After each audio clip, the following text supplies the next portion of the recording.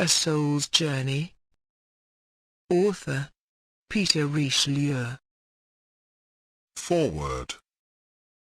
In spite of the fact that I am no writer and claim no gifts or experience in that direction, this book is given to the world without apology, for I am carrying out orders from those who must be obeyed. The part of the book, which will hold the interest of the largest number of readers, is that which begins at chapter 4. For those people who have no recollection of their life and activities during sleep, even this part will contain many completely new ideas. As many of these calls for explanation, readers are advised to avoid the temptation of skimming quickly through the preliminary chapters in order to reach this one more quickly. These introductory chapters, which are written in the form of talks by a Hindu guru, are so filled with vital information that they hold the key not only to what follows in the book, but to what happens to all of us at one time or another. Those who read them slowly and carefully and who refer to them often, will glean the most general information and acquire the best groundwork for the appreciation of the story, which follows. In writing down my experiences I have added no embellishments. If these experiences help a few of you to understand the scheme of life and so be comforted, if they give you an insight into the nature of evolution and provide you with a reason for making friends of animals, they will not have been written in vain. Peter Richelieu. Prologue. It was the 7th of July 1941, and I was still brooding over a cable I had received from the War Office in London 3 days before, telling me that Charles, my dear young brother, had been killed in action over England. He was only 23, more than a year before he had joined the RAF and qualified as a pilot. Of course we were proud of him. Who would not want to join the RAF if he were 21 years of age, fit as a fiddle and eager to do his bit for the old country? Naturally we knew that the life of a pilot was precarious, but somehow it did not seem that anything could happen to him. People are often like that with those they love, and Charles and I had always been closer to each other than ordinary brothers, although there was a difference of 10 years in our ages. I remembered the first time he proudly told us he had downed his first enemy plane. The initial shock from the news of Charles' death was severe, and now, for the first time in my life, I felt bitter against the powers that be, the beneficent creator who is talked of so glibly. How could he be beneficent if he allowed the innocent to be killed? I had been brought up a Catholic, not a very strict one perhaps, and I had taken many things for granted, in the way Christians do. Religion was part of one's life and, on certain days, time had to be given to it. At other times one did not think very much about what was expected of a Christian, a follower of Christ. Now I thought about these things for the first time, and I did not feel that I wanted to go to church, certainly not to a priest. I did not want to pray. Why should I? God had taken away from me the dearest thing I possessed in the world, and although I did not curse God, I certainly came very near to hating him. A friend had told me that Charles was well out of this war, that the next world was most certainly a better place than this one at the moment, and that I should be thankful. But I was not thankful. I had so much looked forward to see his cheery face and hear his hearty laugh at his next leave, which we had arranged to spend together. Now the future was a blank. It was in just this mood that I sat on the never-to-be-forgotten morning a few weeks ago, the day he came. Although now, judging from the change which has taken place in me, it seems as if it could all have taken place in a former existence, yet I can remember every detail, and shall until I die. I shall try to tell the story just as it happened, but if the recording seems to be disjointed, you must forgive me. For I have never tried to write a story before and only do so now because I want others to be comforted, even as I was comforted. About 11 o'clock on that morning there was a knock at the door, and my servant told me that there was a man in the hall who wished to see me. What sort of man? I asked. His reply was, "A strange man, master. I think perhaps he come to beg. I told the boy to go down and inquire what this man wanted and to come back to let me know. On his return he said that the man had a message, which could only be given to me, so with some irritation I told him to bring the man up. Even though I have seen this man very often since then, I still find it difficult to describe him, but I shall do my best. He was tall, slim, about 45 years of age and wore a beard. He was unmistakably a native of northern India, though his skin was almost as white as mine. He was dressed in a simple Indian costume made of material so indiscriminate in color, that at first sight one might have thought it was dirty, but on closer inspection one saw that it was spotlessly clean. His feet were encased in sandals and he wore a turban. I told the boy to go, and asked my visitor to sit down. He sat down, not on the chair that I had indicated but cross-legged on the carpet.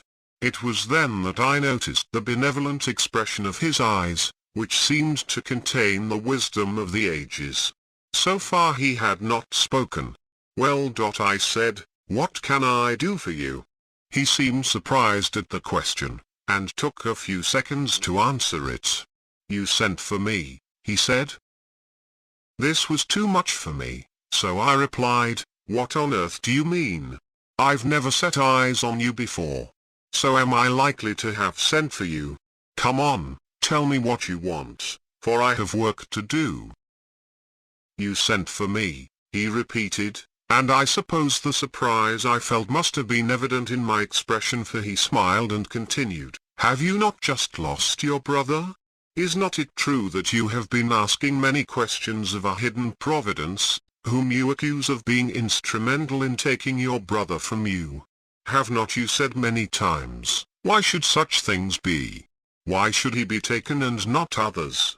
What is the use of believing in a God, when you cannot ask him questions and get from him the answers to those questions, which mean so much to you? For the last 3 nights, when you have slept, you have dreamt that you have been talking to your brother. You have been talking to him, you have asked these questions and many others during these hours of fitful sleep. I am the answer to these questions. I am the messenger who has been sent to make these things clear to you, for did not Christ say, 'Ask and it shall be given to you, knock and it shall be opened unto you'? You have asked, you have knocked, and it now rests with you whether you still wish to have the answers you have so often clamored for." "Of course I want to hear the answers to my questions," I said, "but who are you and how do I know that you can tell me what I want to know? Surely you are a man the same as I, alive and in the flesh, yet you talk of knowing my brother, of talking to him, of hearing me ask the very questions that I have asked. Is this magic, or am I dreaming? Convince me, if you can. You'll find me a good listener, not very credulous I'm afraid, but as you seem to know so much about me already, I'll listen to what you have to say." Then he said, "I am afraid it will take some time to make you understand, but if you are willing to spare the time, I will come to you for an hour or two most days, until my story is concluded. I cannot promise that you will be convinced by all I have to tell you, but I can promise that at least you will be happier than you are now, so for that reason alone, perhaps the time will not entirely be wasted. Is 11 o'clock each morning suitable for you?"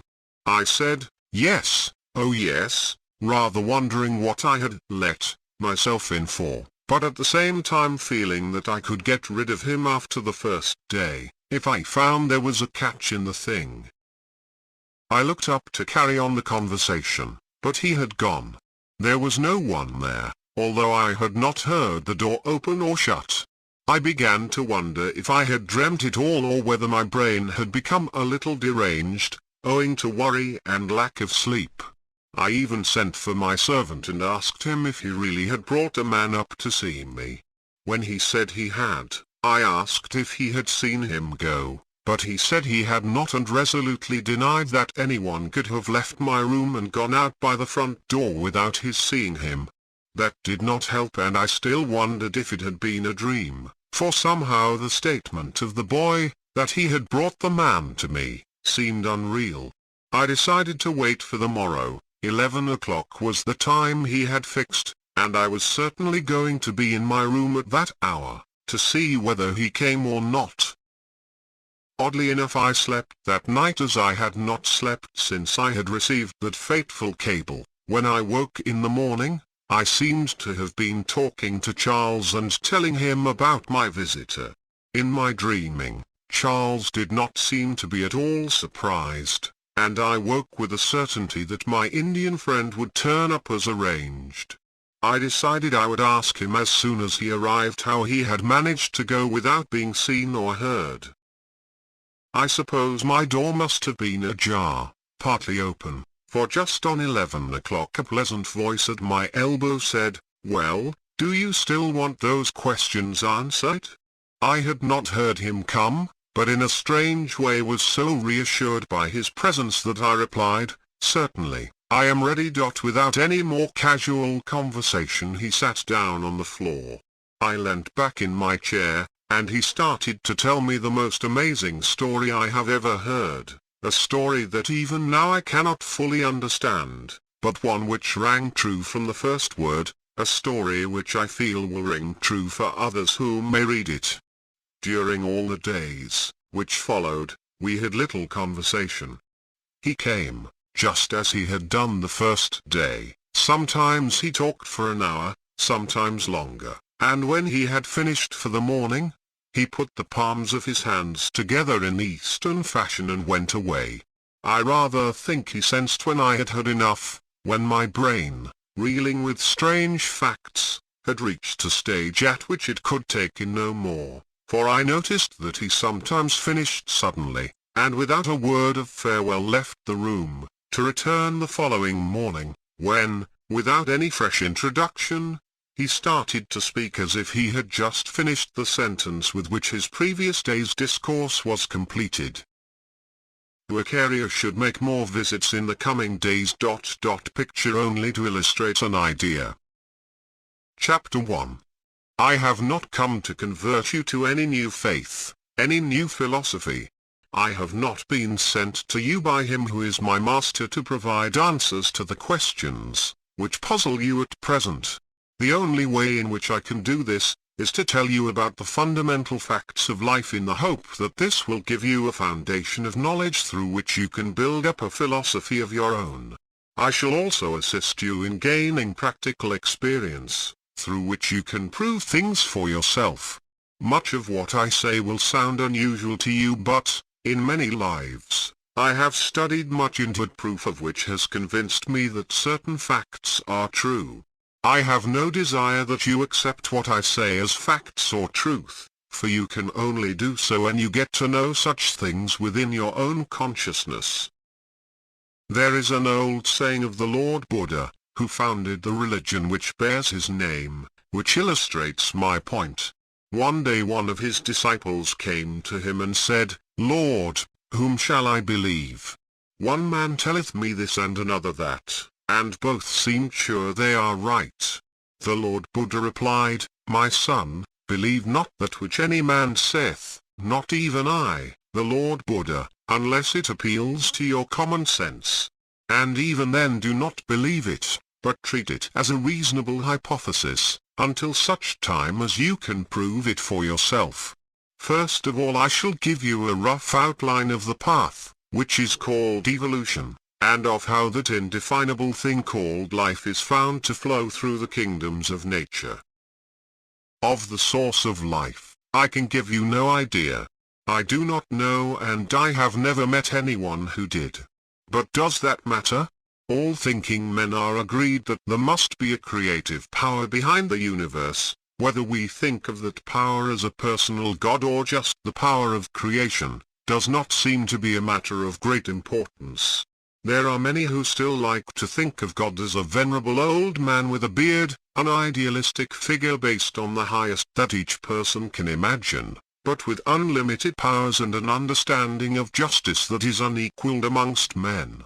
Who shall say that such an idea is foolish? It may satisfy many, but it has no foundation in fact, for no man lives whom can speak with knowledge of either the creation of the universe or of that thing which we call life. Although we cannot analyze life, we can contact it. Who has not seen an animal or a human, living 1 minute and dead the next? What has happened during that minute? Certainly something has gone out of the body which one saw in action, and left behind the still flesh, which, even as one looks, seems to start to disintegrate and return to Mother Earth. So we can recognize life as a fact, although we may not be able to understand it, and certainly we cannot create it as we can so many other things in these enlightened days. The mind of man has produced many synthetic aids to nature, but not synthetic life. The world of science tells us that life is found in all the 4 kingdoms of nature, the mineral, vegetable, animal and human kingdoms. We do not need to be told that there is life in the animal and human kingdoms. We can see that for ourselves, but it is more difficult to credit that there is life in the mineral and vegetable kingdoms also. Reliable sources tell us that even rocks have life, and that when the life force is withdrawn from such rocks, they commence to decay. In time they crumble and return to the dust, much as a human body does, though the process takes a longer time. It is certainly easier for us to accept the fact that vegetables have life than that rocks have, for when they are withdrawn from the ground, the source of life in their case, we see for ourselves that they wither and die. In due time they become dust, as do all living things when the life force is withdrawn. Philosophers trace life still further into an additional kingdom, which they term the superhuman kingdom, for when man has conquered the human kingdom, his evolution does not come to a sudden end, but goes on upwards, ever upwards, until at last it reaches the source from which it sprang. How many countless ages before this one, no mere man has been able even to guess. They state further that life is progressive, as are all things in nature, and that the goal of life is experience. This it garners and harvests as it progresses through the kingdom of nature, from the lowest form in which life is found, to the highest, which can be described as the perfect man, or a man made perfect. Next we must consider what is the difference between life as found in the mineral kingdom and life as we know it in the animal and human kingdoms. Its essence is undoubtedly the same, for, as I have stated, the origin of all life is divine, but how different is its expression. When life starts functioning as various minerals, it has no individuality as we understand such a thing at the human level. In the lower types of minerals the life force, after having gained the experience it must obtain, passes into the higher forms. Later it passes to the lower type of vegetable and so to the higher types of the same kingdom. All this takes many thousands of years as time is reckoned on this planet, but it is only when life passes from the vegetable to the animal kingdom that any sort of division becomes apparent. Even at this stage there is no individuality but merely a group consciousness or group soul, common to all the different animals of the same species, which works on and directs these animals from without. When the life force passes to the human kingdom, an indwelling spirit or ego inhabits each individual body and dictates the thoughts and actions of every human being. At this stage of evolution, group souls have an influence upon races, but none on individuals, who now have free will. To animals man is a super-animal, just as to man, a perfect man is a superman. It is unfortunate to find that this super-animal is inclined to act with cruelty to his younger brothers rather than with compassion and understanding. In fact he seems to be the main cause of the suffering they undergo. If man killed only for the purpose of obtaining food, as animals do, or because a wild animal is threatening to kill him, that might be regarded as conforming to the laws of nature. But he tortures animals by various means so that his womenfolk may be adorned with furs and feathers, and he kills for what he terms sport when he practices his skill in marksmanship. regardless of the suffering he may cause to those not so well equipped as himself. All this thoughtless cruelty brings into manifestation the emotion of fear, the most retarding of all emotions. Fear of the superanimal begins in the lowest forms of animal life and continues throughout the animal kingdom, till animals contact man in domestic life. Then the fear that was born in the early stages is slowly but surely replaced by love. Until this happens, the progress of animals along the evolutionary path is slow. I shall trace for you the passage of the life force through the animal kingdom.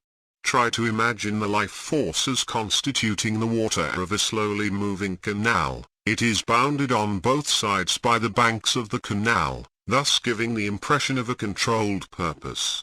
There is practically no difference in this stream when passing through the mineral and vegetable kingdoms, but there is a distinct change as it emerges from the canal into the conditions ruling in the animal kingdom.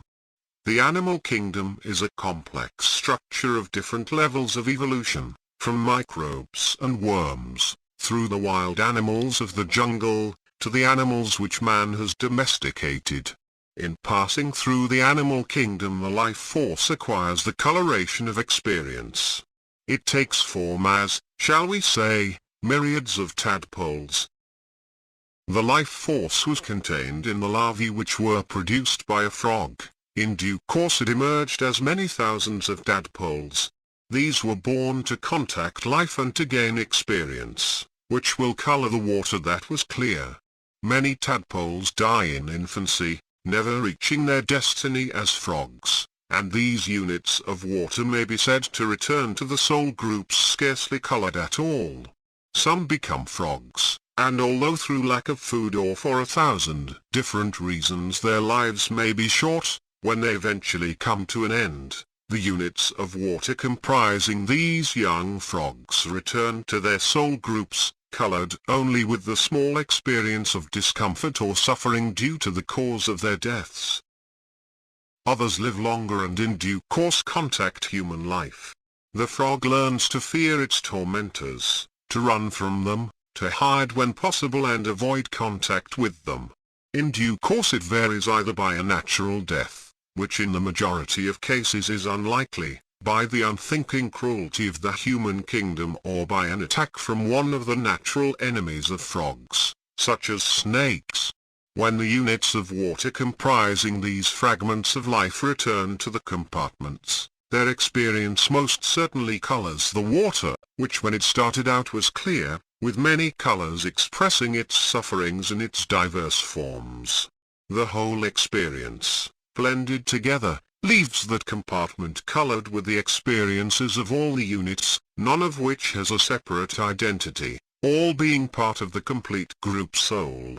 After 1 or 2 lives at this stage of evolution, the life force with its accumulated water experiences passes to the next level. Instead of tens of thousands of tadpoles, it is divided into about 10,000 units of rats, or mice, for example. The rat is born with a fear of the human being and of its natural enemies, for is not the water colored with the fear that was brought back from the lives lived in the earlier stage? In this series of lives, fear continues to grow. In his early life the rat is taught by bitter experience to avoid man at all costs, to work by night when man is less of a terror than by day, and if he manages to live to a ripe old age, it is certainly due to his cunning and mastery of methods of circumventing his natural enemies. While I was still pondering his final words, I looked up and the room was empty. I sat quite still for a while and tried to grasp the idea of what he had said, and after a time, much of it came back. At first I did not consider whether I believed it or not, that did not seem to matter. It was all so new, but it certainly was interesting. Already, although I was tired, I began to look forward to the morrow, for was confident he would return. The following day I sat at my desk with my eyes on the door. I was determined I would be on the lookout to see if he opened the door or came through it. But if I expected something supernatural to happen, I was disappointed, for just on 11 o'clock the door opened noiselessly in the ordinary way and he greeted me, as I should have expected him to do, just by saying, "Well, are you ready to hear more, or did I bore you yesterday?" I suppose my reply must have satisfied him, for he continued from where he left off. The most evolved of this group are the cattle, for they are often stall-fed in the winter months, and it is generally admitted that the providing of food for an animal does more to gain its confidence and eradicate its natural fear of man than anything else. Slowly but surely some of this fear of the human race is obliterated and the group soul is ready to pass into its last stage in the animal world, that of the truly domesticated animals, the horse, the dog, and the cat. The group soul, which in the beginning went out seeking experience in the form of approximately 10,000 tadpoles, has gradually but surely divided itself into fewer and fewer parts, until in the last stages of the animal kingdom, it is in 2 parts only, as 2 horses, 2 dogs or 2 cats. When the group soul has evolved to the stage where it is divided in half, it is in every way domesticated and has come to understand man as he really is. Now the possibility of its individualizing as a separate human ego becomes a fact. How many lives still have to be lived by this group soul depends entirely on the human beings to whom these 2 animals are attached. If one of the 2 owners of these horses, dogs or cats is not an animal lover and therefore the treatment meted out to the animal is unsympathetic, or cruel, then some of the fear which in the last 20 lives has been partly eradicated, will come back again and more lives must be lived before individualization can take place. I cannot emphasize too often or too strongly that if people realized how important it is for them to make friends of all domestic animals and do their part in making them understand man, then this last stage would be reached much more quickly than is often the case. Please understand this clearly. No group soul can individualize into a human soul until all fear of the human race has been overcome. Love is not an emotion which relates exclusively to the human kingdom. In its highest form it encompasses all nature. Therefore man's part in animal evolution is to see that in the true sense perfect love casteth out fear, for, without understanding help, the progress of animals on the evolutionary path can be retarded for an unlimited period of time. How does individualization eventually take place? It can come about in one of 2 ways, through the pathway of either the heart or the head, which varies with the type of animal. It can be said that a dog most frequently passes into the human kingdom through love and or sacrifice. Often a dog is so devoted to his master or to the family of his adoption, that in an emergency his instinct of self-preservation completely deserts him and he sacrifices his life to save that of his master or a member of the family. It is not essential for the dog to have made the supreme sacrifice of its life for the group soul to individualize. When a dog has learned all the lessons it was meant to learn in the animal kingdom and when all fear of the human race has been eradicated, it would be a waste of time for the group soul to continue with more incarnations in animal form. Its destiny is then elsewhere, so a transfer to a new and more enlightened sphere of existence takes place. The first incarnation in a human body is not necessarily passed in a body as undeveloped as the lowest type of human being on the earth, for often the new ego, through having gained much experience in its last few lives in the animal kingdom, especially one who has given up his own life for a human, has earned the right of a human body slightly more developed than the most undeveloped type found in the world. A horse individualizes in a way similar to that of a dog, by outstanding devotion to its master. Often one has heard of a horse making a stupendous effort when called upon to do so, only to drop down dead when the effort has been successful. While a dog or horse passes into the human kingdom through devotion and or sacrifice, so a cat earns the right to live as a higher entity by learning to understand man. In olden days many philosophers said that a dog and a horse earn the right to progress by devotion, whereas a cat employs cunning, the first glimmering of the faculty of reason.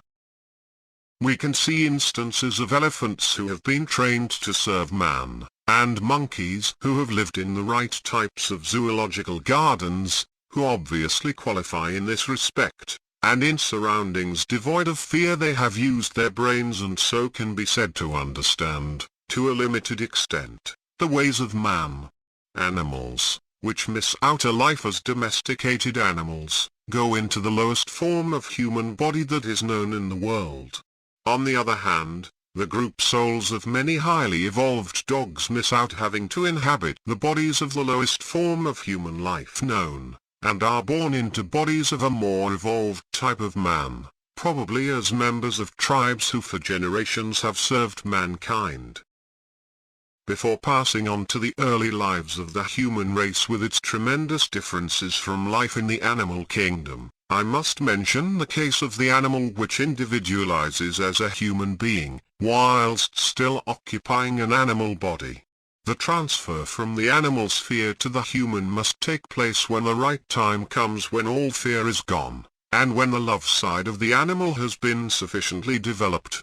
In a case where one dog, which is half a group soul, has died a natural death, and where the second half of the group soul, another dog, remains alive but has no more lessons to learn, this dog becomes a human being in everything other than form. Doubtless you have come across cases where a dog in later life seemed almost human, where it appeared to understand almost every word that was said to it, and where its uncanny understanding of your thoughts and actions savored of an intuition beyond what you imagined to be possible in an animal. Such a dog is in fact a human dog, an animal in form, but a human in intelligence, and one able to reason and make decisions for which it alone would be responsible. The main difference between a human being and an animal is the faculty of reason, and with it the gifts of free will. A man knows the difference between right and wrong. Even in his early lives as a human being he can make his own decisions, whereas an animal has to obey the laws of the animal world. An animal lives by instinct, and outside the limits of instinct it cannot think. A man can choose the evil path, even though he knows it is evil and against the progressive forces that rule the world, but an animal must ever act as its instinct compels it, for such is the law. Once again I did not see him go, for my mind was so full of these strange ideas. I decided to write down everything I could remember of these two talks and came to the conclusion that I would make shorthand notes of all future talks. Chapter 2. So you have been writing down what I have said to you. That is good. Today again I had not seen my teacher enter, for I was rereading through the notes I had made. Yes, I answered, but how did you know what I had been doing? You told me so yourself last night, when you were asleep and out of your body, he replied. I do not propose to explain to you now how you told me last night that you had decided to keep a full record of my talks. When I have finished my visits, you will understand everything so clearly that you will be able to answer such questions yourself. He was enthusiastic about my decision to take notes and told me that he would be only too pleased to add to my record of the past 2 days. I noticed that he did not alter a single word of my script so far as the record had gone, but he spent some little time in filling in the blanks I had left when I could not remember facts exactly. You will remember I told you that the keynote of the animal kingdom was self-preservation. How different is the keynote of the human kingdom, for it is self-sacrifice. Although this is the important standard for any human life, there are other laws, which must be understood by those who seek to discover the secrets of the evolutionary path. These are, of course, different from those governing animals, and yet, for the first few lives lived by the unevolved man, he is more animal than man. Although he has shaken off his fear of man, the practice is brought over from the animal kingdom, where he took what he could by virtue of his brain power or his physical strength, still persist. The first important law which operates in the human kingdom is the law of reincarnation. This law asserts that an ego, once individualized, returns again and again to incarnate in a human physical body until such time as he had learned, by experience in all types of surroundings, all the lessons that can be learned under physical conditions. When the life force progresses through the mineral and vegetable kingdoms, this law exists to a limited extent, but it is not very apparent. In the animal kingdom it also exists, still only to a limited extent, as there are as yet no separate entities, but it unfolds itself during the period of evolution after the ego has individualized into the human kingdom. The second important law, which operates for humans though not for animals, is the law of karma, often referred to as the law of cause and effect. From the moment that the group soul becomes a separate ego, this law operates. The law of karma decrees that every thought, word or action that emanates from man must produce a definite result, either good or bad, and that result must be worked out by us in our lives at the physical level. There is nothing unfair in this, for as the Christian teaching has it, as you sow, so shall you reap. According to the law of karma, a selfish act on your part which causes untold misery to another soul, earns a unit of bad karma which must be paid for by your suffering from a similar action at the hand of another, either in this life or in a life to come. In like manner, a kind act on your part means that a unit of good karma has been earned by you, the result of which must be either a wiping off of a unit of bad karma made by you, the good offsetting the bad, or the gift of the same amount of kindness from a different source. When a new ego starts his human lives, the number of foolish or evil actions, thoughts and words naturally far exceed those of a beneficent kind, and if the law worked literally, the man would lead a life of perpetual misery and suffering, caused entirely by his own actions, thoughts and words, each producing its just result. Such a life would be intolerable and impossible to live. Suicide would soon become the practice amongst young souls. A more humane method is adopted, however, whereby, in any one life, no man is expected to suffer more than he can stand, and the units of bad karma made by him in that life through inexperience, and which have not been paid off or negatived by similar units of good karma, are carried forward for working out in future lives. The result of this arrangement, which may be likened to a bank overdraft, is that during the first 200 or more incarnations, the man continually adds to that overdraft. But all this time he is creating what we call the voice of conscience. As that still small voice is built up by the experiences the ego gleans in his different human bodies, it does not operate appreciably for many lives.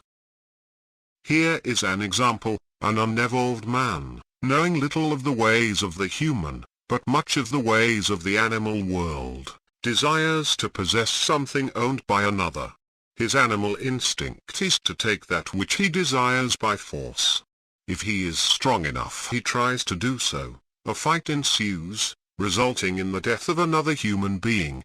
The laws of governing man then come into force. The murderer is arrested, tried and put to death.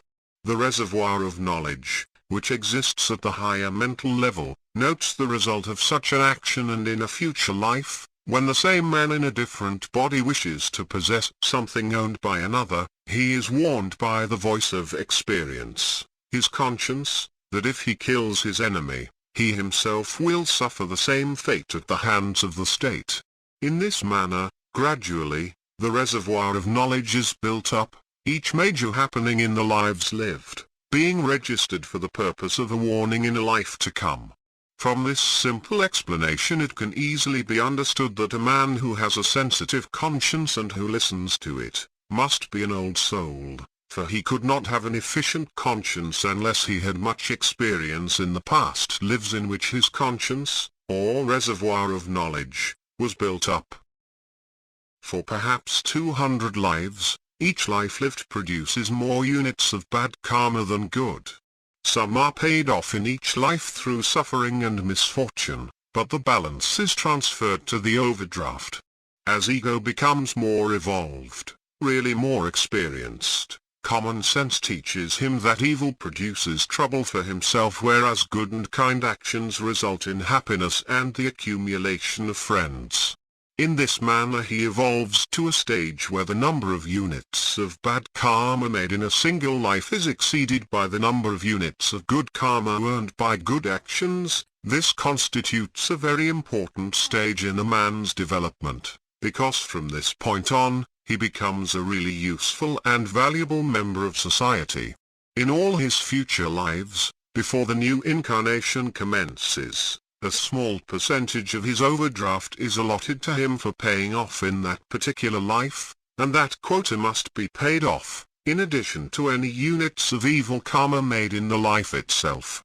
Positive acts of kindness will bring him much happiness and help him along the road. In ways such as these, all natural laws can be seen to dovetail one into another, rather like the pieces of a jigsaw puzzle. My task is to present to you the pieces of this puzzle, with which you must eventually learn to make a picture. In order that you may understand how it is possible for the members of the human kingdom to gain all their necessary experience, I want you to accept the following propositions. 1. That man is an ego, or soul, and in the course of his evolution from an undeveloped state, the savage, to that of a perfect man, he has to use three vehicles of consciousness or bodies. These are known as the mental or mind body, the astral or emotional body, and the physical body. The last is the one, which you and I are functioning in and which is visible to the human eye. 2. That these three bodies are used by us when functioning in the three different states of consciousness, which are the mental plane, the astral plane and the physical plane. 3. That the home of the ego around which these bodies are drawn, is the upper part of the mental world. This is known as the causal level. When the ego starts from the causal level for a new incarnation, he has to have one of each of these three bodies. I want you to visualize the ego as a naked man, preparing to clothe himself with his three coverings or bodies. The least dense in texture is the mental body, and this the ego draws round himself from the matter of which the mental world is constructed. This can be likened to the underclothes of a man. The type of mental body that each can get is in accordance with his mental development at the end of his last incarnation. So obviously the mental body of an unevolved man is very different from that of an evolved being, an old soul, one who has had many lives and has gained much experience. The ego next draws around himself a slightly coarser vehicle, made of the latter of the astral world. This body is, as it were, on top of or outside the mental body, and the type of the body is gained in accordance with the man's emotional development. The astral body therefore can be likened to the man's suit of clothes. A still coarser and denser body is now required, and to obtain this, a body has to be found by physical means at the physical level. In other words, a woman, with the assistance of man, produces a child. This new physical body is also in accordance with the man's deserts, with his karma made in previous lives. The physical body corresponds to the man's overcoat. So every man you see at the physical level is, as it were, wearing three bodies, each one under the other, but owing to the density of the outside body, the physical, it is impossible to see the other two. When a man dies, all that happens is that he drops his physical body, his overcoat. The man is still clothed in his astral and mental bodies. The astral, being the denser, is on the outside. The mental is under the astral. Before I explain what actually happens after death, I must tell you a little more about bodies. The physical body, that which we all see with our eyes, is composed of fairly dense physical matter. But there is also a less dense part of that body, called the etheric double. In ancient Egypt it was referred to as the ka, which plays a very important part. both during the lifetime and at the death of our physical vehicle. It is not a body in the ordinary sense of the word, in that you cannot live in it, as you can in your physical body. You cannot even see it, unless you have developed the lowest form of clairvoyance, which is called etheric sight. The matter of which this etheric body is composed, also surrounds our nerves. There is a concept of electricity that the current runs, not along the wire but along a coating of etheric matter, which surrounds it. That is true also of the nerve action of the body. The nerve currents do not actually run along the white thread of the physical nerve, but along a coating of etheric matter, which surrounds it. So that if this coating is removed from the physical nerve, we do not get any sensation. This is what happens when an anesthetic is used. In the case of a local anesthetic, the etheric matter which conducts the feeling is driven away a short distance from the particular nerve. The white nerve is still plain to see, yet when it is cut, the patient feels nothing. When a much more powerful general anesthetic is given for a major operation, which necessitates the patient being unconscious and devoid of feeling for a considerable time, the etheric matter is driven away almost entirely from the dense body. If it is entirely driven out, then the patient dies. This is what has happened when a patient occasionally dies while under the effect of an anesthetic. A little too much has been given and the etheric matter which has been driven out cannot get back. This etheric matter, gossamer in texture and extremely elastic, which is such an important part of the physical body, has another function. It acts as a liaison or link between the physical and the astral bodies during sleep. When you, the ego, disconnect yourself from your physical body, lying on the bed, a cord of etheric matter attached to your astral body, with its main bulk remaining in and around the physical body, stretches out as you travel to any part of the world that you wish. However far you go, this physical link with your body on the bed remains. When the time comes for the body to awaken, an SOS is sent out along this etheric cord to you, wherever you are, and you must return to your physical body and re-enter it, then wake up and carry on with your duties at this level. When you go to sleep, you, the ego, slip out of your physical body at the moment when it loses consciousness. You are clothed in your astral body and living in the astral world, under astral plane conditions. You are free to go wherever you will, leaving your physical body on the bed, where it is resting and gaining strength for the next day's work. It is only the limited physical body, which requires rest, in the same way that it requires regular food and drink to sustain it in health and life. You, the ego, need no rest. In your astral body you move about quite easily and can travel to any distance.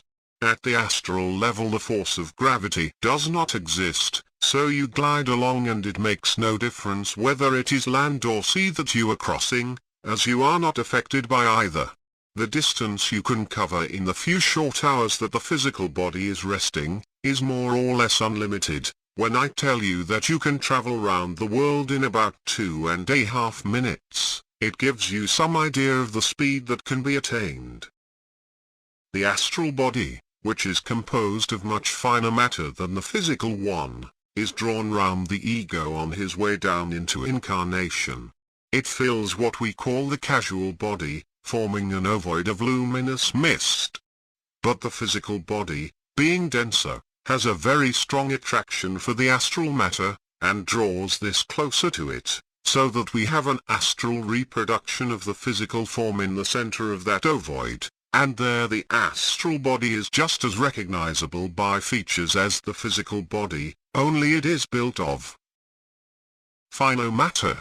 When the physical body dies, there is no longer any need for the astral body to adapt itself, so the tendency is for it to remain exactly as it was at the time when the physical body ceased to exist, and not grow any larger.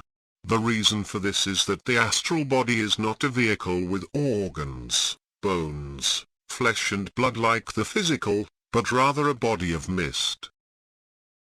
During his lifetime a man has the opportunity of living under astral plane conditions every time his body is asleep, but in actual fact it is only the man whose standing in evolution is above the average who takes full advantage of these opportunities. The young soul, or unevolved ego, certainly gets out of his body during sleep. He cannot help doing so, but his intelligence, mental or mind-body, is not sufficiently developed to furnish him with the amount of knowledge necessary before he can use all his faculties to their highest extent. Therefore he usually hangs about near his sleeping body, waiting for the call to re-enter it when it has slept long enough and wishes to wake. Thus he can never become accustomed to astral plane conditions in the same way as the older ego. When a man of this type dies and no longer has a physical body, he feels that he is in a completely strange world. There are times, immediately after death, when such a man craves for the physical life which he knows, but he can do nothing to regain it, for when the etheric matter has all been withdrawn from a physical body, it cannot be put back. Death of the physical body is caused in numerous ways by illness, when the body finds it impossible to function properly, by old age, when the body is worn out, by accidents in which the vital parts of the body have been irretrievably damaged. In all such cases the etheric part of the physical body has been forced out of the dense part, merely because the dense body can no longer perform its proper functions, and without this body, the etheric double cannot live. At the moment of death, when the heart ceases to beat, the etheric double registers extreme fear and wraps itself round the outside of the astral body in which the man is standing, since he was forced out of the physical body at the time death took place. The etheric part of the physical body knows that the death of the denser part means also death for itself, and, in its desire to continue its existence, it clings to the astral body of the man, hoping to survive longer. By an effort of will the man can easily rid himself of this encumbrance. Until he does, he is suspended between the two worlds of consciousness. He cannot function on the physical plane, for he has lost his physical body, and he cannot function properly on the astral plane, because the clinging etheric matter makes it impossible for him either to see or hear properly. Men who die fearing death often refuse to make the necessary effort of will, which they are told to make by friends who meet them on the other side, but hang on to the remaining particles of physical matter in the hope of continuing their physical existence, the physical life being the only one they know.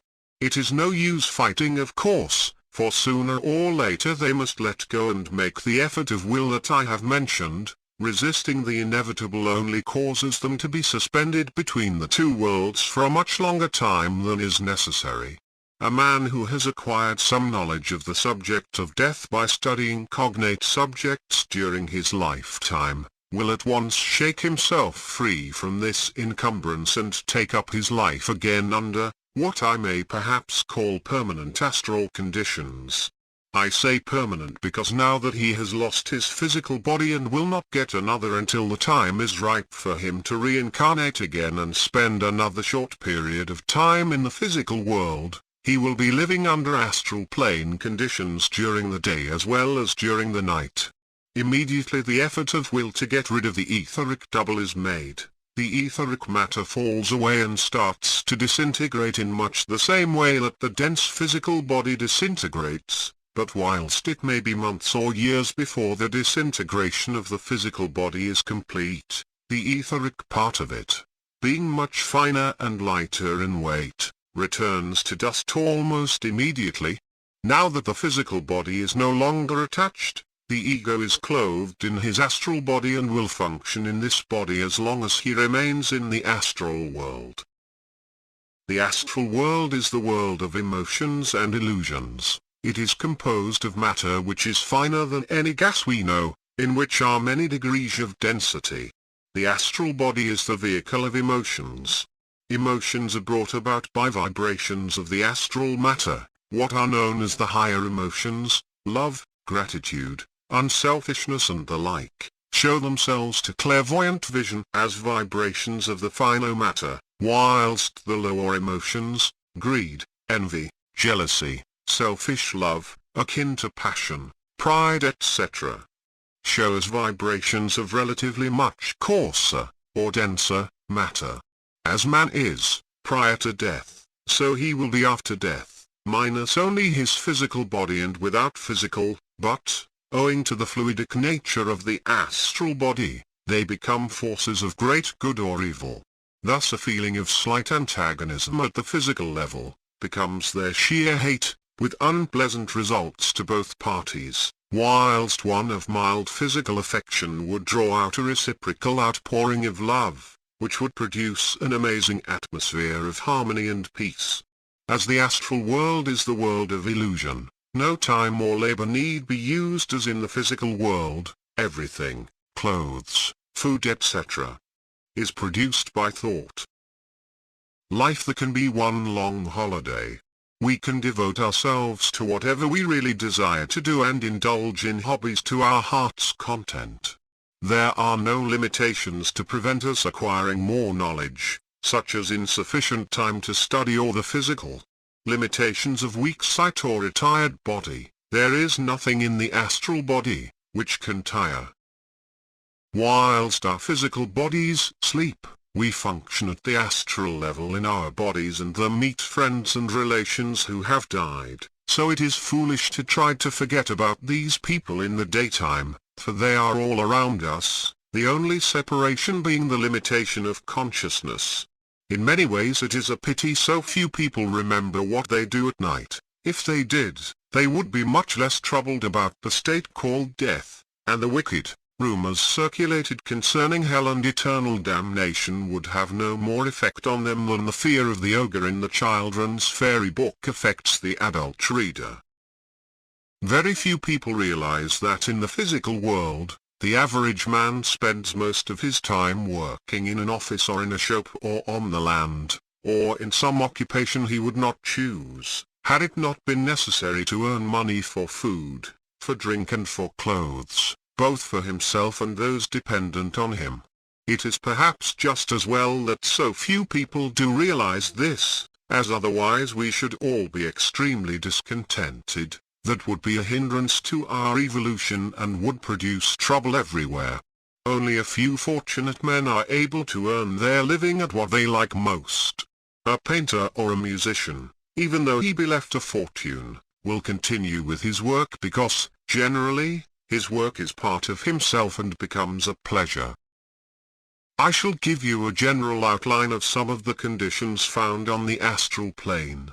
To the man who during his lifetime thought of little else but business, the next life will tend to be rather dull at first, especially if he has been in the habit of loving money for its own sake. Money is a purely physical thing and useless on the astral plane. This type of man will have to develop some other interest if he is to be really happy in the next world. If however a man were fond of music in his lifetime, then he will be fond of it after death and he will find many opportunities of satisfying the longings he was unable to satisfy before. If he wishes, the lover of music can spend the whole of his time listening to the finest music the world can produce. Distance is now no limitation. He may listen to an opera in London for a time, then with scarcely a minute's delay he can be listening to another performance in New York or Australia. He can meet the great musicians of the past, unless they have already reincarnated. He can see the mighty thought forms which music on the physical plane produces in the finer matter of the astral world. Even though during his lifetime he was unable to play, he can now produce music by imagination. On the physical plane there are many people who are able to imagine beautiful passages of music, but are unable to express themselves, owing to the lack of technique. On the astral plane all such people are to be envied indeed, as their natural cravings are for things not dependent on the help of purely physical plane conditions. For the man who is fond of art, all the masterpieces of the world are at his disposal, whether they be in art galleries or private collections. Many an art lover has long wanted to go to Rome. Think of the hours of delight for him devouring the works of art to be seen there and there alone. He may meet the artists of the past, and it must not be supposed that they lose interest in their work because they have died. Far from it, now they create beautiful thought forms, for they have no longer to use brushes and canvas to express their art. That was their only method of expression in the physical world, but after death the thought forms they create are just the same as pictures here, just as visible and much more beautiful. Many artists here have stated that they are always dissatisfied with their work when it is finished, even though the world applauds their genius. They often say, "If only I could express on canvas exactly what my imagination pictures," but never does it come exactly right. On the astral plane the pictures created are exactly what the artist perceives, and so the creations of their imagination there are more beautiful than the finest pictures to be found in the world. Lovers of books also have a happy time, for the world's libraries are now open to their inspection. As an example of what happens to a man after death, take the sort of person who lives entirely for the physical plane life. By that I do not mean anything bad or that he is a man of many vices. On the contrary, he is probably an exceedingly popular man during his lifetime, always surrounded by a host of friends and generally spoken well of by all.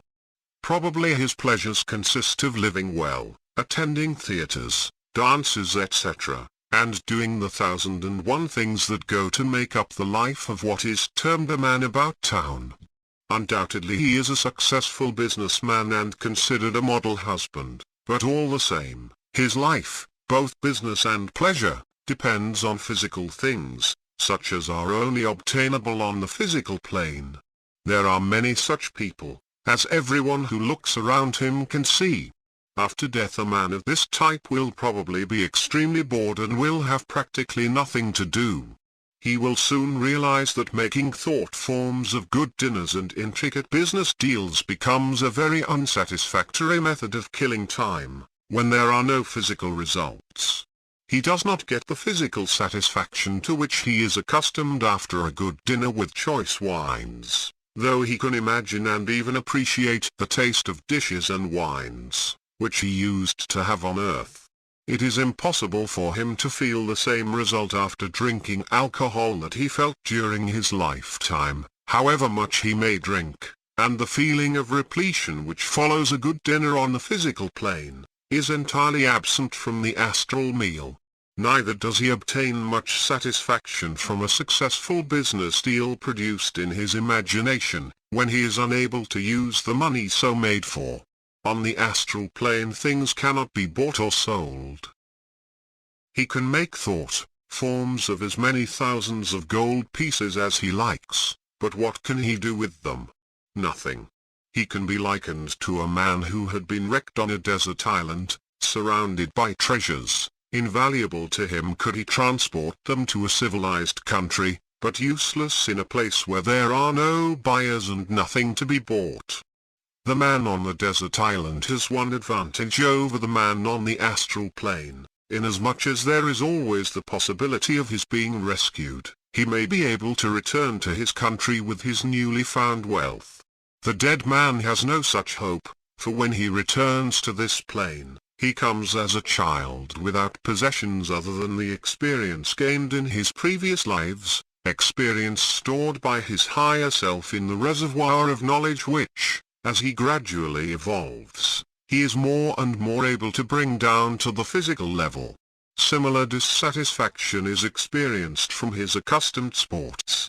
In all probability he played golf. He can still play golf if he wishes, in his new life, but he soon tires of this, for every shot he makes goes to the exact spot he has in mind at the moment of striking the ball.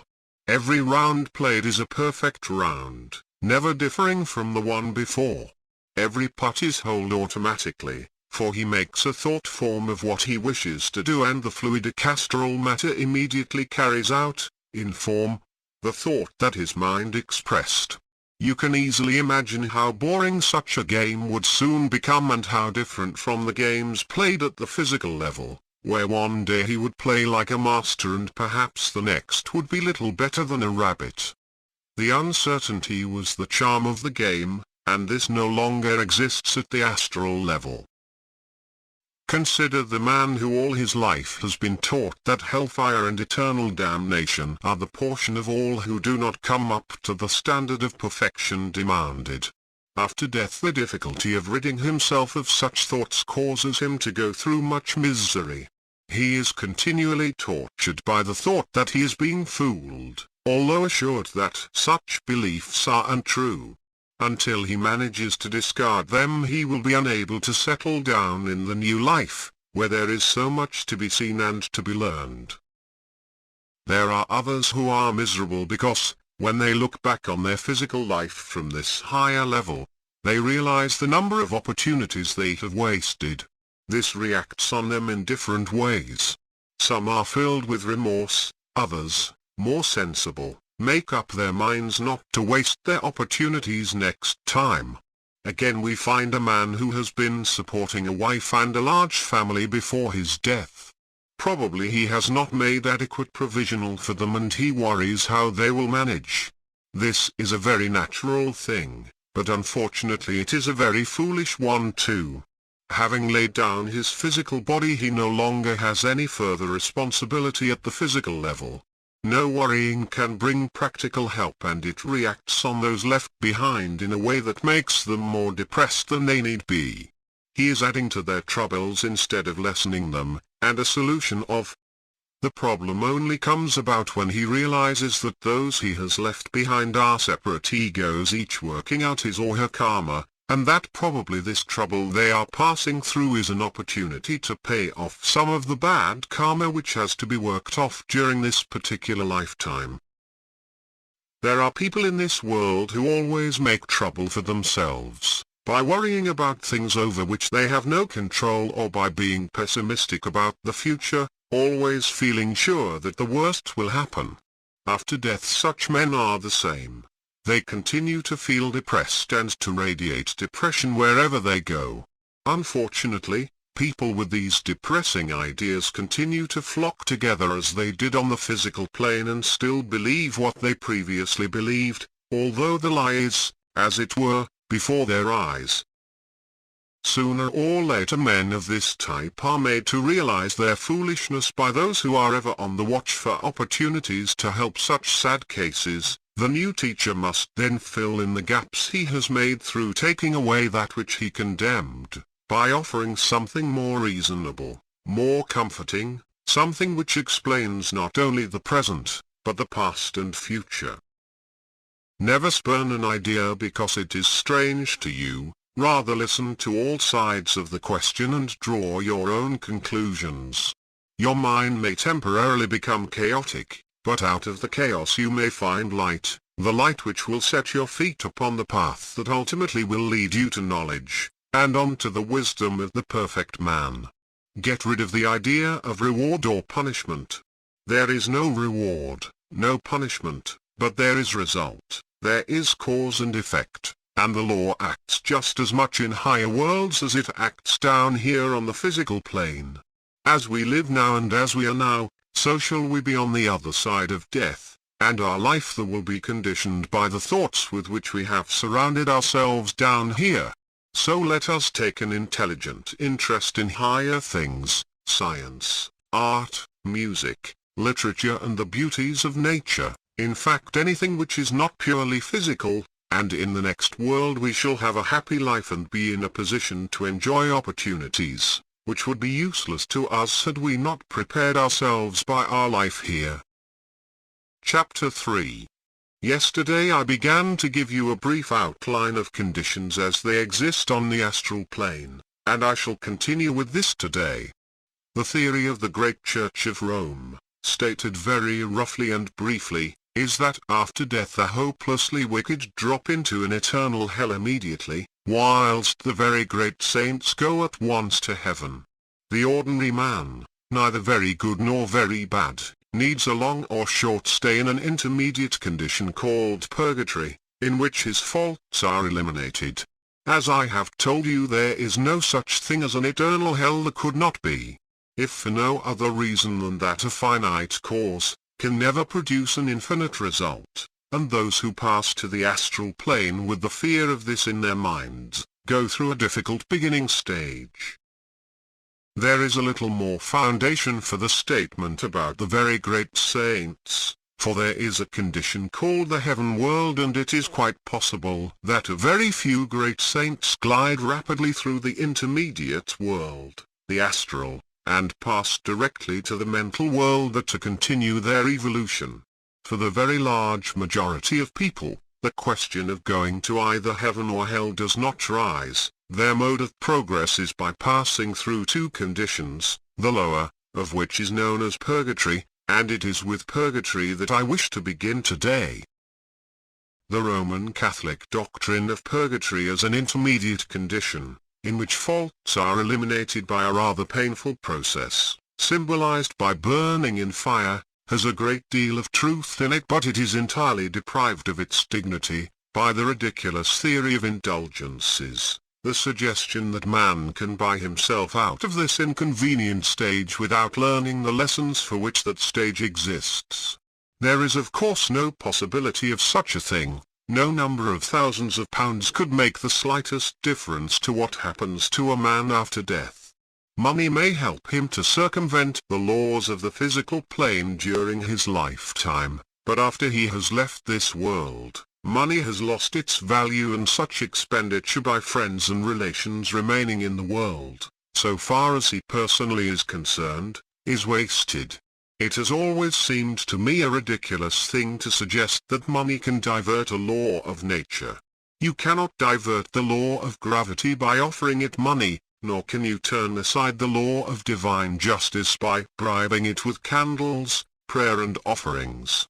This purgatory, as it is called, not at all inaptly, because it is a state of consciousness where a great deal of refinement and improvement takes place, is in the lower planes of the astral world, that part into which man passed almost immediately after death. It is the region where a man is purged of the blinding lower desires, which would keep him indefinitely bound to his desire body. Evolution requires that he move on to higher regions. In order that he may do this, he passes through spheres where he is made to suffer in the same way that he has made other people suffer in his physical life, through dishonesty, cruelty and so on. Through time and suffering he learns the importance of honesty, justice, tolerance, etc., and, having accomplished this, moves on. In his next incarnation, he will be born free from sin, although the tendency to succumb to the same desires is still there, and every evil act he commits in that life will be one of free will. A man will continue in this way until he has learned by bitter purgative experiences that he must practice tolerance and do good to others regardless of how he is treated in return. Certain eternal laws have been established and we must try to understand them as such. If there were no laws of nature, we should soon be in a chaotic condition, with nothing on which we could depend, but there are laws of nature, and these laws are the expression of the divine will. I shall try to explain what happens in purgatory by giving you some examples. The example, which is always given, first, because it is the most easily comprehended, is the case of the man who has yielded, in excess, to the curse of drink, the drunkard. We all of us know what this drink curse can be. We know of so many cases where a man has wrecked his life, starved his wife and children, and even committed crimes innumerable, simply and solely to gratify his craving for the sensation that drink produces. If a man drank only to quench his thirst, then he would have no desire for drink after death, for thirst, like hunger, is unknown in the astral world, but the origin of the desire is not thirst, it is the craving for a certain pleasurable sensation. After death the same craving which drove him in his lifetime to such terrible lengths, will be stronger than ever, but now that he has lost his physical body there will be no possibility of satisfying it. Desire does not belong to the physical body only, or even principally, it belongs to and is one of the functions of the desire vehicle. The other names of the astral plane are the desire plane and the emotional plane, and in this plane desires and emotions are undiluted. The full force of a desire now tears at a man who, in his physical body, has only felt about 1/100th part of the strength of real desire. No one can deny that this is suffering, but also no one can say that the man is being punished. All that has happened is that the law of cause and effect has come into operation, and he is now reaping as he sowed. He is now feeling the result of his actions during his lifetime, but he is not being punished. He has set up in himself a desire, and so he suffers. The time during which the suffering lasts may well seem to him an eternity, though in reality it may be only a few days, a few weeks, or a few months. To a certain very limited extent he can gratify his desire in imagination. He can make thought forms of drink and imagine he is drinking. He can even imagine the taste of the liquid, but he cannot produce the result, the sensation for which he drank during his lifetime. The nearest that he can get to this sensation is to go to places where people are drinking and suck up, as it were, the fumes of the alcohol, which gives him a very limited amount of satisfaction. He does not get much, but it is something and the best that he can get now that his physical body is no more. So here we have the case of a man who, if he related his experiences, would certainly say that he was thrown into hell indeed. Not eternal of course, but quite long enough and sufficiently painful whilst it lasted, to make him think of that period as an eternity. The trouble is that no one can really help such a man, that is to say, in the sense of preventing this experience from happening. The only thing that can be done is to explain carefully to him what is happening and the reason for it all, and tell him that the only way out is to get rid of the desire, for until it has worked itself out or been got rid of, the suffering must continue. Sooner or later he realizes this, and so that stage of his purgatory ends. Next, take the case of a miser who hoards his gold on earth and secretes it so that he alone knows where it may be found. Think of the pleasure he derived, whilst living, from visiting the venue of his hoard and gathering up the gold pieces or notes, letting them slip from his fingers one by one, to fall again on the heap which he has made. Picture his crying out in his joy, all mine, and no one shall touch it but me. Then think what such a man's feelings would be when he saw from the astral level the hoard discovered, and probably spent recklessly by those who were fortunate enough to find it. He could do nothing, although doubtless he did hang round the hiding place for a considerable time after death. He may have tried to influence the searchers to go elsewhere. No doubt he did all in his power to put them off the scent, but he would know no method of communicating with them, except when they were asleep and temporarily at his level. In most cases they would remember nothing of such conversations and so be uninfluenced by his efforts.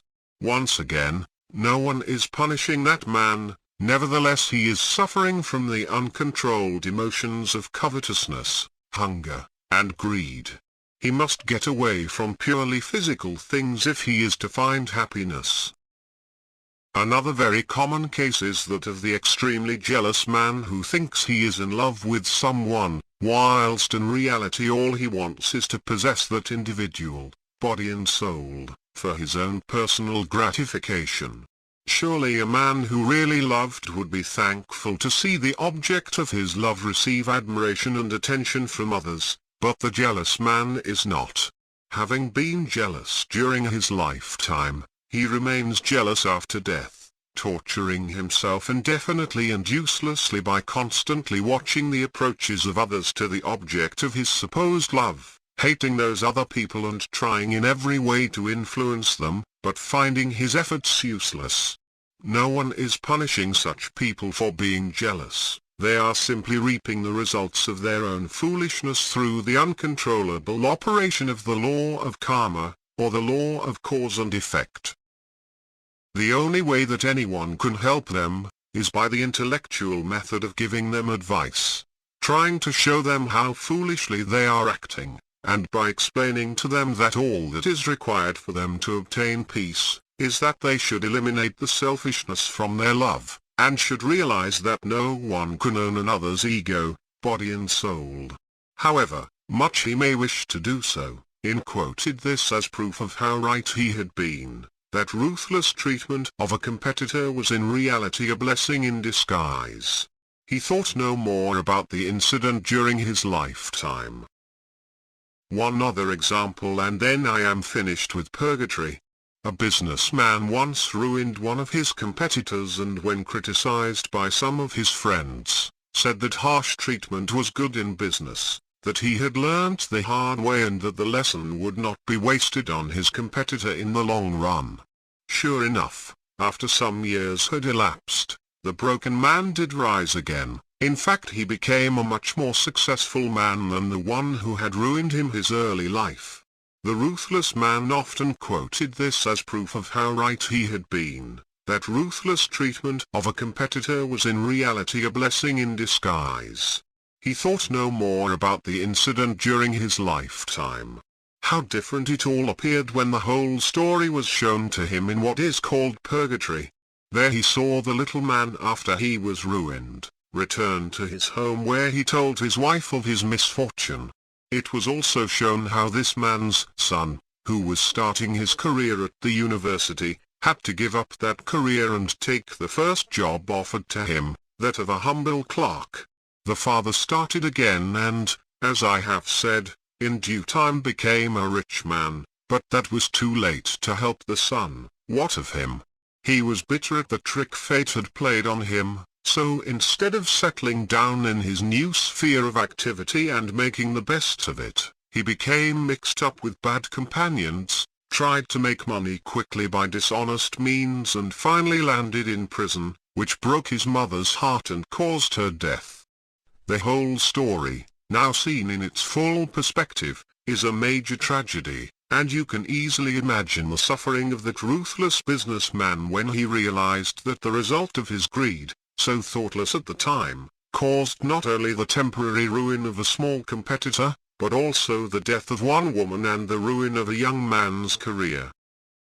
On the other side, we see the full and complete results of all our actions. Few of us do not suffer in the seeing and register a vow that in future we shall act differently. The change in outlook towards such things is what purgatory is meant to produce, and once our outlook is changed, our experiences in purgatory are at an end. By learning these lessons thoroughly, we can ensure that after future lives are passing through the lower part of the astral world will be little delayed by experiences similar to those I have related. We have to learn a lesson once only, and if our characters change thereby, we avoid much trouble and temporary misery in the future. Just as the astral experiences of the average man and the man below average standard are in accordance with the types lives they have lived on earth, so those of the intellectual man, the man above the average, are also in accordance with his mode of living. Such men pass more quickly through the lower to the higher levels of the astral world, where they are not only able to continue any experimental work in which they were interested, but can gather students with similar tastes round them. Such gatherings are to be seen frequently, the scientist with his group of students, the mathematician with his smaller group. Both find the astral world a much more suitable plane in which to work than the physical world, for four-dimensional space can now be studied with opportunities of experimenting. The artist has his group of pupils trying to imitate his skill, as also does the musician, and now the latter is happy indeed, for he has the opportunity of listening not only to the world's music, but to the music of nature, from that of the sea and the wind, to the music of the spheres, for there is a music of the spheres, there is an ordered song as the planets move through their mighty curves in space. There is music and color connected with all the vast cosmic world, but as yet we understand the glory of the cosmic life as little as the crawling ant understands our life, with its many activities.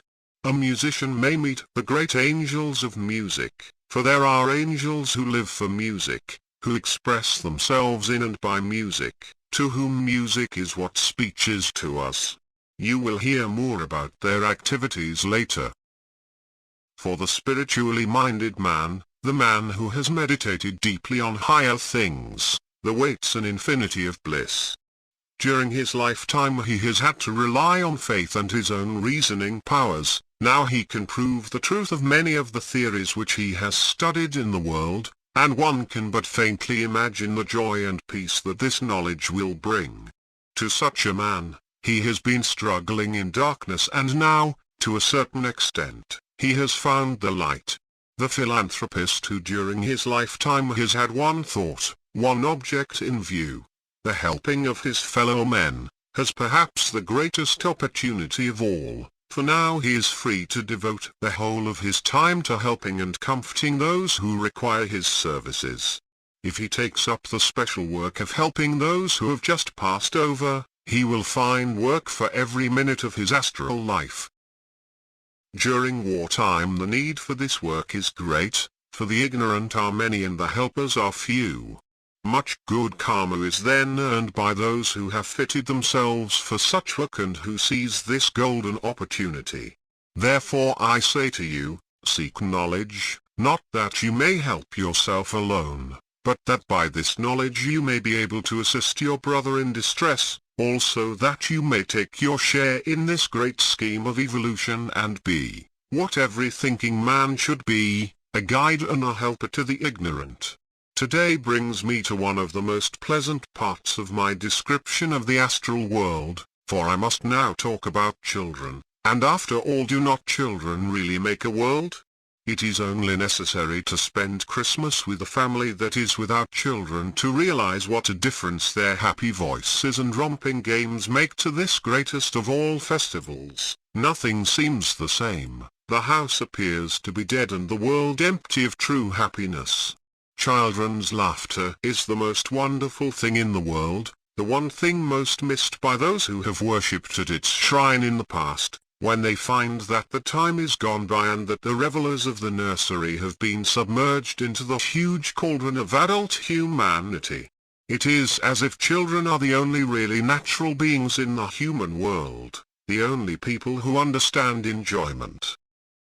The explanation of this lies in the fact that having so recently returned to earth they are as yet so near to the truly glorious life of the heaven world, that they still retain some touch with life at its highest, life that is one with the nature kingdom, the land of fairies, the land of beauties untold and undreamed of by the material beings we all seem to become, when we grow up and are tarred with the brush of convention and respectability. A condition analogous to this is to be seen in the animal kingdom. Even lion cubs are delightful as babies. When they are born, they have no fear, for they have just come from the astral world where fear does not exist for them. After some months, or even a year or so, their instinct, which is part of the group soul to which they belong, filters through. Then fear and antagonism for the human race comes into force, and no longer can they be considered as safe pets. It is usually considered that nothing is quite so sad as for a child to be cut off at any stage of its career, but especially at the time when it is emerging from babyhood into what is described as the interesting stage at about 3 years old. The period when a child ceases to be a child is not determined by age. Some lose their childish ways as soon as they enter school, others remain children till well into their teens. The death of a child must always seem unnecessary to those who have not grasped at least the elementary theory of evolution, for it is very natural that they should wonder why parents have to suffer in this way, and what the use is of a life which ends so soon after it has begun. Students of evolution, however, realize that a child is an individual who has descended to this physical plane to obtain experience, to work out its destiny. If it dies young, it gains little experience, and it will not take long to assimilate this after leaving the physical world. Thus it is more likely that the child who has died young will be the sooner back to live another life. It does not follow that it would lose anything or suffer in any way from this early death. If the average person would only take the little trouble necessary to gain this knowledge, how much happier the world would be. When a baby is about to pass to the next world, the ceremony of baptism should always be performed. This rite makes the child a member of a holy brotherhood, surrounds it with a certain definite protection and starts it along a certain line of vibrations and influences, which prevent harm from coming near it. When children reach the astral world they have a wonderfully happy life, because of the absence of restrictions. They never lack attention, for there are always numbers of mothers that have passed over who are willing and eager to care for a child that has died when a baby. They have the same maternal feelings when living at the astral level as they had when living in the physical world. Poverty, lack of food, and suffering from cold, such things have no place in the thoughts of the astral mother. Sleep is no longer a necessity, so there is plenty of time to give to any child she adopts.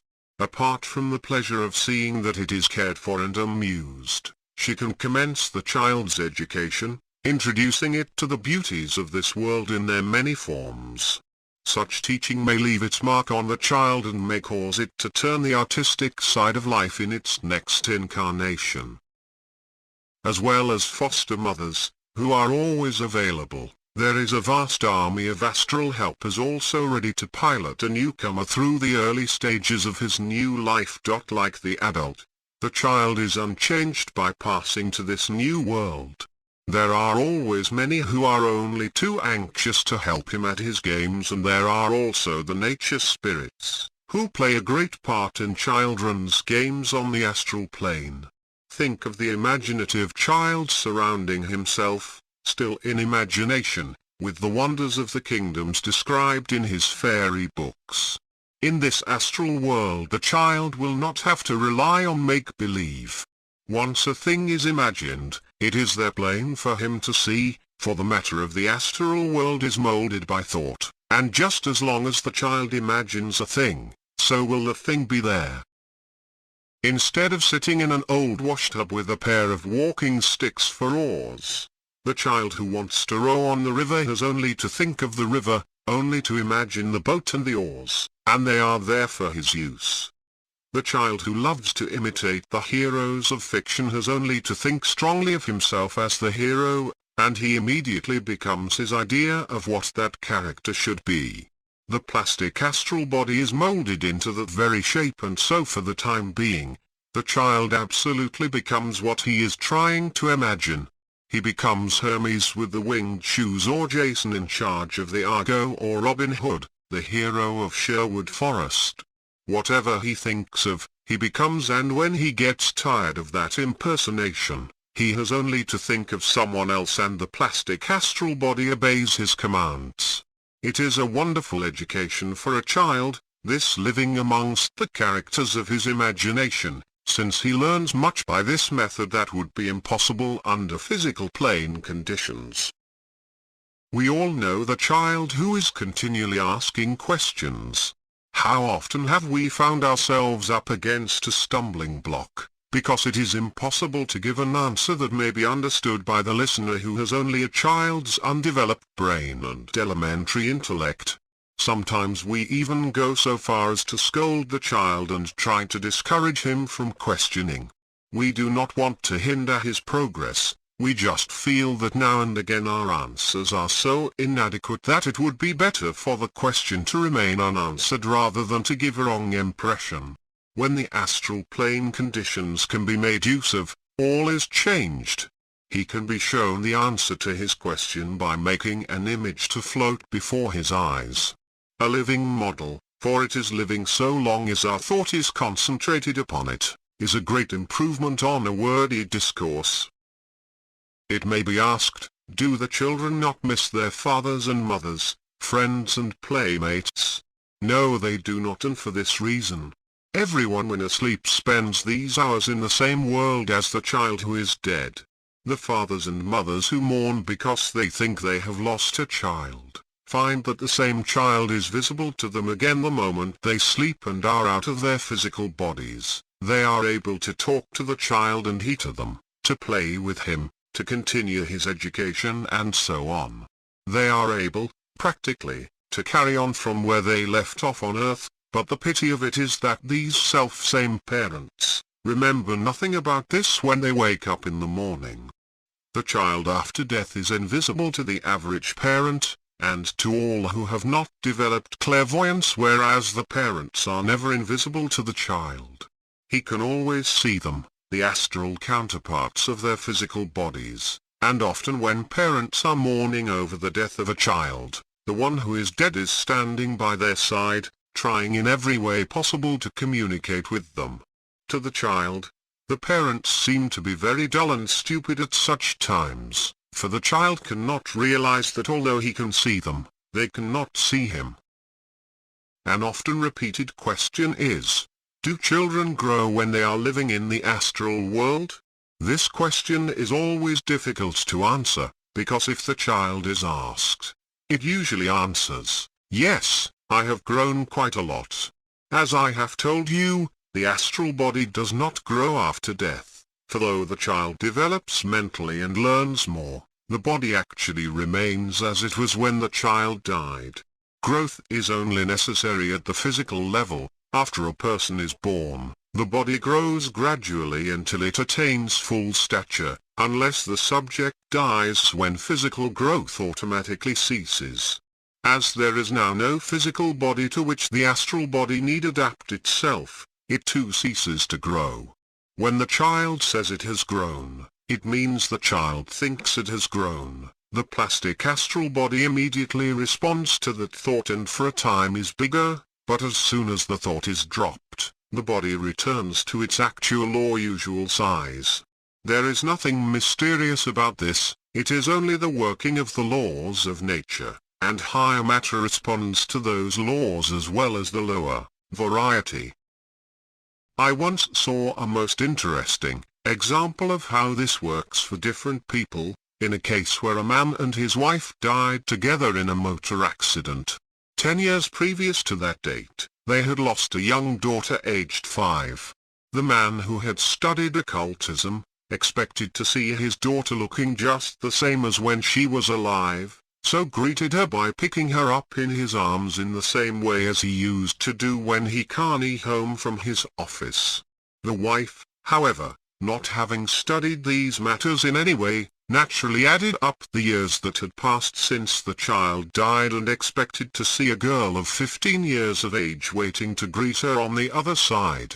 She was not disappointed. She saw the tall girl with the attractive face and eyes that she had so often imagined her daughter would grow into, and exclaimed as she greeted her, "Haven't you grown? Why, you're nearly a woman now."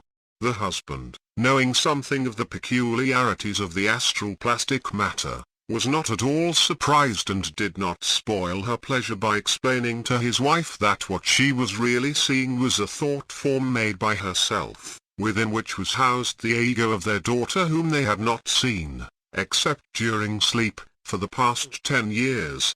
This example shows that although it is a fact that people do not grow in size on the astral plane, yet to those who cannot subscribe to this fact or find it difficult to understand, their illusions prove quite satisfactory and no one is harmed by them. Before finishing my remarks on the life of children in the astral level, let me give you one example to show how the early death of a child can and usually does benefit that child considerably. Two people who were married but in poor circumstances longed for a child. In due time a son was born to them who lived for just 2 years. The parents were frantic with grief at his loss, and nothing and no one seemed to be able to console them. Life, which before had seemed to be nearly perfect, was now empty and desolate, and the atmosphere of their home was depressing in the extreme. In time they felt the loss less keenly, but the wound was still there, and each made it worse for the other by treating the subject as a closed one, never to be mentioned, which only meant that they both brooded all the more in their inner hearts. The one thing they had both loved, the child whose future they had planned, had been taken from them, and great was their grief, great their feeling of frustration, that they should be treated thus by a creator who was said to be beneficent. This sorrow acted in different ways on the two people, whilst the woman carried on her household duties and prayed that one day she might conceive another child. The man threw himself wholeheartedly into his business, feeling quite rightly that hard work would take his mind off his great sorrow. 5 years after the death of the first child, the woman produced another son and their joy was complete. As it happened, the new son was the same ego who had been taken from them 5 years ago. Through the hard work which the sorrowing father had put into his business, the material resources of the family were now flourishing. So when the time came for the second child to be educated, the man was in a position to give him a first-class education. 5 years earlier the money would not have been available for this. The net result of this seemingly useless death was that firstly the husband and wife paid off quite a number of units of karma through their suffering, and secondly the child who had earned the right to be given a good education by actions in his previous life, had to be withdrawn from the first body, kept waiting 5 years for the second body and then reborn to the same family. The child ego did not suffer at all by these occurrences. He gained much by the opportunities available to him in his second body. Being born anew, years later is nothing in the scheme of evolution, but of 10, a few years make all the difference to the conditions ruling in a particular family on the physical plane, which can have far-reaching effects on egos born into such environment. To sum up, generally it is necessary for a man to return to the home of the ego, which is at the higher mental level, only if he has lived a life in the physical world for an average length of time. To get there he must pass through the astral world, live his life there, then drop his astral body and in his mental body consolidate at the mental level all the mental experiences and intellectual efforts that took place in his last life. This being done, his mental body is also dropped and he does not get new mental and astral vehicles until the time comes for him to incarnate again.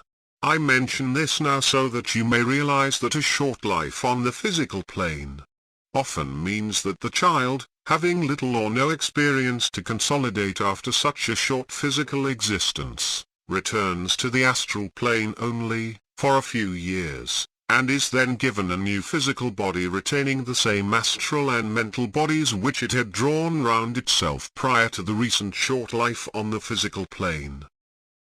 As you are beginning to appreciate, evolution is a slow process. We would understand it more easily if we could see the schemes as a whole instead of the small part most of us get a glimpse of whilst living at the physical level.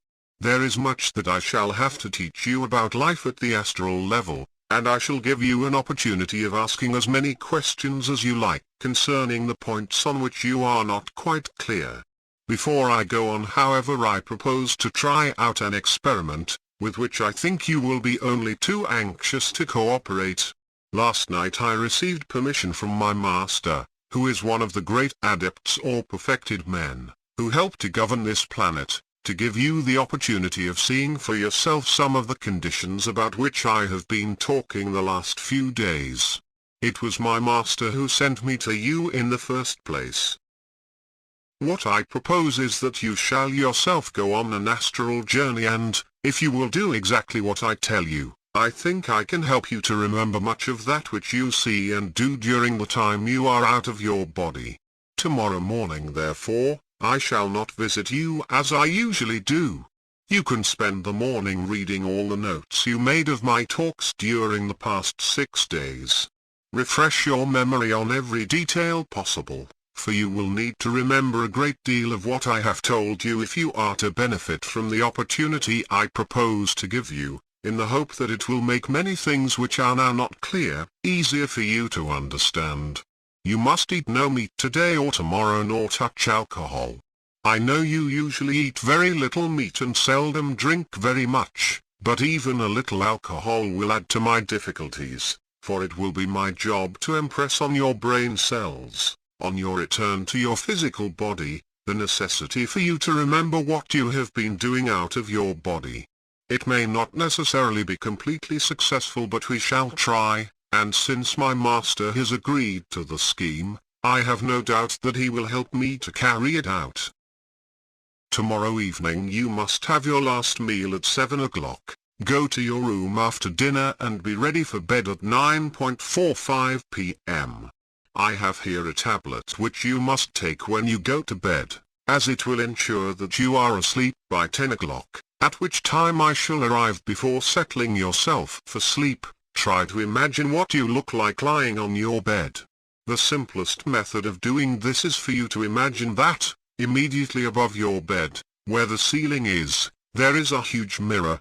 Were this so, what would you see in that mirror after you got to bed? That is the picture I wish you to have in mind as you fall asleep, for that is what you will see immediately after you disconnect yourself from your physical body. At first you may be so surprised at seeing what appears to be you lying on the bed, whereas the real you is looking at that physical body, that instinctively you become somewhat frightened, and the result of that fear would be a hurried return to the body on the bed and you would wake up again. I am warning you beforehand what to expect, as I wish to avoid this. Although you get out of your body every night, you do not remember anything about this, because you are not conscious of getting out. Now I am trying to arrange that there will be no break of consciousness at all between your falling asleep and realizing your detachment from your physical body. I shall try to help you to retain that continuity of consciousness, right from the moment of your falling asleep to the moment of your return to your body in the morning. Then you will have no difficulty in remembering and being able to describe in detail all you have done in your astral body during the hours when your physical body remained lying on the bed. Without this continuity of consciousness, you would remember little or nothing of such doings, only bringing back a fragment of one or more happenings, which you would probably describe as a dream. Most people's dreams are fragments of what they have been doing during their sleep, which the brain cells often distort. It is never easy to remember every detail correctly, and it takes years of study, concentration and practice to achieve anything like perfect results.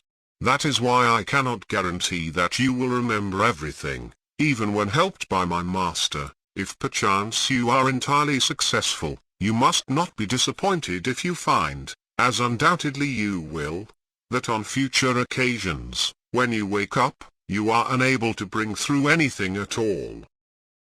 Now I will leave you until we meet tomorrow night. The day after tomorrow I shall not see you either, because I wish you to write down all you can remember of your astral experiences. We shall discuss these when I see you again in the flesh in 3 days' time, at the usual hour. Have faith in yourself, and all will be well. Chapter 4.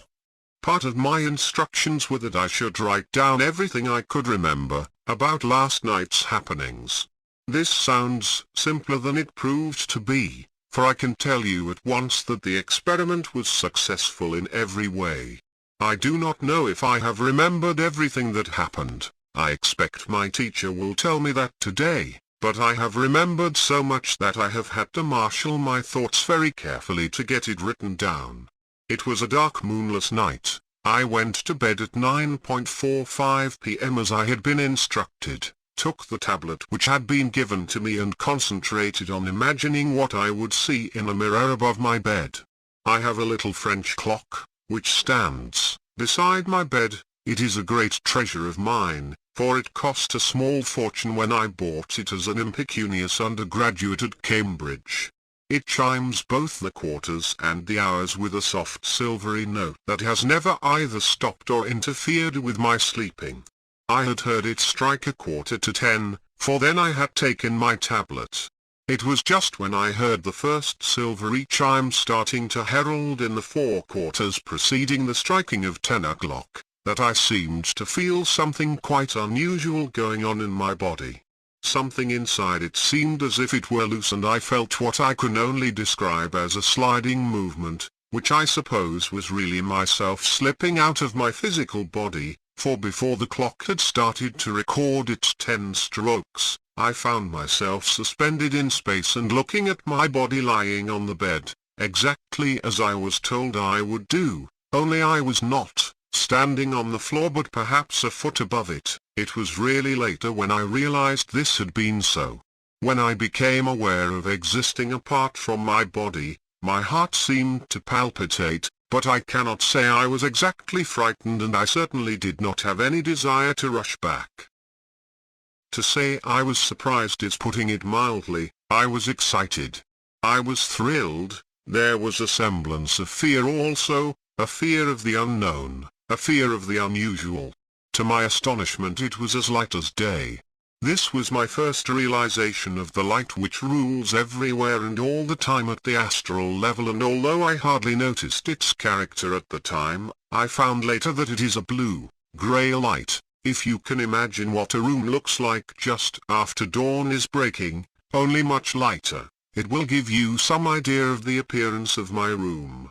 I heard a merry laugh behind me, which oddly enough did not startle me at all. I turned round, and there was Charles looking exactly the same as when I had seen him last. Obviously he was enjoying my surprise and my incredulous expression, and his face was wreathed in smiles with all the jolly old wrinkles that I knew so well, showing as in the days that were gone. Automatically I clasped him by the hand. At once I felt that his hand clasp was as firm and as real as it used to be.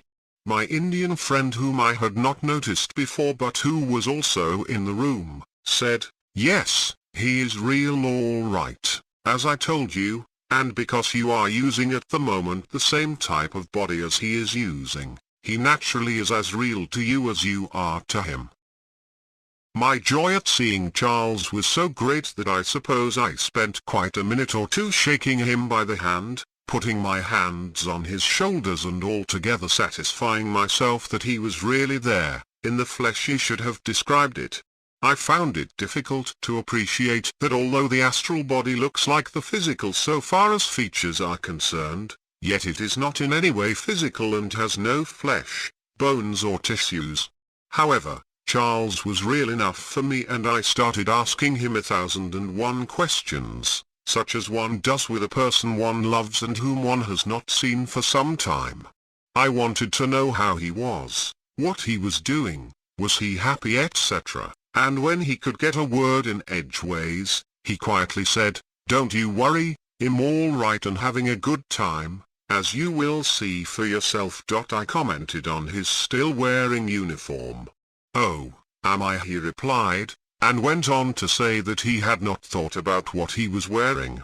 My Indian friend then explained that I saw Charles dressed in his uniform because that was what he was wearing the last time I had seen him, and so I, unknowingly, had made a thought form of him dressed in his uniform, and the plastic astral matter had immediately responded to my thought. He told me also that even if Charles had thought about what he was wearing before seeing me, I should not have seen him dressed in the type of clothing he had imagined, unless he had mentioned it to me. I would always see him dressed as I imagined he would be. My Indian friend then asked me what I would like to do. Charles suggested that we start with an astral dinner and asked me if I would like to go to the Trocadero Grill, which was a favorite haunt of ours when we were in England together. Naturally I said yes, wondering how it would be managed, but having seen Charles alive, very much alive in fact, I felt that nothing was impossible. "Come along then, let's go," said Charles, and began to leave the room. I went to open the door and Charles immediately started pulling my leg about it. He explained that I would have to get accustomed to going through doors on the astral plane without bothering to open them, and although it seemed strange, I found that this was so, for the door offered no obstacle to my passage. As my bedroom is on the first floor, I started going down the stairs in the usual way. I noticed that Charles, who was ahead of me, did not use the steps at all, but just floated down, a foot or so above them, and I found I could do the same. This floating about was certainly a strange sensation at first, but the absence of the force of gravity, to which we are so accustomed at the physical level, soon proved a great advantage, and one which one gets used to very quickly. We set out at what seemed a pretty fast pace. I kept close to Charles and my Indian friend was on the other side of me. I asked Charles how he knew the way to England, to which he replied that you soon get used to finding your way about. We passed over the harbour, travelling about 10 yards above the sea. I looked round and saw the lights of Colombo fading in the distance. Then for a few seconds we did not seem to be passing anything at all. It was difficult to distinguish the actual places that we passed, for almost as soon as they came into view on the horizon, we had passed them. Apart from this fact, the sense of amazing speed was hardly noticeable, for there was no headwind such as one notices at high speeds in the physical world. There did not seem to be any resistance at all, and I found later that there is none, for the astral matter is so fine in texture, that passing through it at what must be terrific speed, compared with what we are used to here, makes no difference at all. In about the same time that it has taken me to describe this journey, we came to land, which Charles informed me was Old England.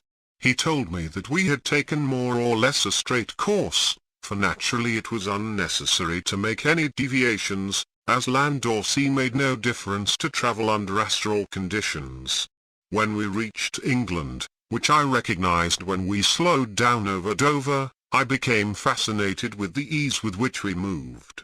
It is difficult to describe in ordinary language, but if you can imagine what it would be like if you were able to travel at any speed you wished, merely by expressing a thought to that effect, that should give you some idea of the process.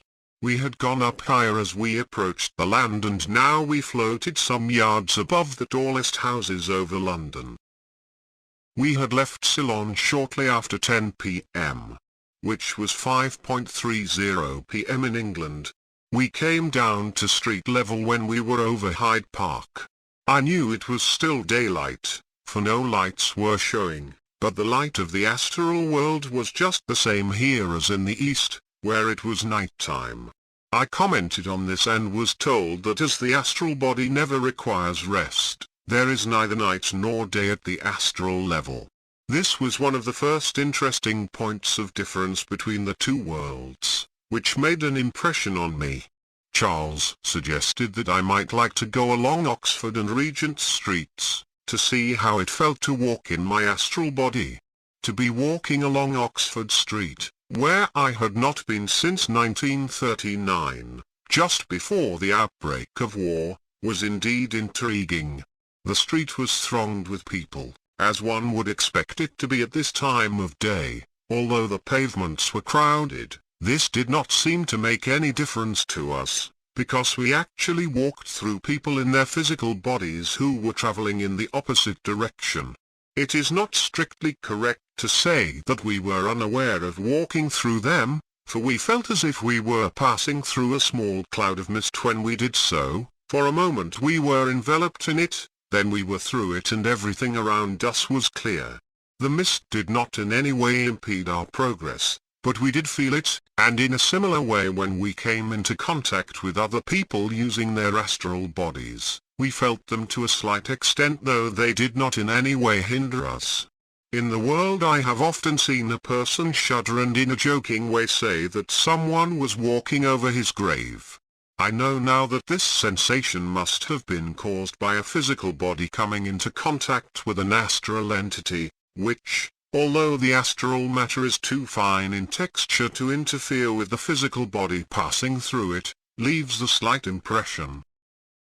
I thought that my Indian friend must look rather unusual in these surroundings in his Eastern clothes, so I mentioned this to him. He replied, "I do not suppose you know that I have changed my clothes. If you will look at me now, you will see that I am dressed in a similar way to the Europeans we see around us." I did look, and it was so. His turban was no longer there, and, as his skin was almost as white as ours, he looked very much like one of the Indian students who are so often seen in London. Because he mentioned it, I saw him as he had imagined himself. He explained that one soon gets used to changing one's clothes, as circumstances make such changes desirable. The plastic astral body immediately obeys the thought, even as it is made. I said I would like to stroll into Selfridge's, which we were passing at that moment.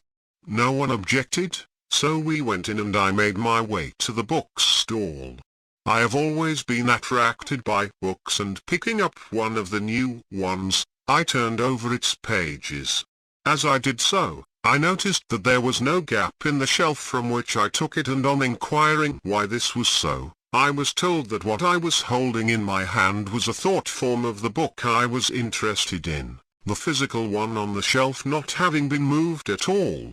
It was an amazing sensation. I wandered round the huge empty shop, for naturally at that time of evening it was closed to the public, and I heard quite plainly the clocks in a nearby department chiming the hour of 6 o'clock. What a lot had happened in the half-hour that had elapsed since I got out of my physical body 6,000 miles away.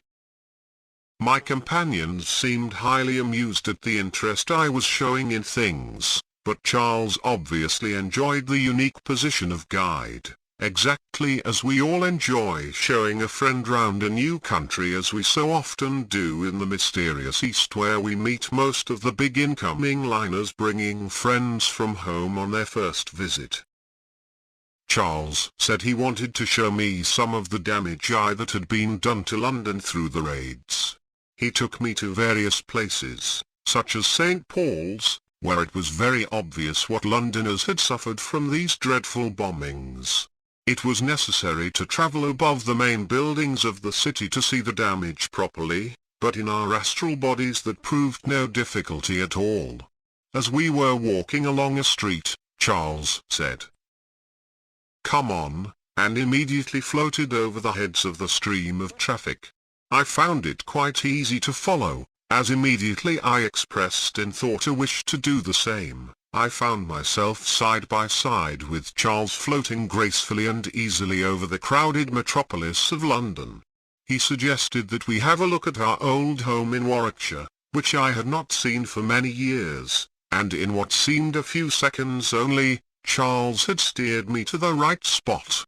I asked him how he knew his way about so easily, having only lived under astral plane conditions for such a relatively short time.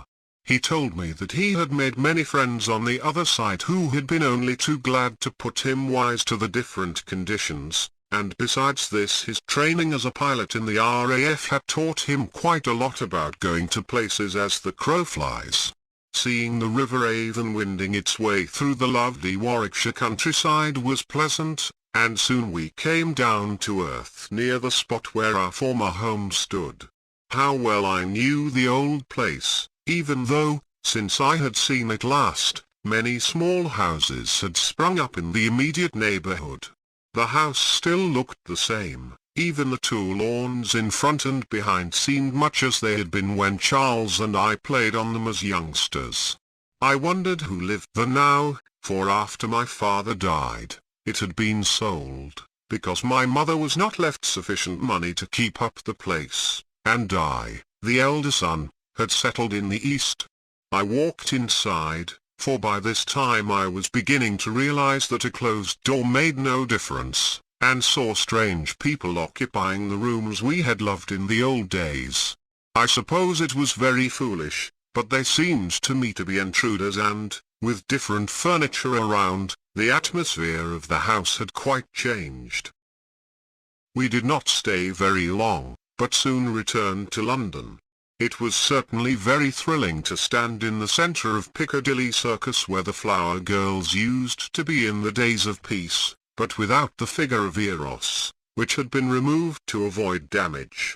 The crowds were still there, and the buses and taxis continued on their normal rounds. The only obvious difference was the number of men and women in uniform. In fact, there seemed to be more people in uniform than in civilian clothes, which brought home to me that England was not only a country at war, but a country where every able-bodied man and woman was expected to take his or her part in the defense of their beloved land. It was nearly 7 o'clock when Charles suggested that we have dinner at the Trocadero Grill. We walked into the foyer, where we found that most of the small tables round the wall were already occupied.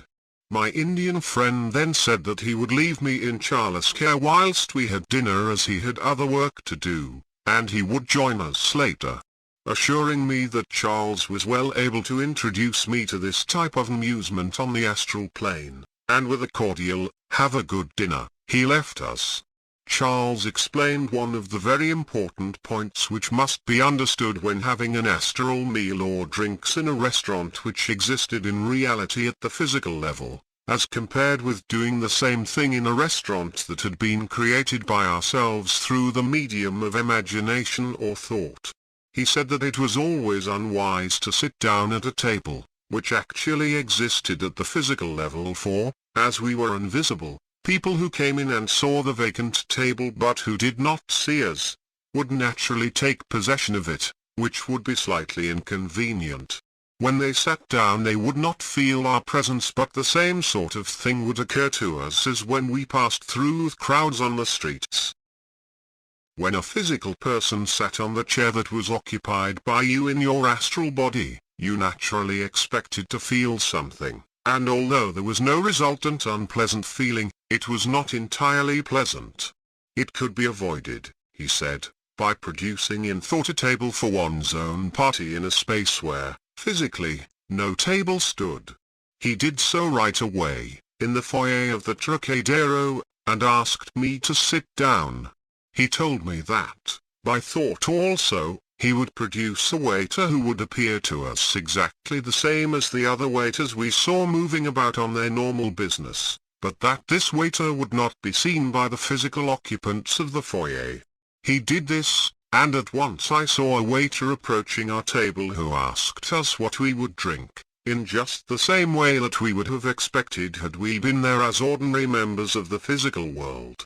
Charles ordered a dry sherry and a whiskey and soda, for Charles told me that my having been prohibited alcohol for the 2 days prior to this experiment did not apply here. I was supplied with my drink and Charles with his, and the taste to me was exactly what I had expected it to be.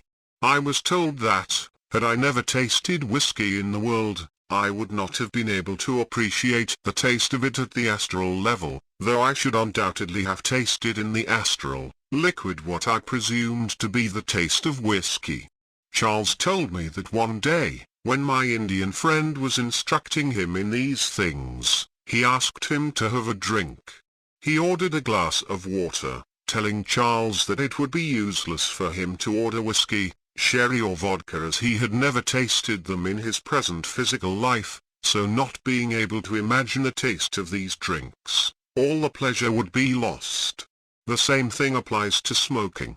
My Indian friend never smoked, so even if offered a cigarette at the astral level, he always refused it, as not knowing the pleasure derived from a cigarette, he would not have enjoyed making a thought form of drawing in smoke and blowing it out again. That sounded quite logical, and I felt glad that I had the experience of drinking and smoking, for I enjoy both of these simple pleasures. We sipped our drinks and watched the people. We could even hear the buzz of conversation all around us, and this bore out the point, which had been placed, that every physical sound has its astral counterpart and, as it were, sounds a note which can be heard by those using the astral body. Looking at the various types of people who were constantly coming and going, I should not have realized that at that moment England was fighting with her back to the wall, for her very existence. They all seemed to be enjoying life, and there was plenty of laughter intermingled with the chatter which continued without a break. Charles called out to a young man dressed in Air Force uniform who had just arrived. They greeted each other with much enthusiasm. Charles brought him over to our table and introduced him as Roy Chapman, a pilot who had been killed in the Battle of Britain the previous autumn. He was a good type, and when I asked him how he liked living under astral world conditions, his reply was enlightening. "It's all right," he said, "but boring after a time. At first, of course, it's rather nice being able to get everything you want without paying for it, but the novelty wears off, and frankly, I would far rather still be with the old squadron. I thought it a unique opportunity for finding out things, So I asked him what he did with his time.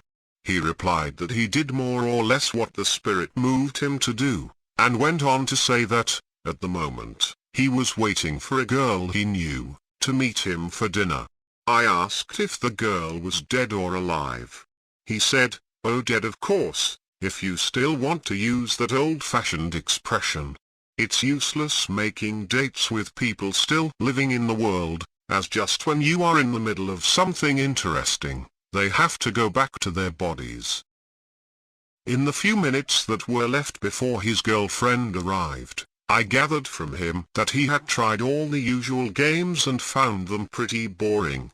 To play golf, for example, and he had been a low handicap man before he was killed, was pretty futile, when all you had to do was imagine that you had a birdie or an eagle for the thing to be an established fact. There was no such thing as competition, as you only had to make a thought form of beating your opponent for it to happen. The same applied to billiards. There was no fun in making a big break when you could always do it at will. The element of chance was lacking, which took away the charm from all games of skill. I saw that, and realized that my Indian friend was indeed right when he said that life on the astral plane could be boring for those whose interests were entirely dependent on physical plane conditions. I asked Roy whether he had been fond of music or art during his lifetime, to which he replied that he had not. He had done a sport of dancing, and liked music now and then, but he could not say that he had ever given it much serious thought. I supposed that when eventually he got tired of meeting friends and living on the fringe of the physical plane life, he would find something else to interest him, or life would in time become boring in the extreme. His girlfriend arrived about this time and he certainly knew how to pick them. She was beautiful, really beautiful, and they made a perfect couple as they wandered down the stairs towards the grill room, where presumably they had arranged to have dinner. I told Charles that I would have loved to ask him what his impressions had been when he was first thrown into astral conditions. Charles replied that he did not think he would have wanted to talk about that very much. None of us does, you know. I wondered why, but I did not like to ask just then. We went then down into the grill room and choosing a spot near a corner where there was no table, Charles made a thought form of one of us. A waiter arrived almost as we sat down and asked us what we would eat. Charles told me to order anything I fancied. I must say I was not exactly hungry, but the unique experience made me order a solar lab en femme, chicken Maryland to follow, then a pêche melba and a cup of black coffee. Charles ordered 2 Bristol cream sherries and a bottle of Chambertin 1933, this being a year which he said he knew will be good. I asked if these drinks were actually on the wine list in wartime, to which Charles replied that he did not know, but that in any case it didn't matter, for on the astral plane you got whatever you ordered, whether it was procurable at the physical level or not. I enjoyed my dinner, the cooking being, of course, as perfect as I had imagined it would be. I just could not get over my sitting, seemingly, in the Trocadero, having a perfectly normal dinner with old Charles, surrounded by just the types of people I knew would be there on almost any night of the week. Just then I caught sight of an old pal whom I had not seen for years. The last time we met was on board ship in 1935 when I was returning to Ceylon from my home leave and he to Malaya. I strolled over to him, leaving Charles at our table. My friend, in a party of 4, was obviously enjoying himself since he was holding forth the way that he always did. I tapped him on the shoulder and said, "What on earth are you doing here?"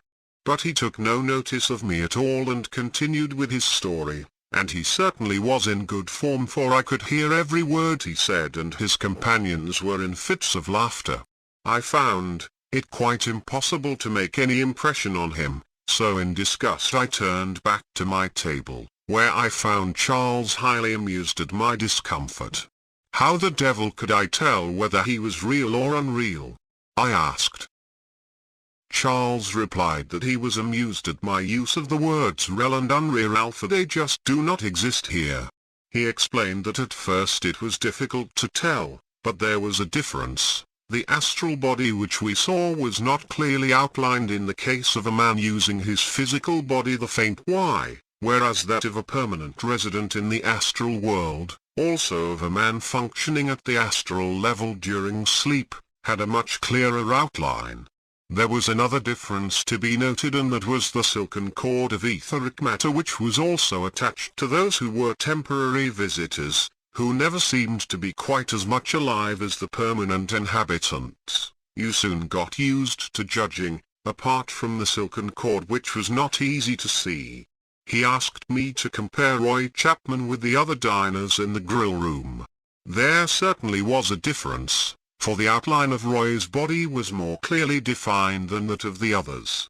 The reason for this may be that when the astral body is being used as a permanent vehicle, the ego inhabiting it has no dual existence, as it has when the man is still living at the physical level. Our dinner came to an end, and as I sipped my liqueur brandy, I saw that a cabaret turn was about to begin. I realized the importance of people living under the strain of total war being taken out of themselves, when possible. There certainly did not seem to be any sign of war in the scene round about us, but one could see the strain behind the apparent enjoyment of the moment, for those present all realized that the future was terribly insecure and that anything might happen to them or their loved ones at any moment. The cabaret included a sort of dance by some very lightly clothed damsels, and during the dance they made use of every bit of space that existed between the tables of the diners.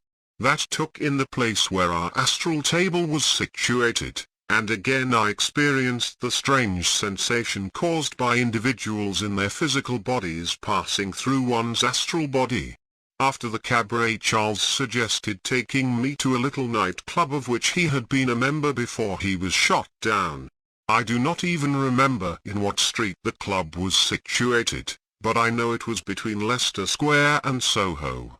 The same procedure was adopted there as at the Trocadero. A table was created by Jakes for our comfort, and drinks were ordered from a waiter, who presumably was also created by the imagination of my brother. It must have been about 10 o'clock by English time when the atmosphere changed without warning. The nightclub was crowded, there were members of the forces and a fair sprinkling of civilians also. Suddenly the sirens, denoting a raid of enemy aircraft, sounded. It was an interesting experience to see the ordered way in which everyone moved and the entire lack of panic which prevailed as all the occupants of the club hurried to the shelters situated in all sorts of strange places, apart from the tubes which played such an important part in the safety of the Londoner during air raids. We went out of the club and walked down Piccadilly. By that time it was dark, but to us the light was the same blue-grey light as when we started from Ceylon. Already we could hear the bombs dropping, also the Akut guns that seemed to rend the air each moment. Then there was a lull and one heard the roar of fighter aircraft of one of the home squadrons going into action. It was about this time that I found my Indian friend was with us again. He suggested that we went to see if we could help. I did not know then what he meant, but I followed all the same. We immediately soared above the buildings and found ourselves hovering above London, with enemy bombers and British fighters all round us. I noticed that Charles was no longer with us and mentioned this, wondering if he had missed us in any way. I was told that he always disappeared when dogfights were taking place, as the memory of his being shot down a short time ago was still too vivid in his mind. We will probably see him later, my Indian friend told me, but as a matter of fact I did not see him afterwards, although it is only now that I realize this. We glided about amidst the inferno that was raging, the bombs and machine guns being audible the whole time. For the first time I saw what the life of a fighter pilot actually was, and realized that some of the irresponsible actions indulged in by them between their jobs in the air were only the natural results of the strain at which they were forced to live whilst on duty. I could now very well understand why they felt that the old saying of eat, drink and be merry, for tomorrow we die referred very definitely to them, and who can blame them if they sought relaxation in every form, during the brief periods they were at liberty to enjoy themselves. My Indian friend tailed on to a particular fighter, which seemed to be in the thick of the fight taking place at the moment, as if he knew what was going to happen, and within a few seconds a sudden burst of machine gun fire sent this machine hurtling to the ground. We followed at the same speed as the plane, which was twisting and turning on its way to Earth, and I saw flames appearing from the engine, which gradually enveloped the whole aircraft. With a sickening crash the plane reached the ground and the pilot was thrown from that. Nothing could be done for the unfortunate pilot. "Now you will see how those who have knowledge can help," said my Indian friend, and as we came to rest on the ground, we saw that, although the body of the airman was terribly burnt and hardly recognizable as a human being, the real man in his astral body, presumably, was standing by the body on the ground, looking frightened and intensely miserable. When my guide went up and spoke to him, he did not seem to hear or take any notice. I saw what looked like a cloak of dense matter, attempting to wind itself round the astral form that was standing before us. It appeared rather like a thick elastic material and almost completely surrounded the clear-cut astral form. This winding process took only a few seconds to complete. It seemed as if what I can only describe as a wraith, ghost, came from the physical body lying on the ground and was magnetically attracted to the man standing nearby. I was told later that is exactly what it was, and the explanation given to me is that the etheric double, which is forced out of the physical body at the moment of death, winds itself round the astral body in its effort to retain some form of life, for the death of the physical body means also the death of the etheric double which is part of the body. Link to book on the etheric double/Dansk. My Indian friend then made a determined effort to get rid of the fear that had taken hold of the man, for I could hear him being told that there was nothing to be frightened of and that all would be well. The boy, for he was very young, seemed to be fascinated by the actions that were taking place all around him at the physical level. He saw the ambulance men, after putting out the remnants of the fire, which had raged among what was left of his fighter plane, pick up the body that was once his and reverently carry it to the waiting ambulance. I saw the boy flinch from time to time, as bombs seemed to burst near us. He wanted to follow his body, but my friend dissuaded him, talking all the time in a soothing voice, trying to make him realize that his troubles were over. Some permanent inhabitants of the astral world who were present, and easily distinguishable from the ambulance people and those who were helping at the physical level, came up to us and asked if we needed help. My friend told them to go and see to the others, as he would remain and see to our case. I did not hear every word that my friend was saying, but after some time I saw that a glimmer of understanding seemed to appear on the boy's face, whereupon the clinging matter, which had partly enveloped him, started to disconnect and fall to the ground. It was explained that this was effected by the boy being told to make an effort of will to disconnect himself from it. After a little time it all dropped to the ground and seemed to evaporate into smoke and dust. Later I was told that it disintegrates very quickly, because the etheric matter of which it is formed, is relatively very fine, compared with the dense part of the physical body. The boy then seemed to come to life. He sat on the ground, put his head in his hands and sobbed hysterically. My friend let him do this for a time for, as I explained, the boy's emotional or astral body had undergone a very severe strain, and the normal reactions must take place. The boy seemed to think that he had in some way failed, and even then did not seem to realize that he was dead, and forever out of that hell which he had known. "Come with me and we'll talk about this," said my friend as he took him by the arm and, without the boy seeming to notice it, we swiftly moved from the scene. Within a few seconds we were far away and in the country. My friend took him to a lovely spot near a wood, where there was a little stream wending its way down to the great river beneath, on the bank of which we sat down in a silence that was heaven after the inferno we had recently left. My friend started to talk, thus gradually breaking down the remaining sensation of fear and horror whilst the boy listened to a very brief explanation of what had taken place. At first he would not believe that he was dead and kept on saying, "How can I be dead, when I feel so much alive?" We then asked him where he lived and he told us. "Come along then, we'll go and see if your father and mother are asleep yet." The boy could not understand what all this was about, but he pointed out the house where his family lived, which was beyond Finchley, and there we found the family had just retired to bed, but as yet were not asleep. The boy did not seem to realize that strangers were walking about his house and gazing at his parents, and my friend continued talking to him so as to distract his attention from what would otherwise have seemed very strange to him. After a time first his father and then his mother fell asleep, and as they slipped out of their bodies, they seemed overjoyed at seeing their son. My friend started to tell them what had happened and tried to prepare them for the news that they would receive on the morrow. At first, naturally, they were horrified at what had happened, but when they realized that their son was in no way lost to them, and that they would be able to see and contact him whenever they were asleep and out of their bodies, much of the grief which had hit them like a hammer blow passed away. It is a great pity that people do not remember what they have seen and been told when out of their bodies, but usually they remember nothing. I can now understand, though, why so many people have a feeling before bad news is received, of an accident, or a death in the family.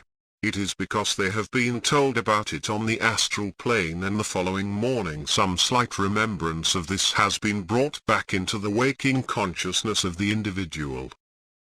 After spending some time with them, explaining as much as possible of what death really means, my friend suggested that the boy go with him, so that he might introduce him to a woman who was already working at the astral level and who would be only too willing to show him how to adapt himself to living under these changed conditions. We then left the boy's mother and father, who still remained seated in their astral house, talking over what they had been told. They were not a very evolved couple, so they did not wander far from their bodies, which were lying peacefully asleep on their beds, blissfully ignorant of what their owners would have to face when they woke in the morning. My Indian friend then stood quite still for a moment and uttered what sounded like a peculiar note. It was not a whistle, but it was similar to that. Immediately afterwards, a woman of about 35 years of age came up to us, out of the mist, as it were, in answer to the summons. My friend explained that to get into touch with someone at the astral level, one had to think strongly of that person, and if the matter were very urgent, to help that thought, one also sounded the true note of that individual.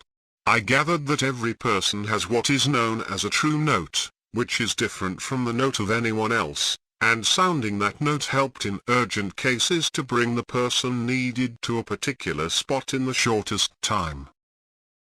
The person called hears the note and is magnetically drawn to the caller. The woman who answered his call was one of the many astral helpers, as they are called, who have dedicated themselves to the helping of those who pass from the physical world, through the process of what we call death. And I can now fully realize how necessary and wonderful is such work. Without these volunteers, not only would it take those who die much longer time to get rid of that clinging etheric double, for before doing this their life at the astral level cannot properly commence, but also the advantage of having someone to instruct them in the different ruling conditions, can be easily understood. This woman was soon put into possession of all the facts of our case, and with a sympathetic understanding that soon put the boy at his ease, took him away to begin his astral education.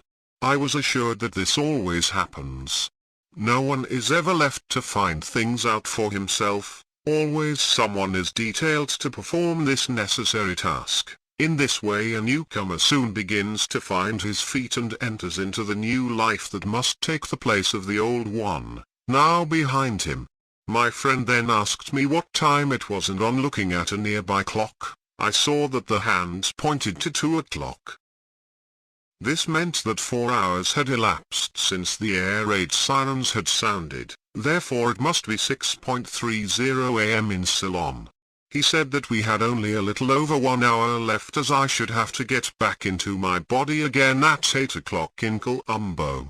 He suggested that he should introduce me to other ways of life that can be lived at the astral level by those who are not bound by the desire for things, which have only a physical background. He therefore told me to keep near him and started off again. We floated over the sea with no land in sight anywhere. He asked me if I had ever been interested in knowing what was under the water, and I admitted frankly that I had never thought much about it. My guide then said that at the astral level one could come into contact with entities which belonged to a parallel evolution, that fish and birds, for example, did not progress through the human kingdom on their journey to perfection, but traveled along another and quite different line, the diva or angel evolution. Before reaching the standard represented by a diva, however, they had to evolve through many stages comprising elementals, nature spirits and the like, and that if I wanted to understand something of this evolution, I had better start at the bottom and get to know them in their right sequence. He proposed to take me underwater and warned me that whatever happened, I must not become frightened, otherwise it would mean that I would at once return to my physical body and remember nothing of what I had seen and done during the night. He reiterated the necessity of getting rid of fear in all things connected with life outside the physical conditions, and asked me if I felt I could face up to things. I have always been the type of individual who likes to try out everything once, so I expressed my willingness to go with him. I was told to realize that going below the water could not in any way affect me in my astral body, for that body did not need to breathe, so whether one were above or below the water mattered not at all. We came down on the water, and although the sea appeared to be quite rough on the surface, it made no difference to us. The feel of water was little different from that of land. There was no suggestion of variation in temperature, and as we gradually submerged, doing it very slowly, so as to ensure my not becoming nervous, I felt no disagreeable sensation at all.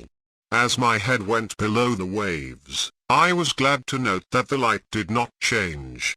It was still the same blue-grey light to which I was becoming accustomed. All round me were moving creatures, which I recognized as fish, though not in the quantities I should have expected. As we went lower, the number of fish became less, and those I saw were considerably larger and moved much more slowly than those on the surface. There were also great hulks of what looked like floating rocks, but on coming closer I saw that they had phosphorescent eyes, betokening life of some sort. My guide explained that these entities were indeed alive, that they were at the stage of passing from the fish kingdom to that of the elemental, that such things never contacted the surface, nor did they ever see human beings, as they existed in depths far below where they could be caught in the nets of fishermen. After a very short time, as we understand time, we reached the bottom of the sea, where we trod solid earth again, not that it seemed like earth, for it was rocky and undulating. But what a sight met my eyes! The whole of the sea bottom was a garden. There were flowering shrubs, sea flowers of many kinds, and rocks that glistened with 1,000 different colors. Here and there I saw caves, which were not dark, but certainly less light than outside, and into one of them I was taken. It was the home of one of the sea elementals that abound at the bottom of the ocean. At first I shrank from looking at this entity, which was the size of a half-grown elephant and whose eyes shone in the gloom of the cave with a phosphorescent light that seemed to be almost magnetic. I was told that these creatures did indeed lure food to them in the shape of sea animals and fish, by the magnetism in their eyes. I felt the magnetic draw and for a moment became a little afraid, but my Indian friend, who was never far from me, assured me that it could not harm me and that I need have no fear. The creature we were looking at was obviously aware of our presence. I was told that what we saw was its astral body. We went out of the cave and, as I was once again drinking my fill of the beauties that surrounded me, I heard dull, throbbing noise, which seemed, in a way, to resemble music. We stood still as it came closer and soon I saw a company of about 20 strange creatures, neither fish, animal nor human. They had the heads of human beings in that their features resembled humans, but their bodies were entirely wrapped in what looked like floating seaweed, though much more beautiful than anything I had ever seen before. As they floated along just above the bottom of the ocean, they sang a song, while some played a weird pipe instrument, which emitted a wailing sound reminiscent of the wind. The result was very beautiful and I was told that they were some of the sea spirits, who inhabit all deep waters. I could have listened to their music for a very long time, for it had a sort of refrain which kept on coming and going, the notes being instinct as individual notes, but more or less blended together into a harmonious whole. It was indeed a sea symphony of which I wanted to hear more. I was told that I could easily do so another time if I wished, but that it was now time for us to be on our way. I kept close to my guide. We soon emerged onto the surface of the sea and, without any effort whatsoever, rose into the air and continued our journey.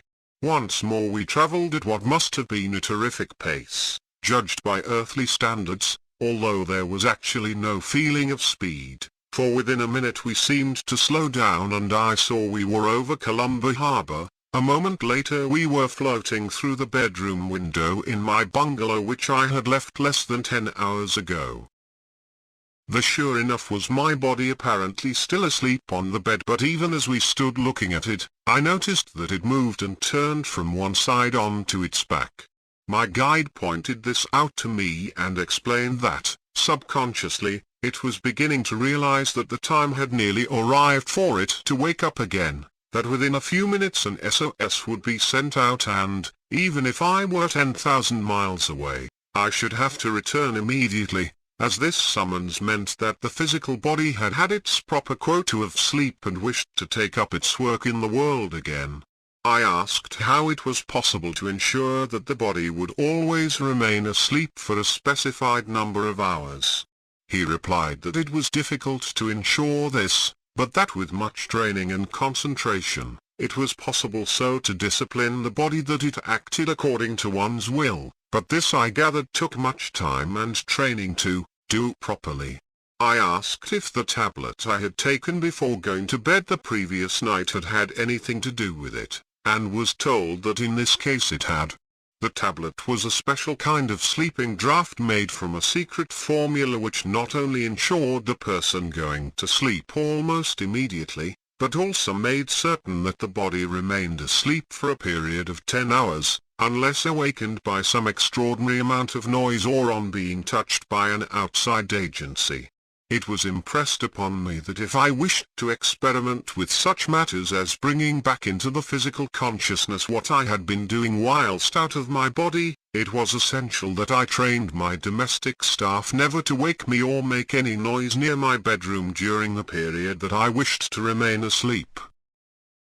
My Indian friend then told me that it was time for me to return to my body and that he would endeavor to impress upon the brain cells of that body the necessity for remembering what had transpired during the night, so that there should be no actual break of consciousness at the moment of awakening. He told me to set to, as soon as I was conscious in my physical body, and make notes of what I had done during the night, and that immediately I had bathed and eaten, I should waste no time in writing down in detail all that I remembered. Almost as soon as my guide had finished speaking, I felt myself gradually sliding into my body again, and I woke without having any break of consciousness, as he had hoped. I sat up in bed, drew towards me a pad and pencil that I had placed beside my bed, and started to make notes of all that had happened during the night. It was fortunate that I was told to make notes immediately, for I found that even with the headings that I had made, it was difficult to remember exactly what had happened, when, later on, I wrote out my report in full. However, I shall see how faithful my memory has been when I show this record to my visitor tomorrow, for he said he would come then to continue his talks. Chapter 5. It was no use. Last night I made all my preparations and concentrated on seeing myself in the mirror, but this morning I remember absolutely nothing. I went to sleep almost as soon as my head touched the pillow, for I suppose I was tired after all the concentration on my report yesterday, and it seemed only a very short time before I awoke this morning, bright and early, after a dreamless night's rest. Yes, not even a dream disturbed my slumbers, and I must say I am disappointed, though possibly I was expecting too much. In an hour's time my Indian friend will be here, and perhaps he will explain why I failed last night in such a dismal fashion. Just at 11 o'clock, as I was looking through my notes uncertain as to what he would think about them, he opened the door. Obviously he knew that I was a little excited, wondering whether I had failed to remember a lot about my astral journey, for his eyes twinkled as he asked me if my report was ready.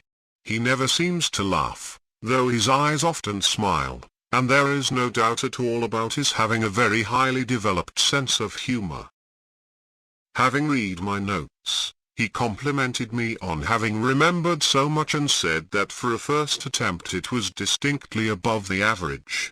I asked him if I had forgotten much, to which he replied that I had certainly failed to notice quite a lot when we were under the sea. Also, I had not remembered much of what transpired when we were trying to help the young fighter pilot immediately after he had been shot down. These omissions were unimportant, the main thing being that I had proved for myself it is possible to remember what is done outside the body, and the perfecting of the bringing through process of the business was now only a matter of time and concentration. But why couldn't I remember anything this morning?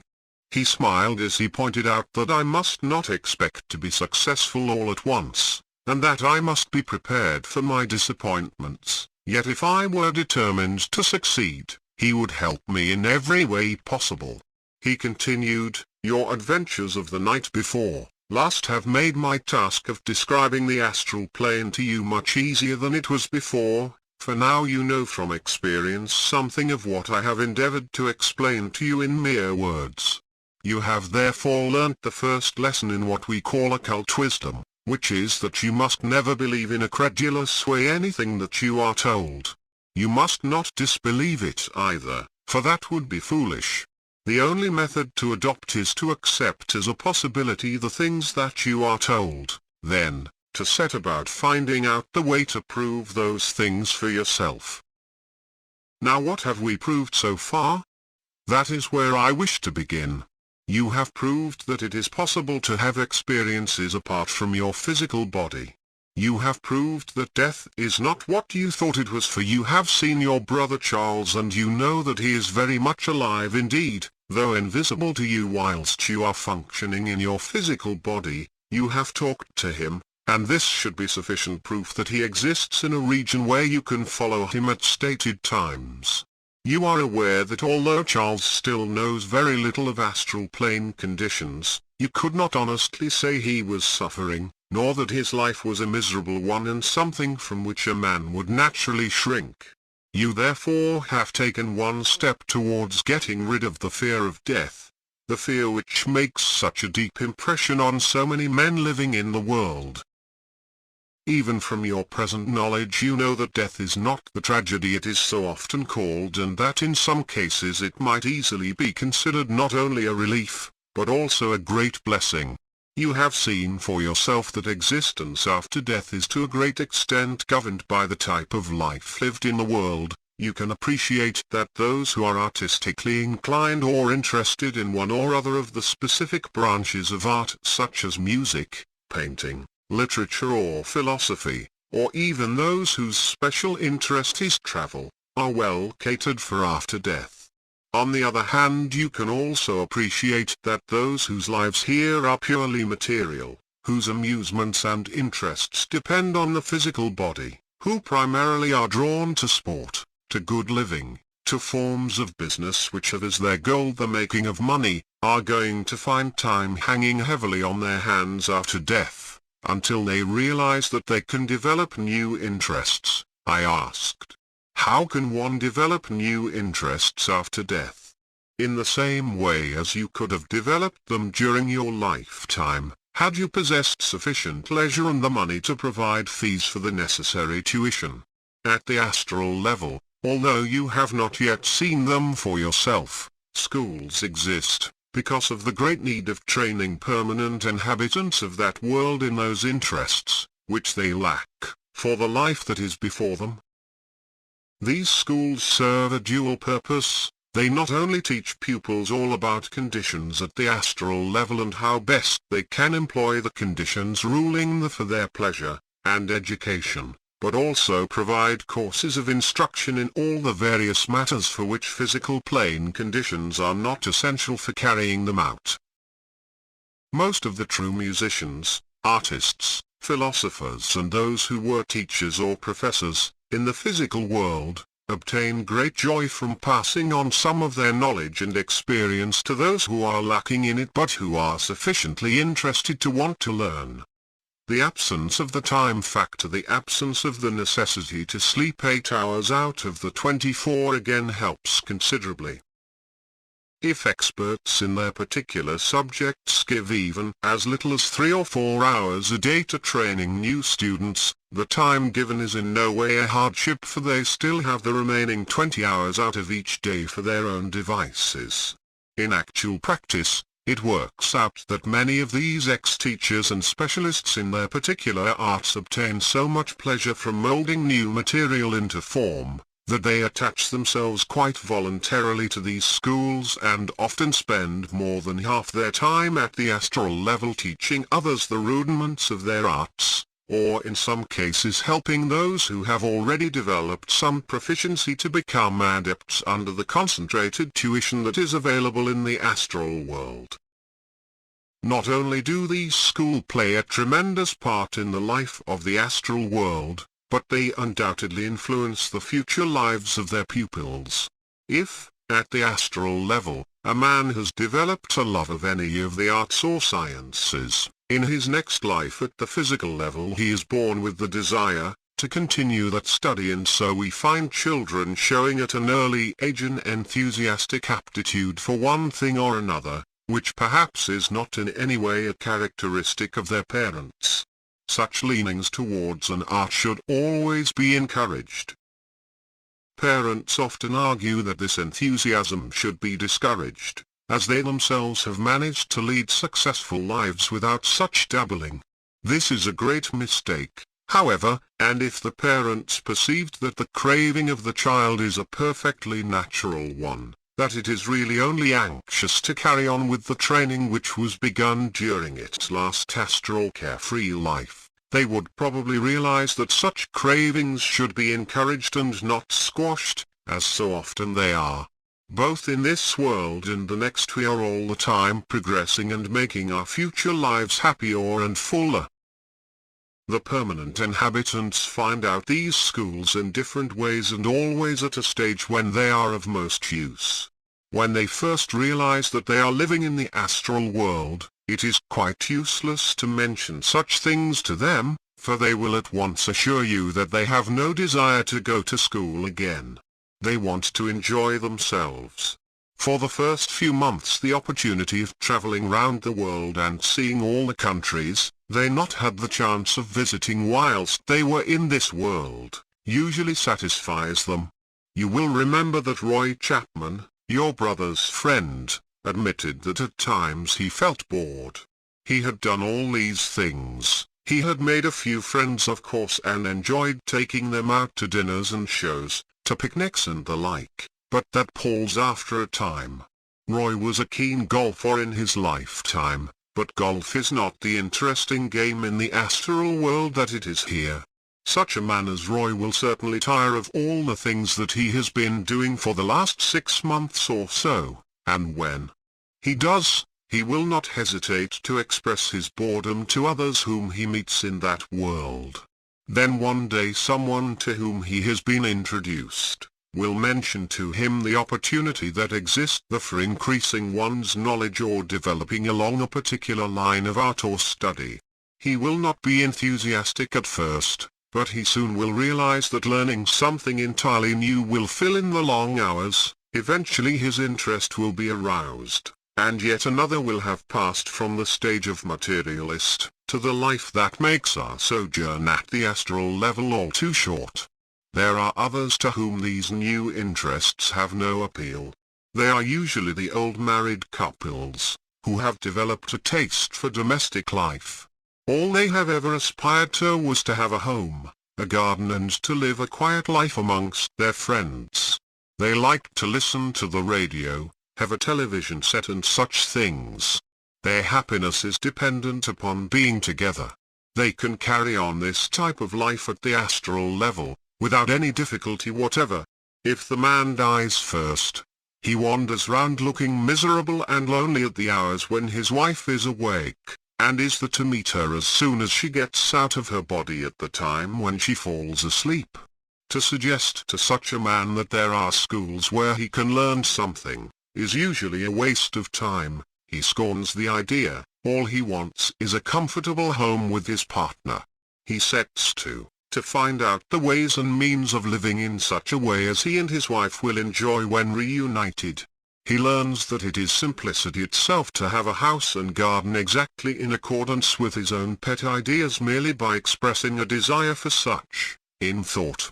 He finds the most beautiful spot available, and when his wife comes over, they build their dream house and furnish it exactly as they would have loved to do in the world, had they had the necessary means to do so. Now a thought produces just the things they desire, and frequently they think of wonderful labor-saving appliances. Sometimes these are seen by businessmen who make notes of them and in their next life they invent similar things. This old couple has an ultra-modern stereo set and they create in thought the required number of servants to do their bidding. They create a garden with any form of flower or fruit in it that they would like, for here there is no limitation of climate. They entertain their friends, they enjoy showing off their inventions and live very happily in the astral plane. Frequently they link up with pets they have had on Earth, or adopt others. This blissful state of the elderly couple just described is not as general as might be supposed. Men and women marry for various reasons. Sometimes it is physical attraction, which draws them together. Sometimes wealth, even loneliness plays its part in the linking up of individuals. It is very seldom that we see what we would describe as ideal pair, two people whose outlook on life dovetails, whose standing in evolution is similar, each having sufficient intelligence to be able to enter into the problems of the other. Such unions are rare and, occultly, are not to be greatly desired, as it is a good thing for an evolved man to be attracted in some particular way to a less evolved partner. When one hears such a remark as, "What a pity John married Mary, so unsuited," don't you think? One must realize that if the speaker had more experience he would know that both these young people are destined to benefit considerably from the few years they spend together. The immediate outcome of such an apparently unsuitable union is invariably a series of difficulties for both parties. There is always a clash of interests. Possibly the man was originally drawn to the woman through her physical attractions. After a time that draw becomes less, though it is unlikely that it would cease to function altogether. Then the two people are thrown back on companionship as the only bond to hold them together. But companionship is not easy when the tastes and desires of two individuals are dissimilar. In the case where the man is the more evolved of the two, his interests lie in books, in music, in the serious side of life, whereas the woman wants to go to any place of amusement where her friends of the moment are going. A clash of ideas results and there are many arguments and disagreements. If there are no children, sometimes the marriage breaks up, solely on account of the incompatibility of temperaments, but it is a great pity when this happens because it is through the inequality of the two people concerned that much knowledge and experience can be gained.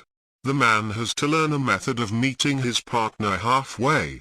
When he ponders over ways and means of doing this, he realizes that he must start by raising his wife's interests towards his educational level, at the same time making sure that she does not realize what he is endeavoring to do, or she will immediately develop an vertical bar complex.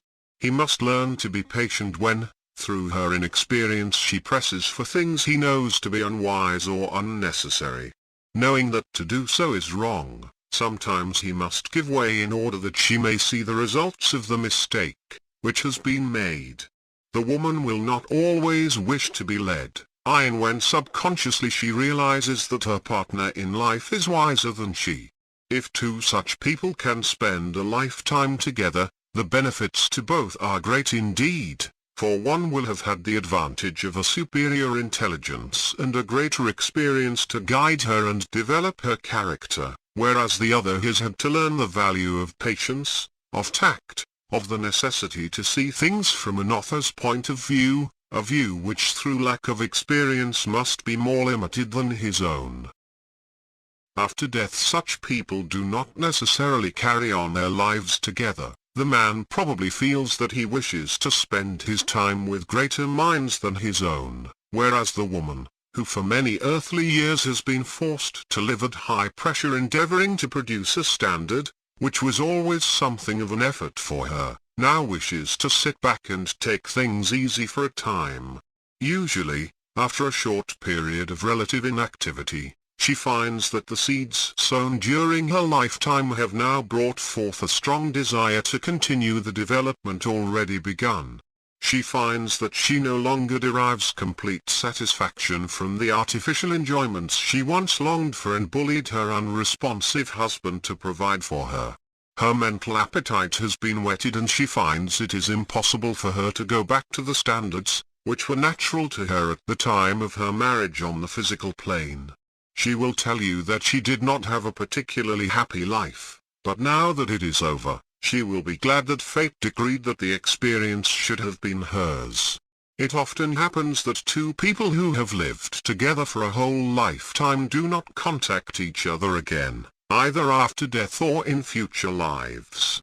Each has served the other, both have benefited by being brought together for a period of time, but their outlook on life is too different for either to be naturally attracted to the other. In such an instance it is possible that the man had lived at least 50 to 100 lives more than the woman. Naturally his understanding of the vast plan would be greater than hers. His reservoir of knowledge, that accumulation of experience from past lives, would be greater than hers and in every way he could be regarded as a superior being. But do not forget that 100 lives previous to this one he was in the same place as his wife of the moment, and he probably benefited from having been forced to spend a lifetime with someone much more highly developed than himself. You have probably heard it said that every person has what is known as a soulmate and that you should always be on the lookout for such a person. It is quite true that soulmates exist. For originally when the life force is sent out by divine power, the force emerges into life as twin forms, one male, one female. Both these forms evolve quite separately, each having its quota of lives in male and female bodies, but on special occasions, when a great work has to be done, these two entities are sometimes brought together, because the inspiration of the one enables the other to carry out the gigantic task which has to be accomplished. A great man who has achieved his goal has often said that he could never have done it without the help, the advice and the strengthening power of his wife. This need not mean that they were soulmates, but it may mean just that, and when this is so, the two people seem to act as one great unit. They not only think the same thoughts, but they feel instinctively what is right for both of them. It is of course the perfect blending of the positive and negative, of the male and female in nature. It would not be a good thing for us always to have lives with our soulmates, for under such circumstances we should tend to grow very selfish. We would never learn to see things from the other's points of view, to deal with opposite ideas, to give way in order to achieve something rather than to stand firm and produce nothing. These illustrations give you some small idea of the way in which egos are assisted along their evolutionary journey. It is through difficulties such as having to live with individuals who do not synchronize in every way that we learn true tolerance. A pleasant and peaceful life is not necessarily the best life.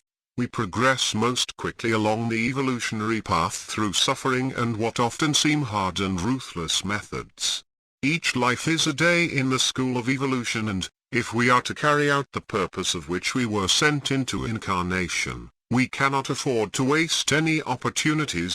Tomorrow I shall tell you a few facts about the non-human inhabitants of the astral plane, after which I shall take you for another astral journey so that you may see for yourself that astral human beings conform to what may be described as the normal reactions, covering the individual concerned in the physical plane.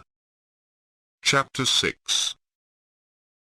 The prospect of being taken on another astral journey by my Indian teacher has made me quite excited, and thinking about what may happen has taken away some of the disappointment I feel in not yet having achieved any results when alone. Last night I concentrated on seeing myself lying on my bed, as I certainly did the night I was helped. When I woke this morning I felt well rested. I remembered it had taken me a long time to go to sleep, but of what had happened to me after I lost consciousness, I could recall absolutely nothing. I must find out how this business of bringing things through can be accomplished. I know it is no use worrying about not being able to learn the tricks of the trade at once, for worrying more often hinders than helps. I suppose the only thing I can do is to persevere with this concentration, which I am told is so important a part of the proceedings, until I make some small beginning from which to work. It is useless feeling disappointed. My Indian friend was standing behind me where I was writing. I had not heard him open the door. That is what happens in so many instances. People are shown a glimpse of the truth, and because they cannot at once do the things that they know are possible for others, they get discouraged and give up trying. Often people say, obviously this occult life is not for me, whereas all that is necessary to achieve results is a little patience and the determination to break through the wall which separates our worldly existence from the life we lead when asleep. Do not expect too much, my friend. Remember, it is less than 2 weeks since you sat here bowed in grief, not even knowing for certain that death was the logical sequence of life. Now at least you know something, and soon you will be given the opportunity of knowing more. You are thinking, why do not more people know these things? Perhaps they have not asked for knowledge, for help, as you asked. Perhaps they are quite satisfied with one of the many orthodox religions, which tell them to have faith and to believe that everything sent is the will of God. All happenings are certainly the will of God, but it is easier if we realize why such things are. It is easier if there is a logical answer to every question, also if it is made possible for each individual who takes the trouble to prove things for himself, thereby making the acceptance of statements made on a basis of faith unnecessary. Faith is always good, but knowledge is better. You must have faith whilst acquiring knowledge, and whatever happens, you must never lose heart. Evolution is a slow process and can seldom be hurried. Though the activities of an individual can be inspired by encouragement and by help given at the right moment. So far you have seen only a tiny sector of the astral world, the sector usually occupied by those who have recently passed from this world through the portal known as death. Once you have established yourself as an inhabitant of the astral world, you seldom visit such places, but you can go if you wish.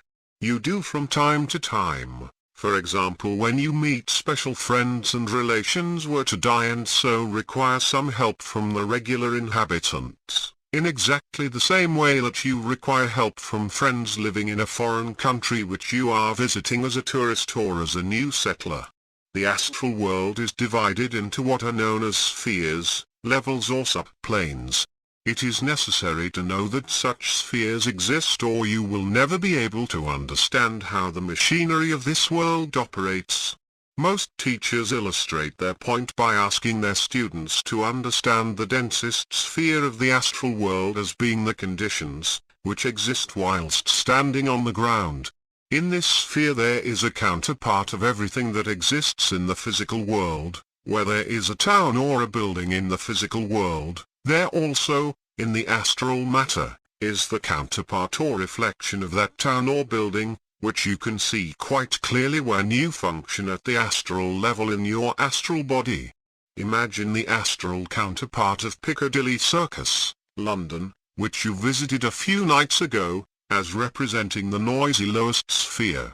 Then imagine a similar world, say 1 mile above the lowest world, to which one can transport oneself in a second's time by an effort of will. This corresponds to the second sphere of the astral world, less dense than the first sphere, but still rather materialistic and akin to physical plane conditions. If you were existing 1 mile above London, you might still hear something of the roar of London's traffic and noise that is always part of the life of a great city. But that would be only a murmur compared with the noise you hear standing on the ground floor, as it were. Now imagine a third sphere of consciousness yet another mile above the second sphere, and you can visualize the probability that when you are living in the third sphere of the astral world you would be so far removed from the noise and bustle of London town, that you would not only be unaffected by its existence, but would be more or less unconscious of it. There are 7 spheres of consciousness in the astral world, each less material than the one below it, and permanent inhabitants can spend their astral lives on any of these spheres, according to their natural desires. For example, a man may spend a few weeks on the first sphere, then the next 2 years on the second sphere, later passing to the third or fourth, as his habits and desires become less material and more artistic, intellectual or spiritual. Thus there is never any possibility of overcrowding in this world. In this physical world a man's choice of where he will live is limited. On account of his work, through which he earns the money necessary for existing here, he may be forced to live in places which he could not otherwise choose. Many parts are uninhabitable owing to climate or other difficulties. A man cannot exist comfortably at either the North or the South Pole owing to extreme cold and other limitations such as lack of sunshine and daylight at certain times of the year. He cannot live in many of the existing deserts, owing to lack of water. He cannot live in the dense jungles, for there are wild beasts, which must first be exterminated before it is safe to build a house to live in. In the astral world he does not encounter these limitations. The climate is the same at the North or South Poles as anywhere else on the astral plane. There is now here any limitation of daylight, as the light is everywhere the same for 24 hours of every day. In the desert he does not need water for his existence. If he wishes to live in the astral counterpart of the jungles, he can. There are no wild beasts to attack him. For just as a man learns he cannot harm an animal in the astral world, so the animals learn that they cannot harm man. In addition, there are 7 spheres of consciousness to choose from, so it is always possible to obtain the conditions required to make practicable the type of life desired. amidst surroundings which are in accordance with a man's emotional, mental and spiritual development. Once you get a grasp of these different types of existence which make up the life which follows this one here, it will be easy for you to see how all parts of the jigsaw puzzle fall perfectly into their places, and the evolutionary path becomes a logical sequence of events controlled by natural laws, sound in theory as well as in practice. All these facts are explained and taught in the schools, which exist on some of the astral spheres, and it is usually through these schools, which a man hears about, in one way or another, at the appropriate time, that the urge or desire to pass from one sphere to another, is born. In these schools the astral entity is shown the way in which to transport himself from one level to another, the change being brought about through an effort of will made in a particular way. For although the matter of which an individual sphere is composed, is different from the matter of which the other spheres are composed, our astral bodies include matter similar to that of all the spheres, and it is only a question of making active the atoms in our bodies relative to the sphere concerned, to enable us to function fully in the sphere chosen. A further point, which the astral entity is taught, is that a man functioning on the second sphere cannot contact or communicate with one functioning on the first sphere, nor a man on the third with one on the second. If a man living at the third level wishes for any reason to get into touch with a person living on the first level, he must again descend to the first level by an action of will, which, as I said, makes the first sphere atoms in his body become active again. The same process is applied when going up or down. The life expressed at the different spheres is separate and to all intents and purposes self-contained, in exactly the same way that life in England is separate and different from life in India.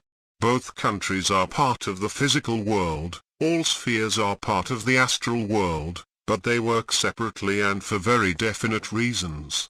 The most material part of the astral world, the densest part, is the sphere, which surrounds you immediately after death, and whilst you live in this dense part of the astral world, you see all the things around you that you saw when you were living in the physical world. Say you lived in London during your lifetime, it is more than probable that after death you would remain in the astral counterpart or reflection of London, merely because, to begin with, you want to remain in touch with something which you understand, you want to see people around you, and to have a perfect home where you can entertain friends as before.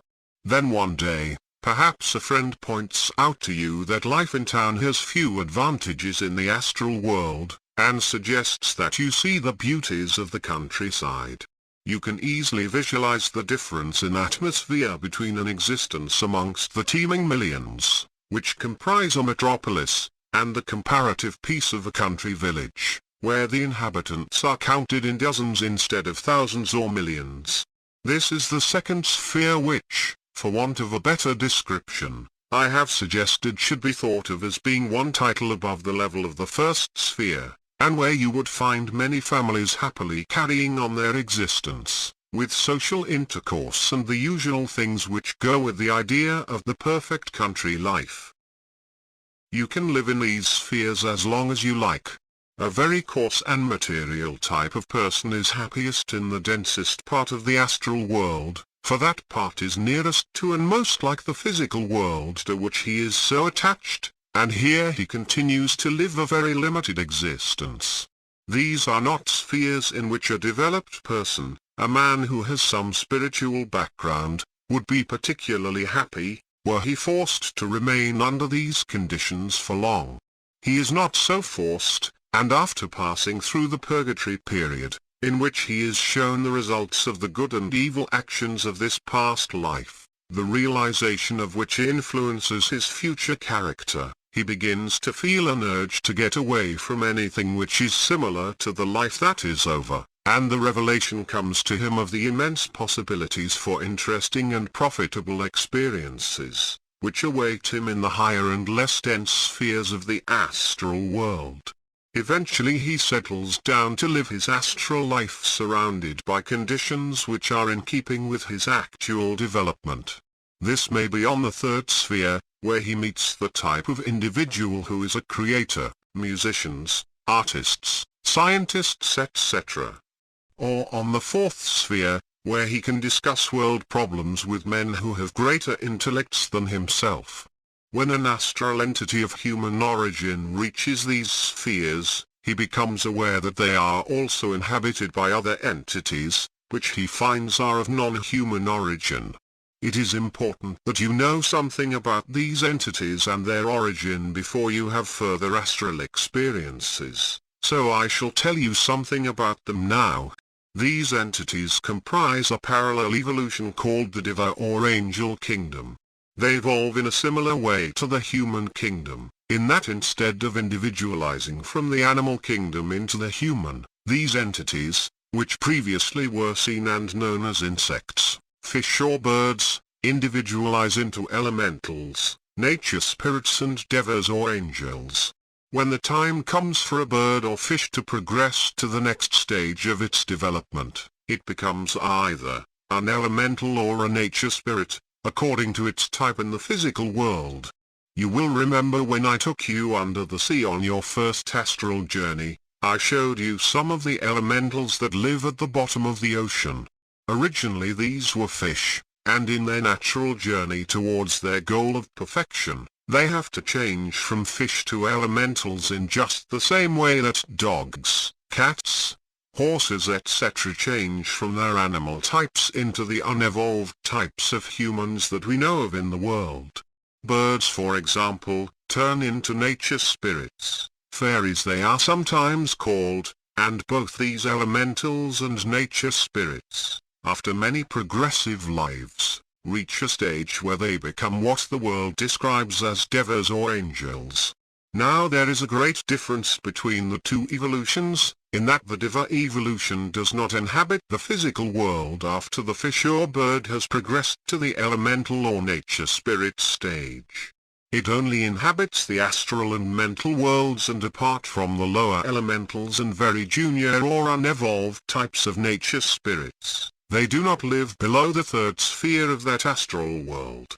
That is why so little is known of this evolution by people living in the physical world.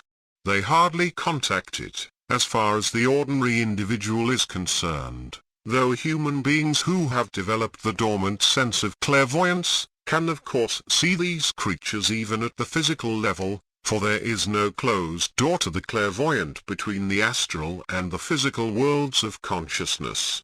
But as I have said, the average man has no such knowledge, and usually he ridicules the stories that are circulated concerning the existence of such entities. It is only in undeveloped countries, where the inhabitants are nearer to nature than the average, that the little people as fairies and nature spirits are called in Ireland, are recognized. There, although the majority of people have never seen them, the leprechauns, gnomes and elves are acknowledged to exist. To this day many farmers refuse to till a particular piece of land, which folklore maintains is used by the fairies. Many are the stories that are told, where materialistic modern owners of the land, scoffing at the old stories as rubbish and superstition, have suffered misfortune which the local inhabitants put down to their having insulted the little people. I do not propose to comment on whether these bad luck stories are founded on fact or not, for frankly, it would be impossible to give any general opinion on the subject. Each case would have to be separately investigated, in order to ascertain the truth, and it does not happen to be my present task to make such investigations. I tell you, however, that on the astral plane these entities not only exist, but they play an important part in the life of the astral world.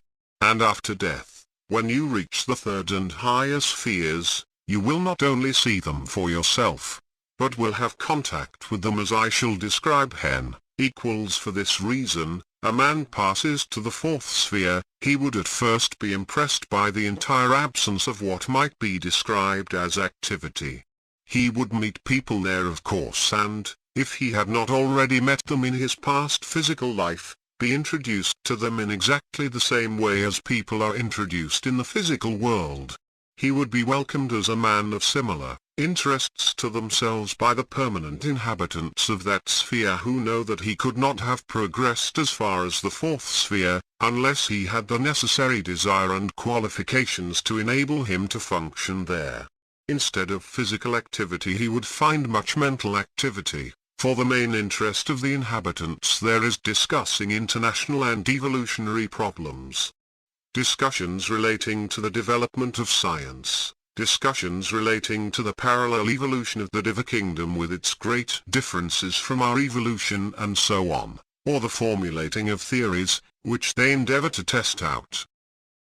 All this may sound very dull to you, but to an intellectual type of individual, it is not dull at all.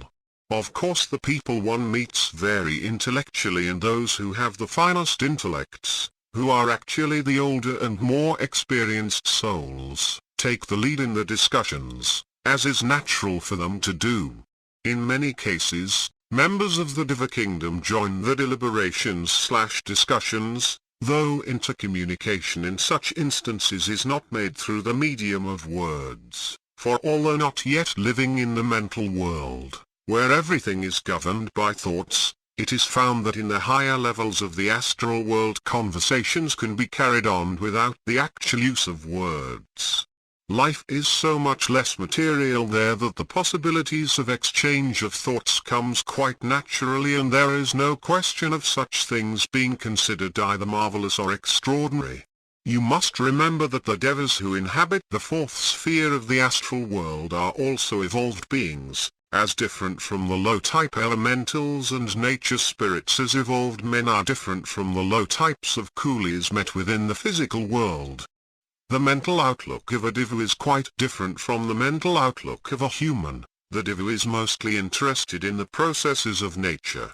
Their lives are so mixed up with natural features, oceans, mountains, trees, flowers, rainfall and the like, that they do not seem to be the slightest bit affected by the problems of life, which interest mankind except in special cases where their assistance is desired.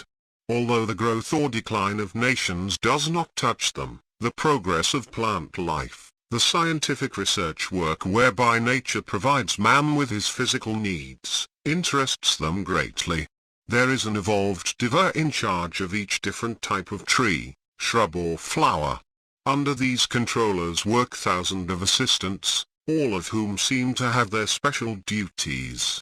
Where too many trees are cut down by the inroads of so-called civilization, the Divavolution endeavors to produce new trees to take the place of those destroyed. The experiments of modern science, in such efforts as producing rain by artificial means, are matters of great interest to the Diva Kingdom, and in their own way they endeavor to influence man in his research activities, along the right lines. The Diva Kingdom expresses itself through color, and anyone who is interested in landscape gardening will see marvelous results achieved by the Devas in their activities on the third and fourth spheres of the astral world. In exactly the same way that a scientific gardener in the physical world endeavors to produce flowers of different colors by judicious grafting and pollination, the Diva experiments also, and, as his knowledge is so much greater in that he is nearer to nature than his human counterpart, produces much more beautiful results. It is quite impossible to describe in words the beauty of the flowers produced by the Diva Kingdom, for there are many hundreds of colors where we only have dozens, and we have no names for these minute variations of what we call reds, blues and purples. The Devas also seem to express themselves in sound, with a view to influencing the activities of life. We often talk about producing the right atmosphere, and what we mean by that, usually, is getting people into a harmonious frame of mind. The Devas express themselves as an evolution in a much bigger way, and that which is called Divan music is the result.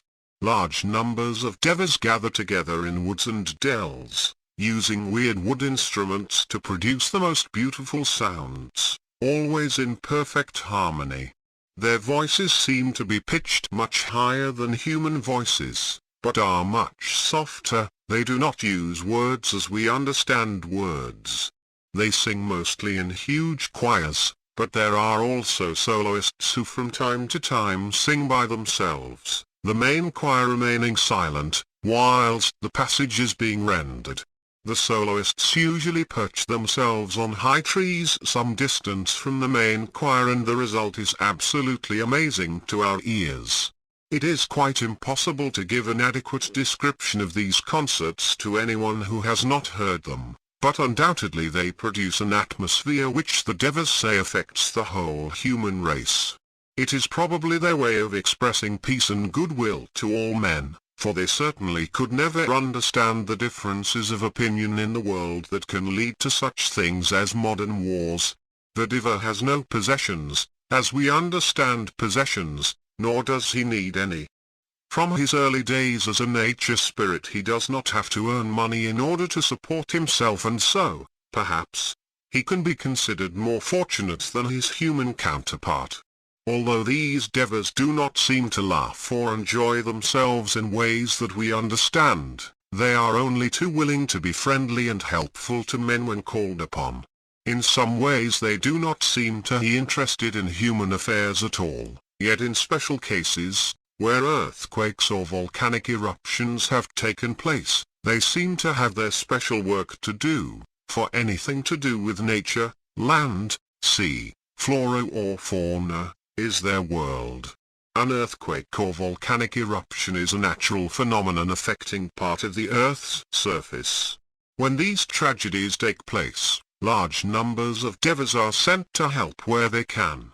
What exactly they do, I cannot tell you, but they certainly have their part to play in the scheme of things, and one day I expect we shall know more about their work than we do today. They also play their part in helping with human emotions. As I have said, bodily illness is quite unknown under astral conditions, but emotional upsets, where people become extremely depressed, occur, for the astral world is the world of emotion and the astral body is our vehicle of emotional consciousness. In such cases, the devas seem to nurse depressed people back to emotional health. They soothe the people and bring them into touch with their divine music, the effect of which on one who is not very happy is very marked indeed. It is not often that one sees a really unhappy individual in the astral world, for the conditions there make it difficult to be unhappy, but there are cases where people are troubled, and the Diva people then act as doctors and nurses in a very effective way. I have given you sufficient to think of. Expect me at 11 o'clock on the following day, when I hope you will have a full account of your experiences ready for me. I leave you now. What a morning! The weather was exceedingly warm and humid, and my Indian friend had talked for longer than he usually does, though what he said has been even more interesting than it has been on the days that have gone before. He is opening up a new vision of life in the world that follows this, which, if true, certainly makes the contacting of that world even more interesting than it was before. Not only am I excited at the prospect of another astral journey, but if this trip turns out to be equally thrilling to the one I had last week, then it will be wonderful indeed. I do not remember having seen Charles since that memorable night, and somehow I have not been in any way worried about this, for now I know that he is all right. The absence of his physical presence worries me no more. I am no longer sad. I feel that at any time I can contact him if the need is great, and also there is the feeling which amounts to a certainty, that he is not gone from us, that he is still very much in the land of the living. What this means to me is difficult to describe in mere words, but I am already beginning to want to talk to other people who are sad for the same reason that I was sad, to comfort them and explain something of this scheme which seems to rule the universe. Perhaps that is one of the reasons why I have been helped, for the urge to pass on this information to others, and have the capacity for giving them proof such as my Indian friend is able to give me, is very strong within me. Possibly one day I shall be able to put my urge into effect. The next evening I went to the cinema, and as it was a thriller, it held my interest for a couple of hours. I went to bed immediately. I returned and tried the trick of imagining a mirror over my bed just before I settled myself for sleep. This time I did get a little result, for at the moment of losing consciousness, I remember finding myself standing in my bedroom, and there, sure enough, was my body lying peacefully on the bed. I remember distinctly starting to open my bedroom door. Even as I put my hand on the knob, I found that I was, as it were, half through the door, and immediately I remembered that doors are no obstacle to the astral body, so I wandered forth.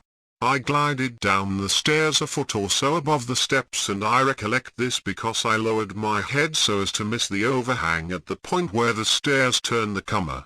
Of course, bowing my head was quite unnecessary, but it was instinctive on my part.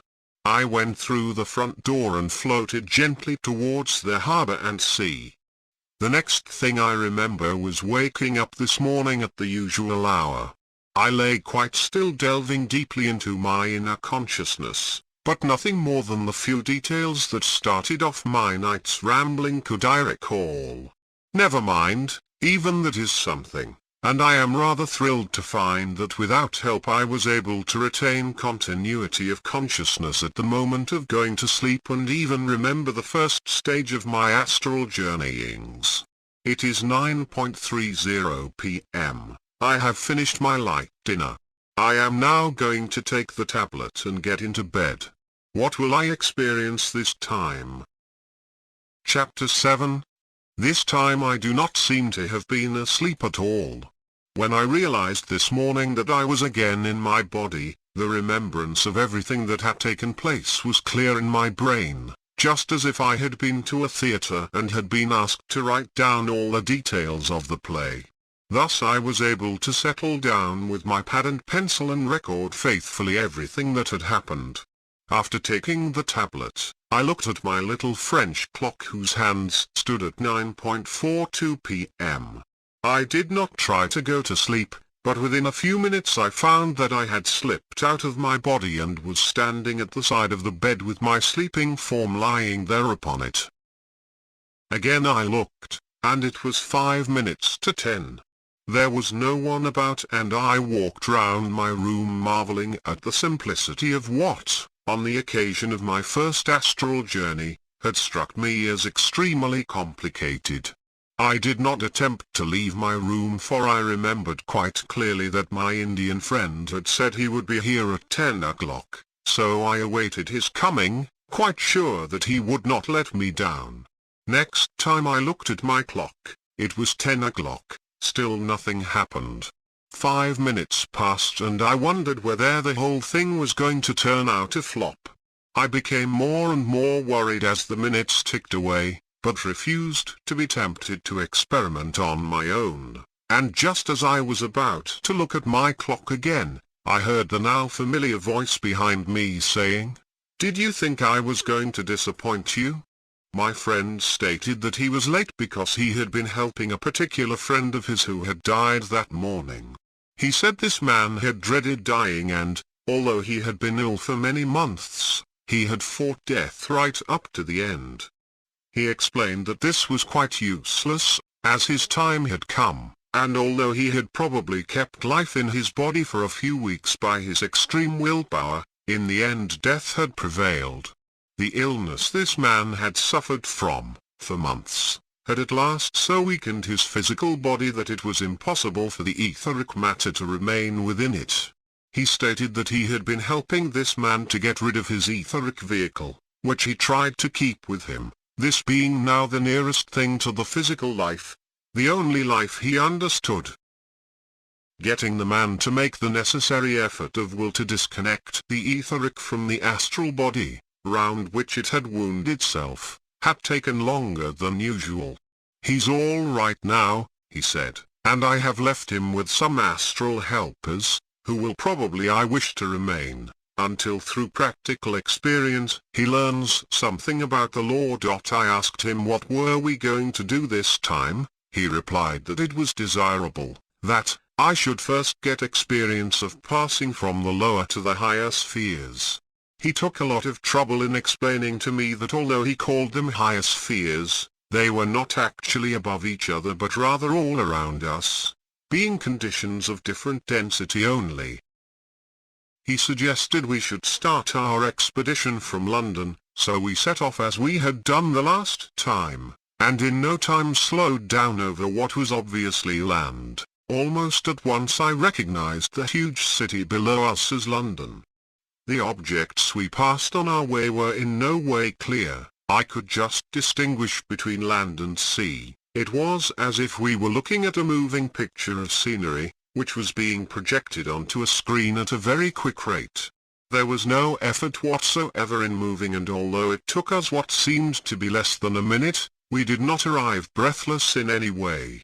We dropped down as before in Hyde Park. I was told that this was the best place to land as, although we were going to Piccadilly Circus, to land that could easily cause me to get frightened owing to the terrific traffic and the possibility of my feeling, quite erroneously, that I might get run over. If I were to get frightened in this way, my fear would be transmitted to my physical body on the bed in Colombo, which would immediately endeavor to attract its owner back to it. The fear having caused me in my astral body to return hurriedly to my natural form of consciousness, I should consequently awake with my heart thumping, probably remembering what I would describe as a beastly nightmare, one which need not resemble the actual facts at all. It might be that I had been run over, and the fright caused by such an imaginary happening could result in unruly beating of my heart, as a fear generally reacts thus on the physical body. As we came to earth I saw the familiar setting I had so often seen in days gone by. It was a sunny evening and there were many people out walking. Children with their mothers or nurses were playing about as usual, and not far off I could see the constant stream of traffic, cars, taxis and buses that passed down Park Lane towards Piccadilly and Hyde Park Corner. I suggested walking down Oxford Street, and although the pavements were crowded with late shoppers on their way home, and shop assistants just released from their day's work, we were in no way hindered. As before, I felt the strange gossamer contact, perceptible every time I was forced to pass through a physical body, and it was quite difficult not to apologize. My friend, who did not like crowds, floated about 2 yards above the heads of passers-by. I soon did the same and we came to earth again in Piccadilly Circus.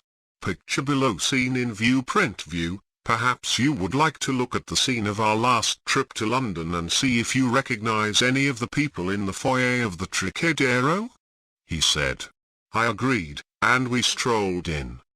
The lounge was just filling up with people waiting for friends, with waiters flitting hither and thither, taking and executing orders. I saw no one whom I knew and no sign of either Charles or Roy Chapman. I wondered if the latter had become bored with the perpetual round of meals and drinks that did not have to be paid for, but I did not ask. My friend beckoned to me and I understood that he wished to go upstairs. I followed without question and soon we were in a corridor which had several doors leading off it. He entered one of these rooms, which turned out to be a bedroom, untenanted. We had of course gone through the door, so needed no key. Now, he said, we had better be on our way.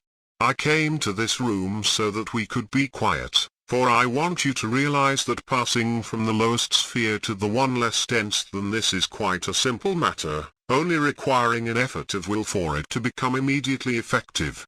I want you to hold my hand and just wish to do what I do. You will not feel anything, but will notice that the scene around you changes gradually. The walls that seem to enclose us in this room will appear to melt, the furniture with which you are surrounded will slowly become vague and misty, and all the time you must let go, so that my will may dominate yours.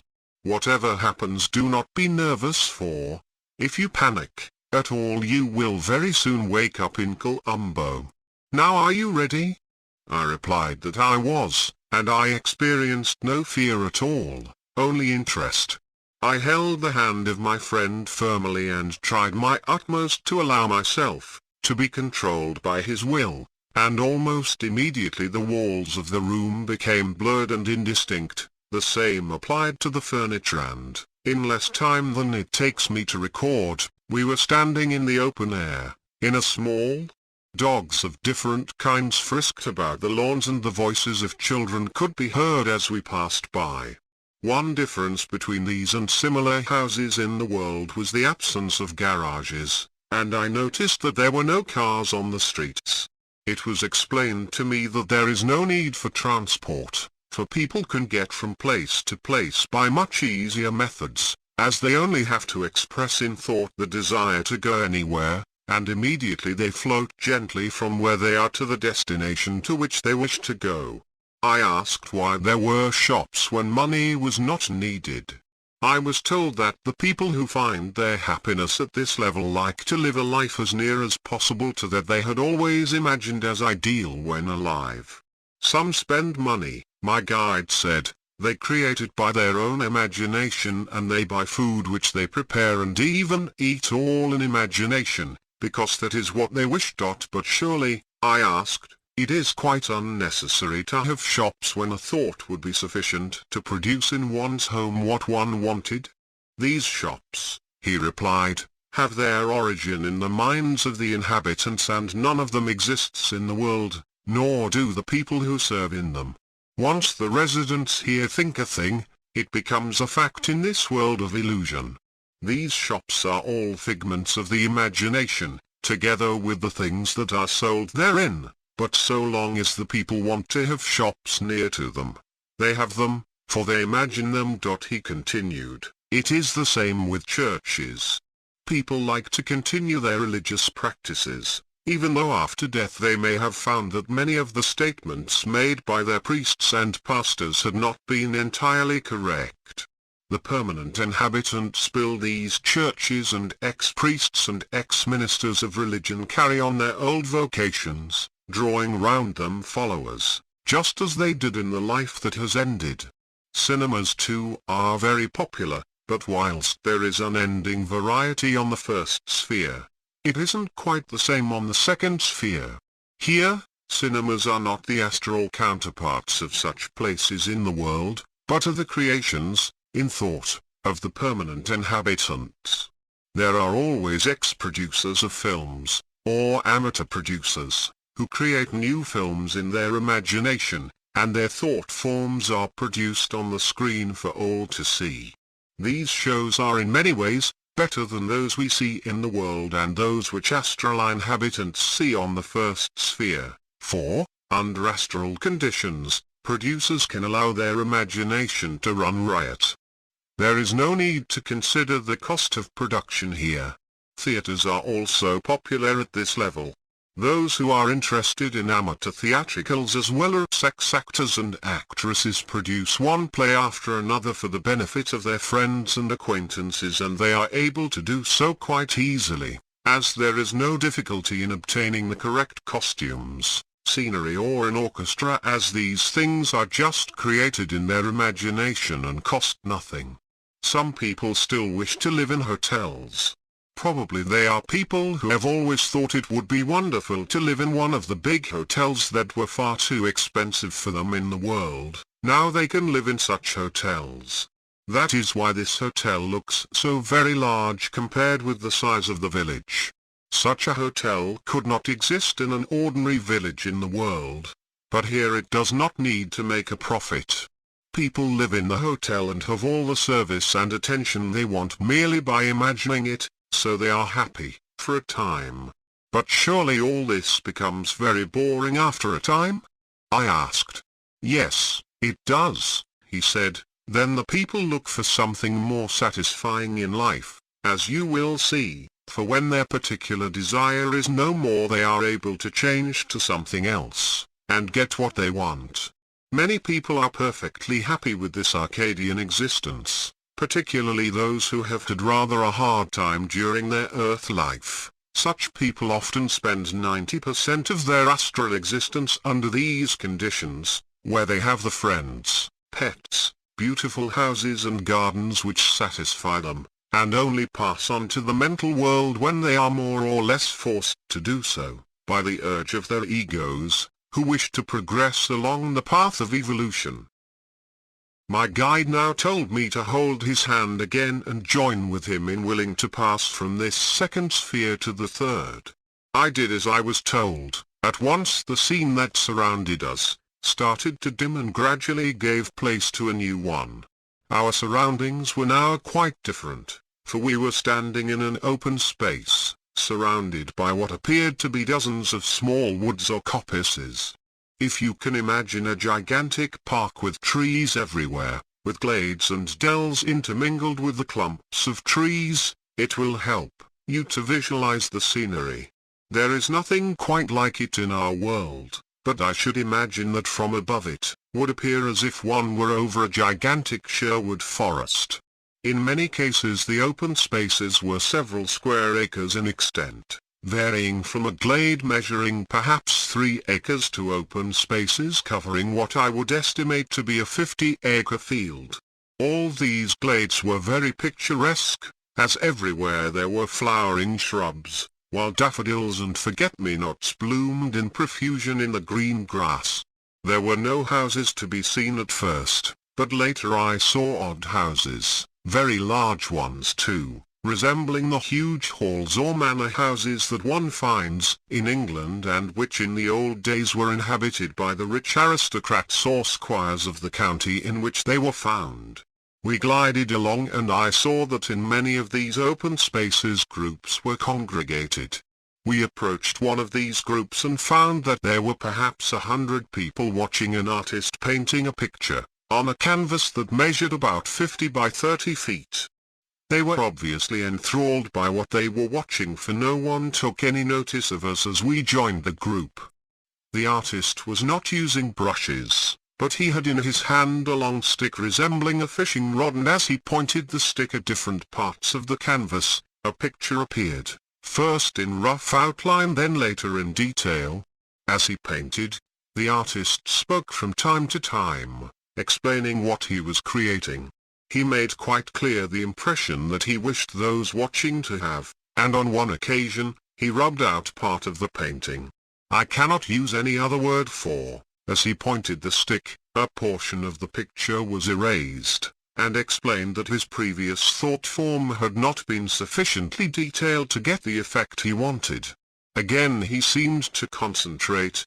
The rod moved up, down and across, a new detail which blended in with the rest of the painting, that immediately took form, and the second attempt at once emphasized the point he had made a minute or so before. I could not understand much of what the painter was talking about, for it was couched in technical terms only comprehensible to a brother artist. I was told that the artist was one of the great painters of the past. My guide stated that an artist would paint because the urge, which made him do so when in the world, continues after death. He does not have to use brushes and paint at this level, because he is able to express himself in color merely by projecting the thought. The fluidic astral matter answers to the thought form and the picture appears, as if by magic, as the thought develops.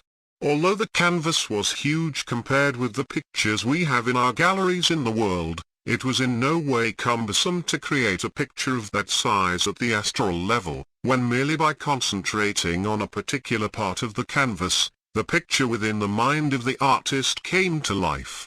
I cannot describe the glorious colors of which that picture was composed, for we have no words to describe the many in-between colors that were used.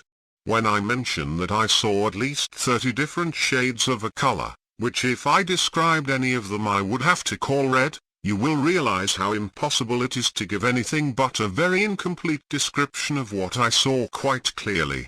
My guide explained that many of the great painters of the past who were still at the astral level, lived in this sphere, and that they spent their lives creating, in the form of pictures, the ideas with which their minds were filled.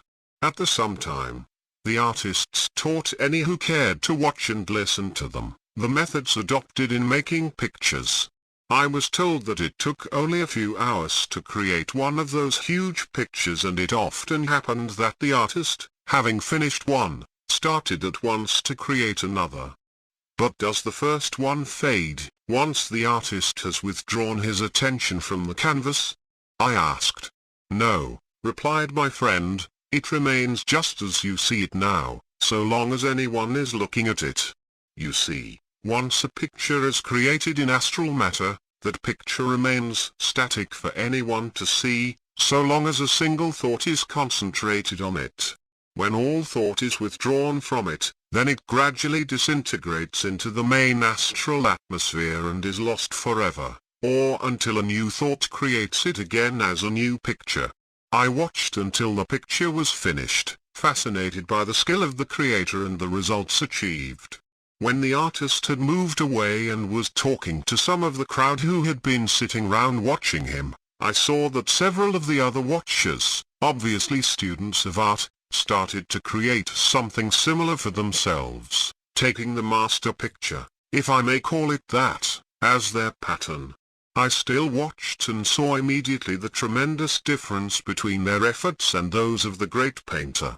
It was explained to me that the reason for such a great difference was the lack of knowledge of the student compared with the knowledge of the master. The students were unable to express in clear thought what they wanted to appear on the canvas, so their results were decidedly amateurish. Obviously the canvas would only exhibit what they were able to express in thought, and I saw very clearly why that was so. Even in the picture galleries of this world, if one looks at a picture, it often happens that one is able to feel something of what the artist has endeavored to express. Such feeling is emphasized 1,000 times at the astral level, and looking at the great painting, I knew without any shadow of doubt what this artist wished to express in color and form. We moved off and saw many groups surrounding individuals doing similar work, but as the country was slightly undulating, it was practically impossible to see any two of them at one time. In one of the valleys where a slowly moving stream trickled along, there was a group seated on its bank, seemingly doing nothing. As we approached, however, I realized that this group was not watching a creative artist, but was producing sounds resembling a beautiful symphony played by one of our world-famous orchestras. I did not hear anything until we got quite close to the group. Then I found that the surrounding air was filled with the most beautiful music I had ever heard. In the center of the group was a man whose face seemed familiar to me, yet I knew that I had never met him in real life. I asked my guide who he was, and he whispered, "That is the celebrated Johann Strauss." At that moment he was demonstrating how the sound of trickling water can be expressed in music. I remembered that it was Strauss who had composed the Blue Danube, and this music seemed to have much of the lilt found in that hackneyed but beautiful waltz. It was even more beautiful still, I should say.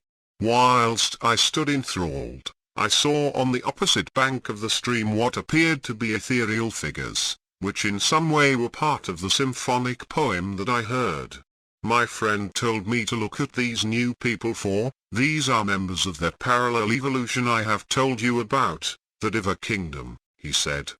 But what are they doing? I asked. And why do they look different from the crowds that are on our side of the stream? It was explained that they looked different because they were indeed different. They are more ethereal, because, being part of a different evolution, their bodies are different and, although made of astral matter, are at the same time less concrete than our astral bodies.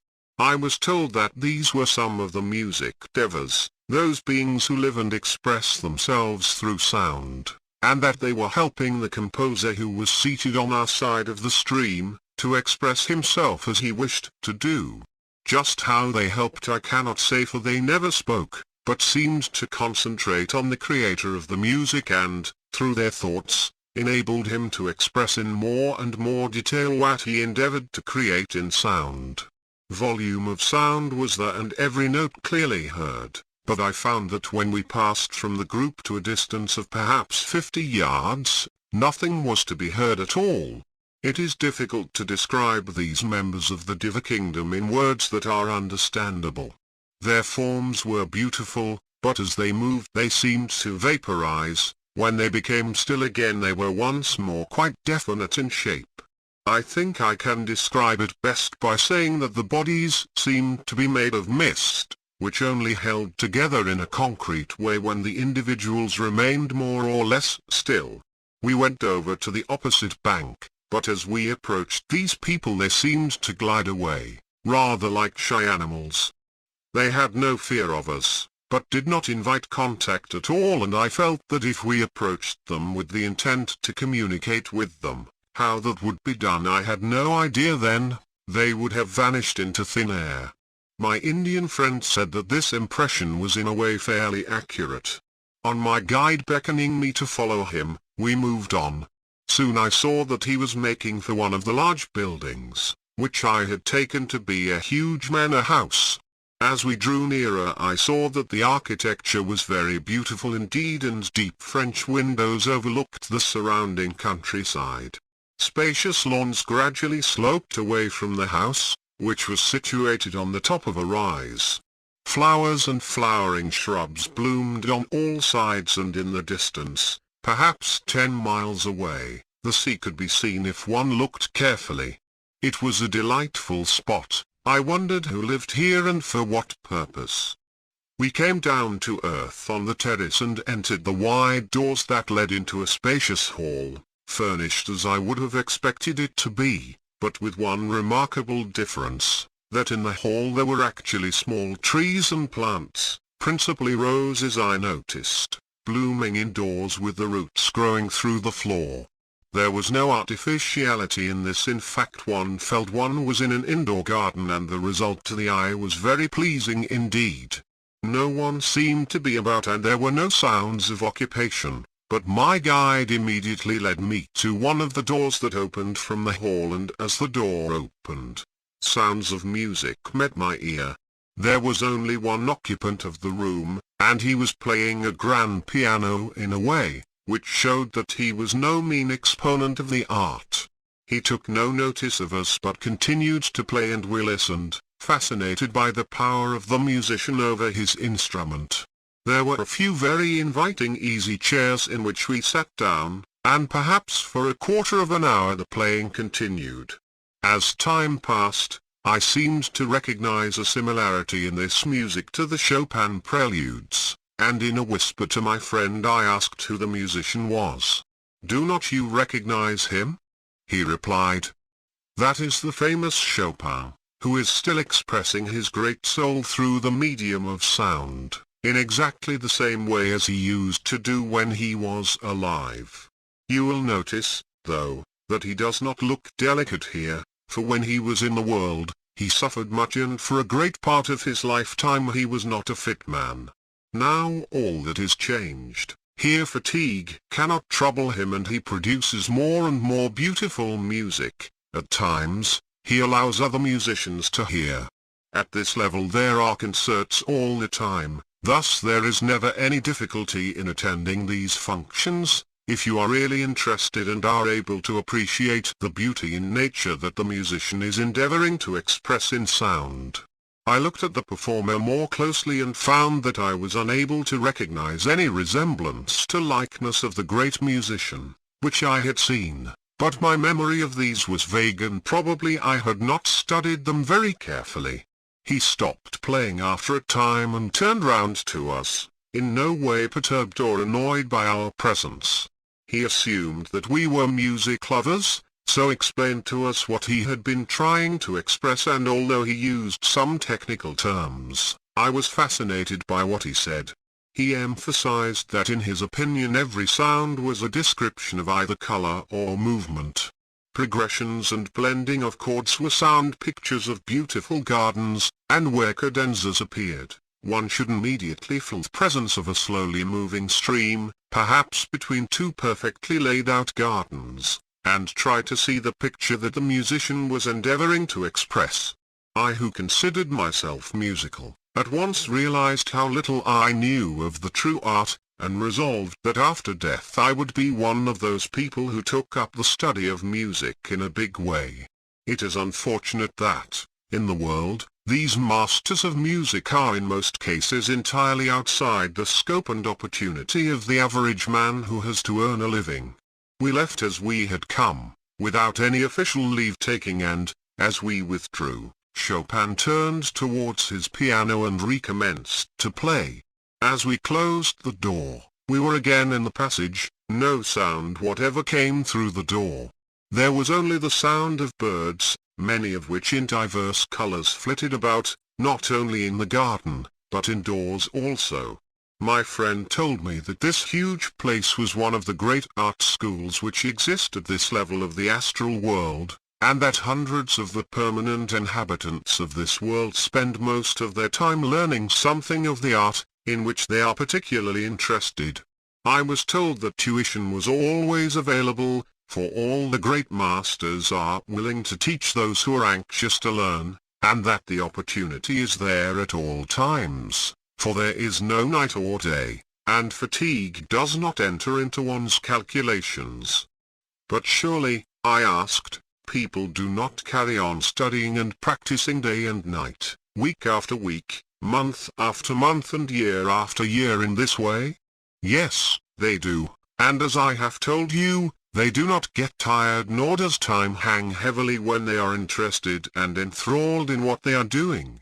If you analyze your reactions at the physical level, you will find that time never drags when you are doing what you want to do. Usually fatigue enters in and you have to stop, even though you are enjoying what you are doing, but here that does not apply, as no one gets tired and there is no time as we understand that term. You do not have to get home for dinner, you have no wife waiting for you, and you have no duties or responsibilities in any way. Those limitations just do not exist at the astral level, so the man or the woman carries on with the work or relaxation that he or she desires, without any thought of how much time can be devoted to that particular form of study or enjoyment.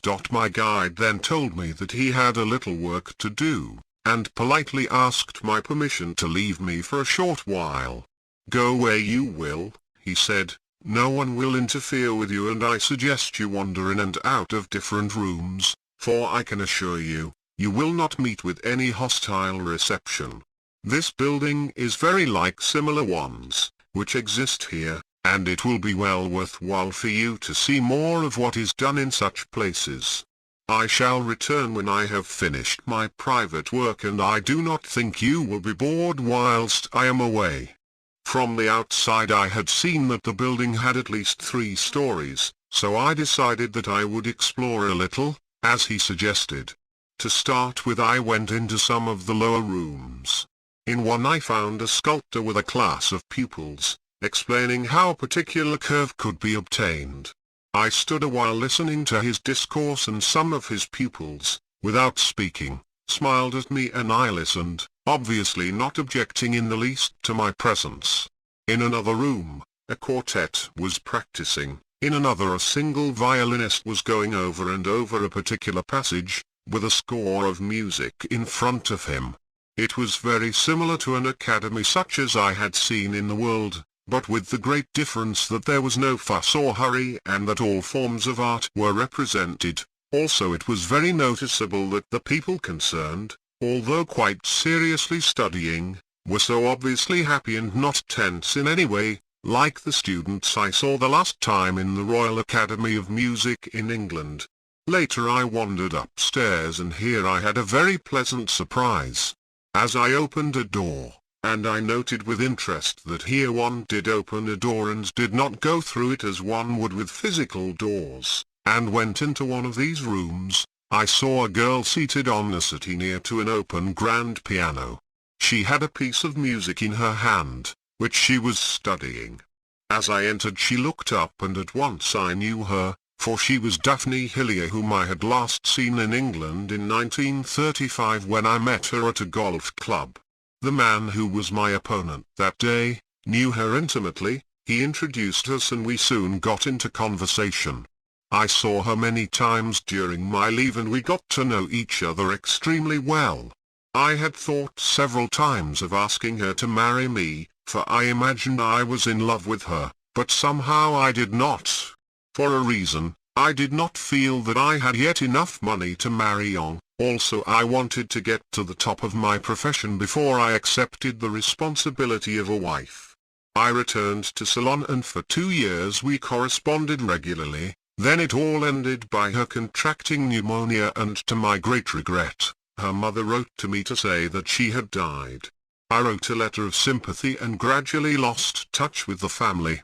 And now, there was Daphne before me, seemingly very much alive and looking just the same as when I had seen her last, but with an even happier expression.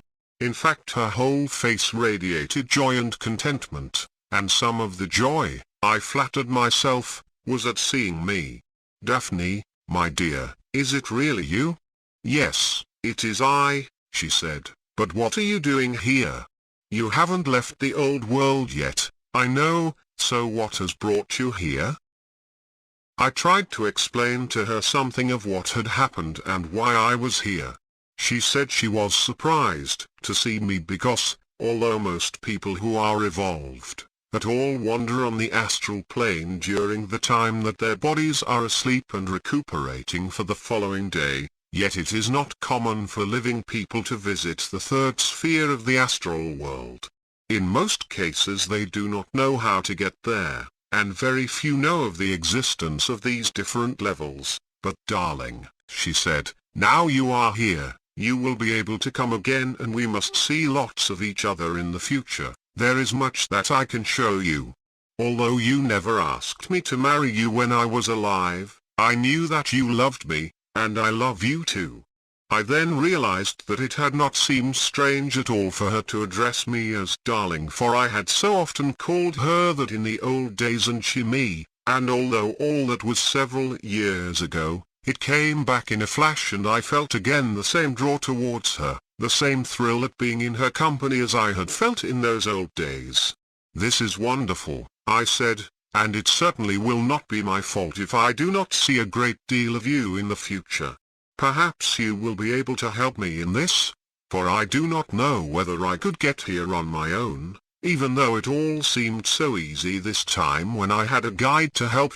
I told her about my efforts in the recent past and how, apart from my first astral journey, I had not yet been able to bring anything through, even though I had tried very hard to do so. In future I shall want to remember what we say and do. I wonder if I shall be able to do that." As I said these words, my Indian friend came into the room. "So you have found each other," he said. "I thought you would, if I left you long enough.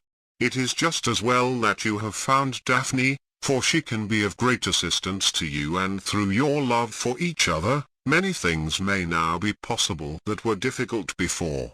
For one thing, you will have a definite contact at this level, which you can concentrate upon as soon as you get out of your body at the moment of falling asleep. Your thinking of Daphne will immediately make itself known to her, for thought is a very powerful thing, and concentrated thought is not bound by different levels of matter, so Daphne, if she will allow me to call her by that name, will know quite definitely when you concentrate your thoughts on her, in just the same way as people know that you want them when you ring them up on the telephone. Daphne cannot easily come to meet you when you get out of your physical body, and are on the lowest or first sphere of this world, but she can be your contact for passing from that first sphere to the third sphere, where you are now, in exactly the same way that holding my hand acted as a contact for you when I told you to will that you passed first from the lowest to the second, and later on from the second to the third sphere.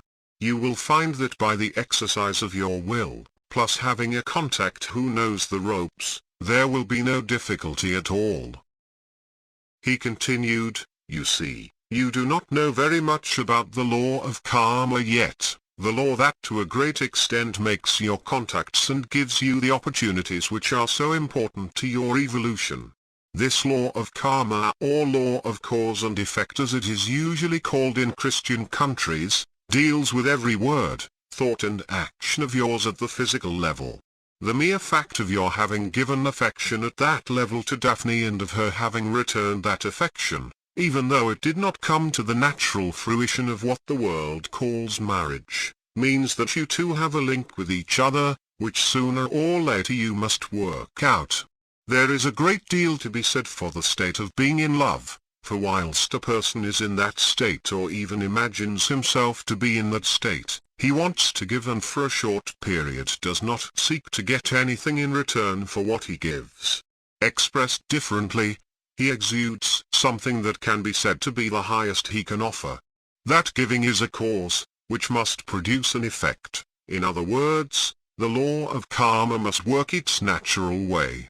A real exchange of love makes an ideal partnership for progress in anything, for each one is only too willing and anxious to help the other in any way possible. So I welcome this contact of yours, and I do not mind admitting that I hoped you would make it. I could not bring you here deliberately, for that would have been interfering with the natural working out of the law of karma I mentioned. Presumably it was your fate to meet again under these different conditions, and it is now up to you both to take advantage of the force of circumstances that has made this linking up possible. How fascinating is the working of God, of fate. Had Charles not been killed, you would not have been so miserable that I was detailed to come and help you. Now, through your efforts to understand something of the evolutionary plan, you have been allowed to meet again a person whom you thought you had lost forever, or lost for the remainder of your physical life. I cannot guarantee that on a morning following a joint astral plane expedition, you will always recall all your experiences, for the development of a perfect memory, covering what you do when you are out of your physical body, requires much practice, and so far you are only a very young pupil. I shall help you to remember what you have seen tonight, and when you write out your report of the night's happenings, you will realize how important it is to bring back into the physical brain cells the result of your wanderings. You will probably make a great effort in the future, which will gradually enable you to have the continuity of consciousness that is so essential. The mere fact that you have found someone in the astral world whom you were fond of in the physical world, will encourage you to make Herculean efforts to overcome your limitations. Daphne can help you a great deal, too, for having lived at this level for some years, she knows the power of thought. She knows too what can be done at the astral level and what cannot be done there. If you continue your efforts to remember what you do whilst out of your physical body at night, you will be able to carry on a second existence, as it were a life which you lead only when your physical body is asleep.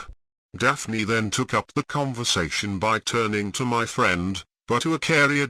She said, "As you say, I can be of great use to Henry now. Why was here you two? Do you know each other?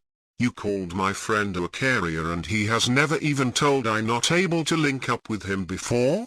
I tried so hard after I came to this plane, but even in the early days, when I was living on the first sphere of this world, I did not seem to be able to make any impression on him."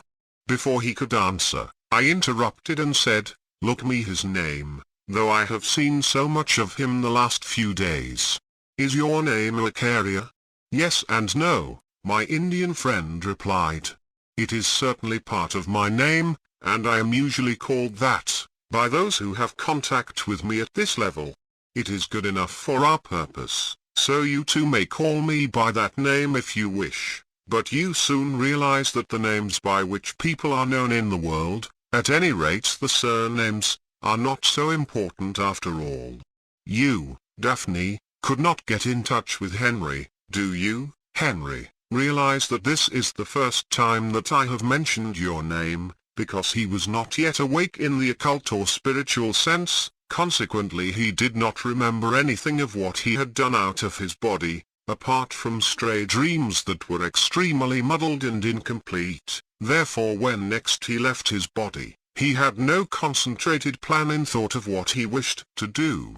You talked to him, I know, but as you say, he did not seem as interested as when you talked to him in the physical world, when you expected him to remember what you had talked about a few nights previously. He seemed vague and dull. That was because he was not awake. It required some great tragedy, such as the death of his well-loved brother Charles, to make him clamor for light, for occult knowledge. There had to be a crisis, for through this, the urge to know is born. What a man really wants he can get, providing he is willing and eager to work.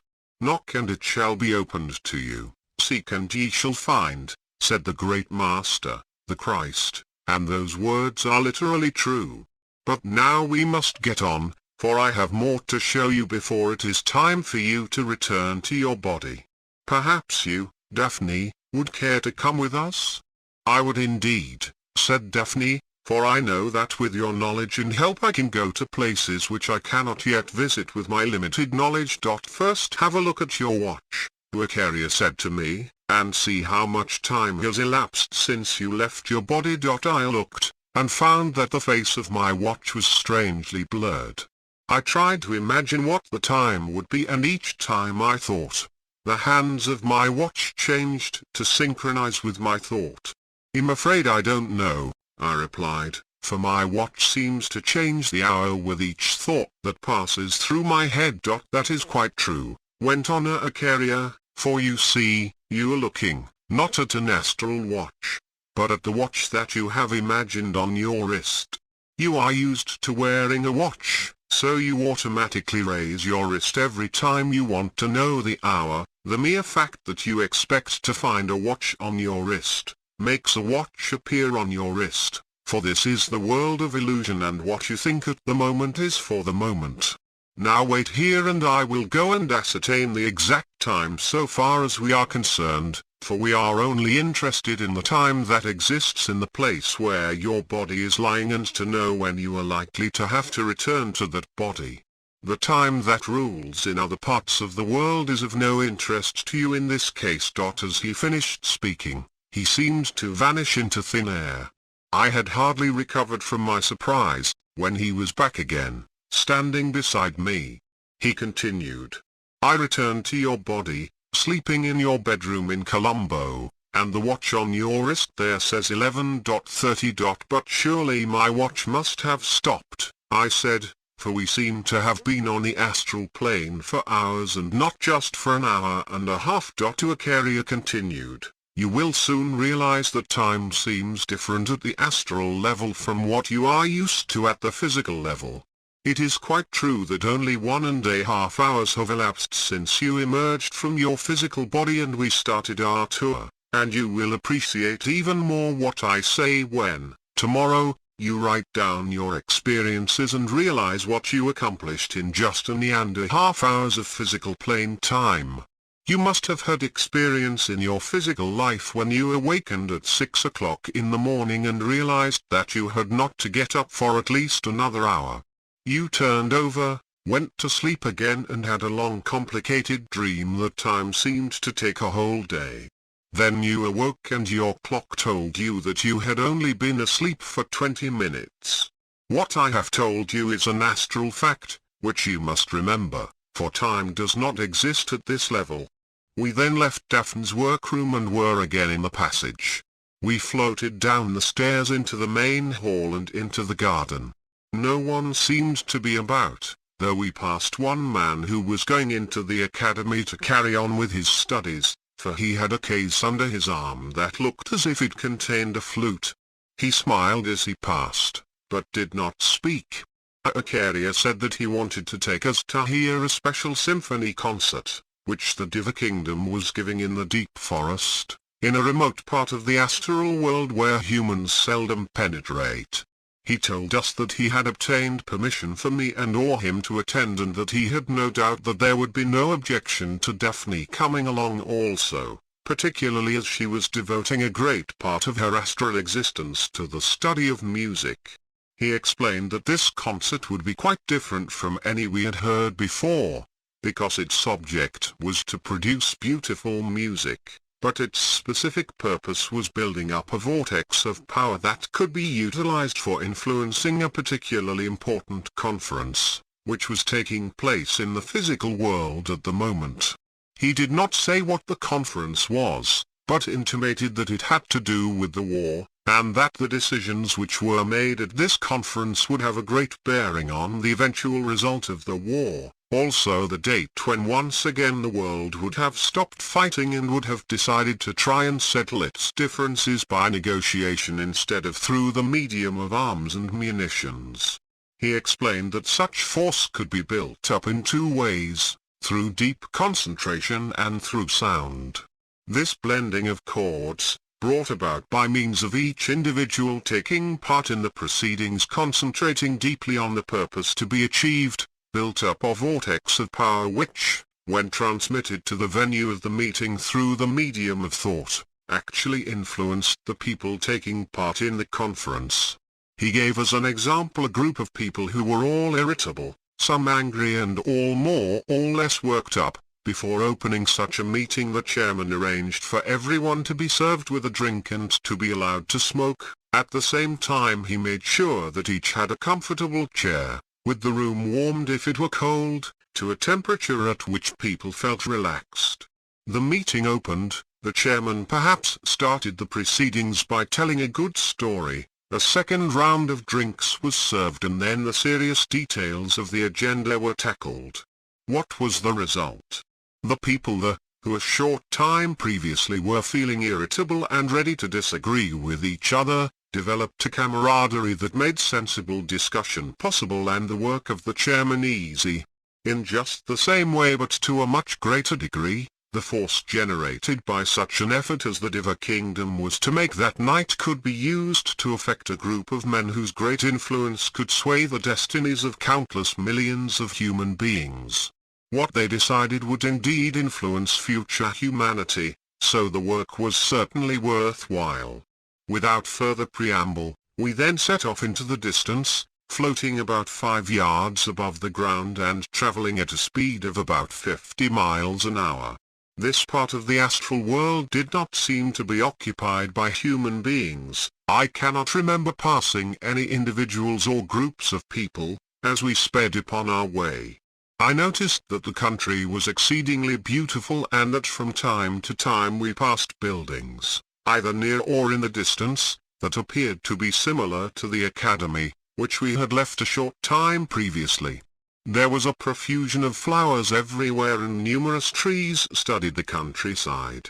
Here and there I saw dense wooded patches of country, but we were traveling too quickly to notice anything significant about them. I think Acharya did most of the talking and as far as I remembered he described the country through which we were passing, but my mind was so full with the wonders of my journey and what was still in store for me, that I cannot remember anything particular to record. After traveling for what seemed like 10 to 15 minutes, I saw ahead of us what appeared to be a dense forest and I remember Acharya pointing out this landmark when we approached it, as the end of our journey. We did not however come to earth at the beginning of the forest, but floated some few feet above the tops of the trees for perhaps 3 or 4 miles. Then, our progress having slowed down to something approaching a walking pace, Acharya led us through an opening in the trees, where I observed there was a most beautiful open glade in the form of a rough circle the diameter of which was possibly 50 yards.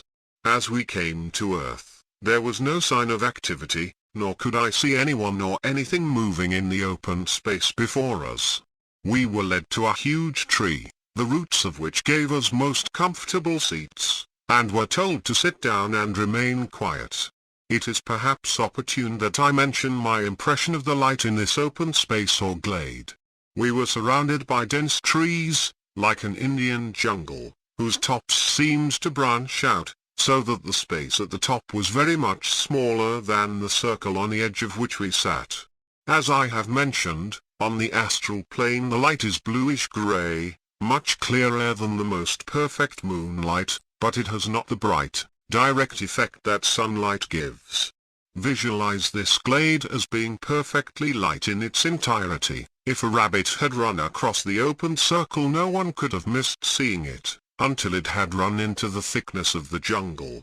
We therefore had perfect vision of everything that took place, and at the same time were surrounded by dense forest into which little or no light penetrated. After sitting there for some minutes, I noticed a group of little men, like dwarfs, emerge from the forest on my extreme left, where they seated themselves cross-legged in a semicircle. As far as I can remember, there were about 10 of them, and each one carried with him an instrument, which looked like a cross between a kettle drum and a tom-tom. I noticed they were dressed in little brown suits, with tiny shoes and caps made of a vivid green material, far brighter than the foliage of the trees. Their features appeared to be those of middle-aged men, varying from 40 to 70 years of age, judging by Earth standards. Those of you who have seen Walt Disney's film of Snow White and the Seven Dwarfs will have quite a good idea of the appearance of these little men. They did not speak or make any sound. Soon afterwards a group of much taller people emerged from the forest, both male and female, an entirely different race. They appeared to be nearer to the human type, but were definitely ethereal in appearance. The female members of this group were girls whose ages might have been from 18 to 25, all had long hair either hanging free or tied with a blue or green ribbon.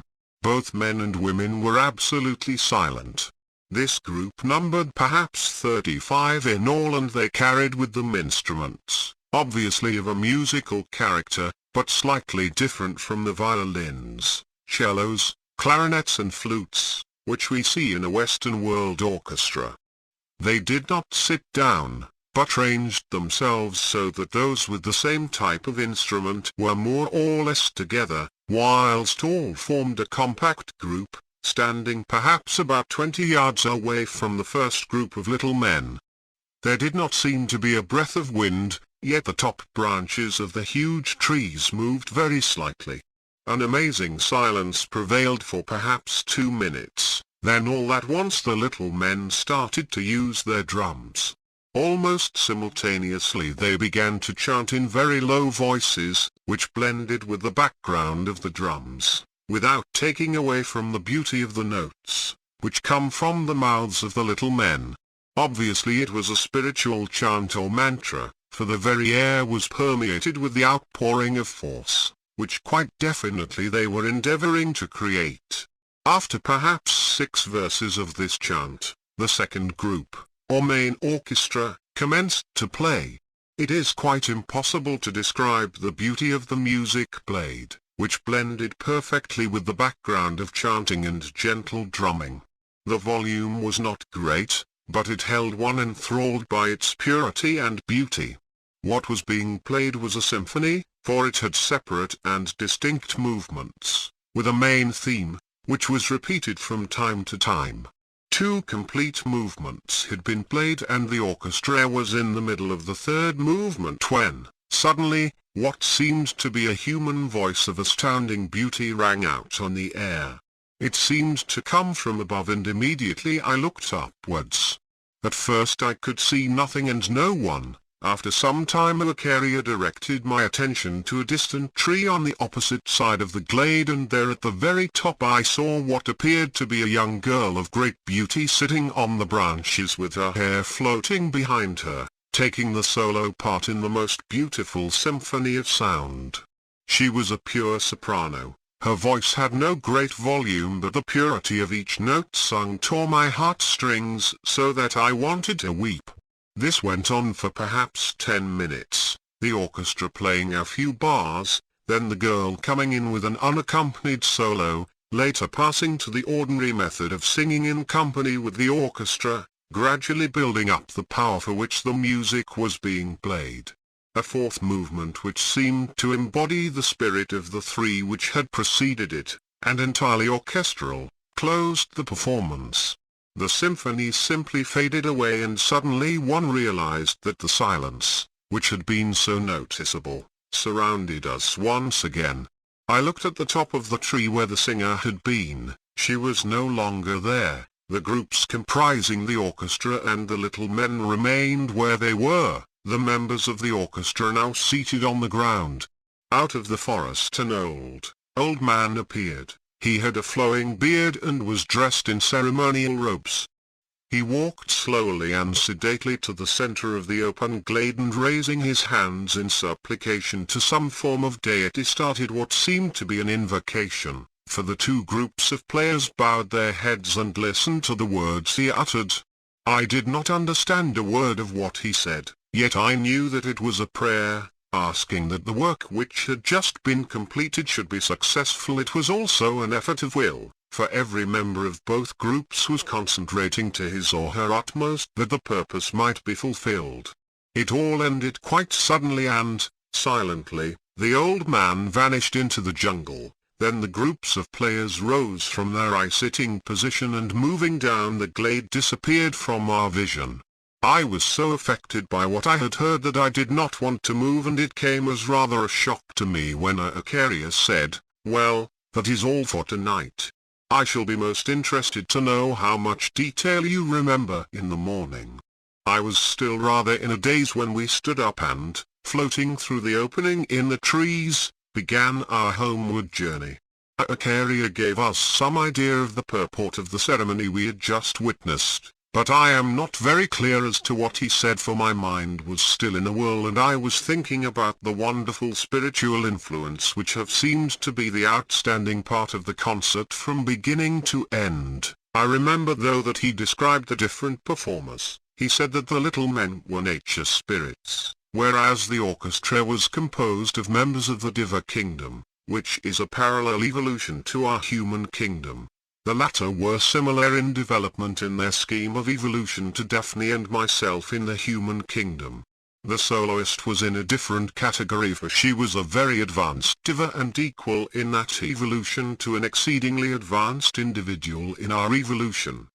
The old man could be described as a priest, for he was dedicated to the priestly functions of that evolution and evolved through them, in a way very similar to that which happens in the human kingdom.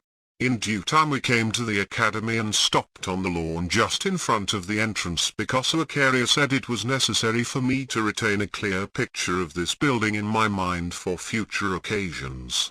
I asked Daphne how I could find her again, presuming that I was able to get as far as this building by my own efforts. Acharya replied for her that I could usually be sure of finding Daphne in the same room that she had occupied when I first met her, for, as there is no overcrowding in the astral world, most people can retain a particular working place for themselves. He however suggested to Daphne that she should show me the little cottage where she lived. Daphne was delighted at the suggestion, and asked us to come and see it.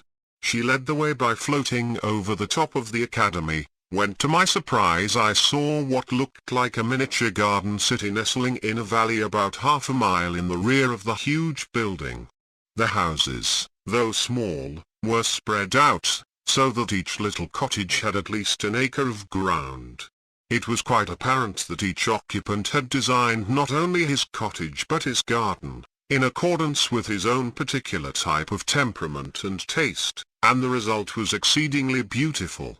There were cottages which might have been transplanted from any of the beautiful rural districts of England, others reminiscent of small villas in the south of France, others purely Italian in type, whilst I noticed at least two built to resemble Eastern temples.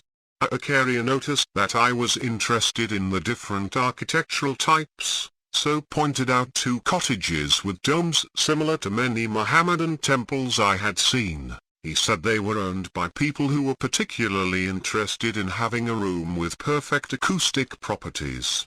Although I could have gone on gazing at this most wonderful sight, I sensed that Daphne was anxious to show us her home, so, with her leading the way, we walked along a rustic path for perhaps 200 yards. She led us through a gate into a garden, which was a veritable blaze of color.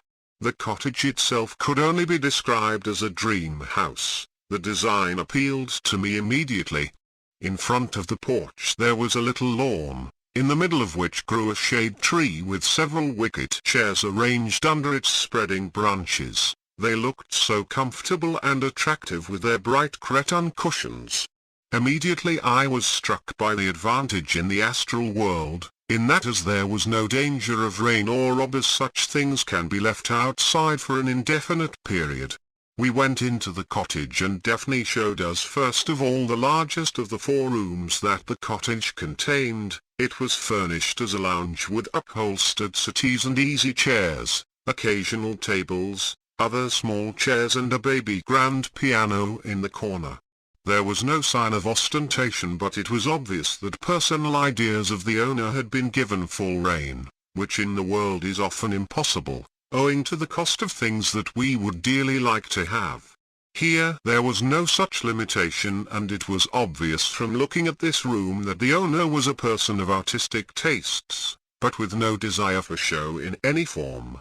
There were several large windows, stretching almost the full length of the lounge, and the clear astral light which came through them brought out the beautiful blending of the colors in the tapestry that covered the chairs and settees, and the colors of the Persian carpet that blended so harmoniously with the tapestry, upholstery and curtains. I realized that perfection was very easy to obtain at this level, if one had the right ideas. In the world one might search for years and then not find a Persian carpet that blended so perfectly with the other colors used in the decoration of the room. The walls, which were an ivory color, were bare but for a couple of etchings and 1 or 2 delightful watercolors. It was a room in which one wanted to sit. It looked like a home and not a room for show. From just walking through the rooms, you realized the type of occupant who lived there, and I could well understand Daphne wanting to show us her home. The second largest room was furnished as a bedroom, a very typical woman's bedroom, with a divan in one corner and all the other details of furniture which one usually finds in a perfectly furnished room of this type. I was surprised that a bedroom should be necessary in the astral world, where sleep is not part of the ordinary routine of life. Daphne explained that, however, by asking me whether there were not occasions when I felt a desire to relax in a reclining position, merely to think or to read.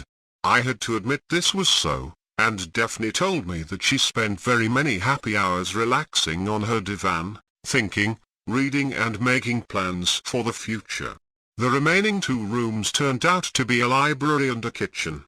The library was furnished with the same comfort and artistic taste as the other 2 rooms, bookcases filled with books all bound in beautiful Russian leather completely covered 2 sides of the room. The mere look of the volumes invited one to sit down and peruse their contents. The kitchen was furnished with all modern appliances, and although I had imagined a kitchen would be unnecessary here, Daphne said she still enjoyed making snacks for parties. Acharya again remarked that habits die very slowly in human beings, and usually many years of existence in the astral world passed before these habits were entirely eradicated and forgotten. I should have liked to remain here for a much longer time, but I could see Acharya was beginning to feel that the time was ripe for us to be on our way. I made one last request, and that was to spend a few minutes in the garden. It was very delightful wandering among the flower beds, testing the scent of particular flowers and finding in each case that it was exactly the same as those flowers in the world, but perhaps a little more pronounced. Acharya commented on this point by saying that I should only be able to recognize a particular scent if I knew what to expect. For example, if there were a flower which I had never seen before and whose scent was unfamiliar to me, I would only smell what I imagined the scent to be, judging entirely from its appearance, whereas the real scent might be quite different from my imagination. Daphne saw us to the gate, where we wished her au revoir. I assured her that I would most certainly return to visit her, if I were able to find my way. We floated into the air again over the top of the Academy building, coming to earth once more at the foot of the rise on which the I-building stood. Acharya again told me to impress the outline of the building on my inclination so that I could make a perfect thought form of it at any time that I was trying to reach it. This I did. Acharya then told me that it was time to return to my physical body in Colombo and that the machinery necessary to effect this transfer was the same as we used when reaching this sphere of the astral world. He told me not to worry about it, but simply to make an effort of will and endeavor to make a thought form of the lawn outside my bungalow in Colombo.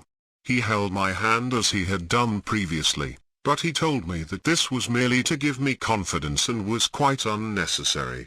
I started to concentrate with all my might, and as I did so, I noticed that my surroundings immediately became blurred, and although there was no actual wind resistance noticeable, I had the feeling that I was moving through space.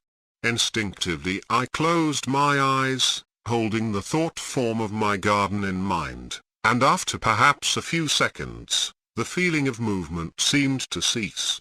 On opening my eyes, I saw Acharya standing beside me on my own lawn outside my bungalow in Colombo, smiling at my obvious surprise. We immediately entered the bungalow through the locked front door, went up the stairs and through the door of my bedroom. It no longer amazed me that neither of these doors offered any resistance. Sure enough, my body, which I had left so many hours previously, was still lying asleep on the bed, but it seemed to show some slight signs of restlessness, which Acharya explained was the normal reaction of a body when the time approached for awakening. He said I would awake in a very short time and emphasized the necessity for me to sit down and record immediately the details of the happenings of the night that had passed. He placed his hand just above the top of the head on my body and appeared to concentrate upon the brain cells, so that they should give me the necessary assistance in remembering. I do not remember saying goodbye to Acharya, not have I any recollection of his leaving the room, for within a few seconds I felt the urge to return to my body very strongly within me and, with the slithering movement which I had noticed on a previous occasion, I slipped into it again and at once was wide awake. Thank heaven, the memory of the night's happening was still with me, so I immediately got out of bed, put on a dressing gown and moved over to my desk to commence the record of my journey. It was 5:45, and I found it necessary to switch on the electric light, as it was not light enough here for me either to write or use my typewriter. The report has taken a considerable time to complete, but as I had carefully arranged beforehand that I was not to be interrupted, I was able to finish it in peace and without any outside distractions. Having breakfasted, I read through my report to make sure I had not forgotten anything.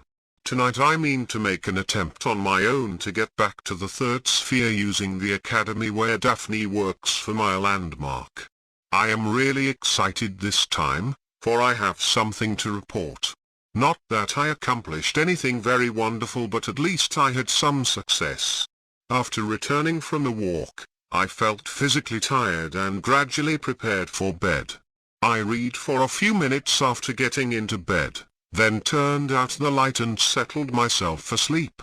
I still remember so clearly what my body looks like lying on the bed that it was no longer necessary for me to visualize myself in a hypothetical mirror, as I had been taught to do in the early days.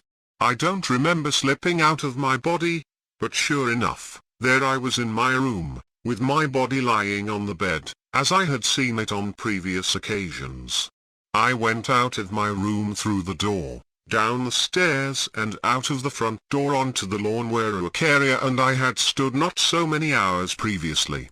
It could only have been about 10:30, for there were still people about, walking and driving along the road. I realized that what I was seeing was the astral counterpart of the cars and of those people, and that I was actually on the lowest or first sphere of the astral world. Now to make my attempt to get away from that first sphere, up to the third sphere where Daphne is living.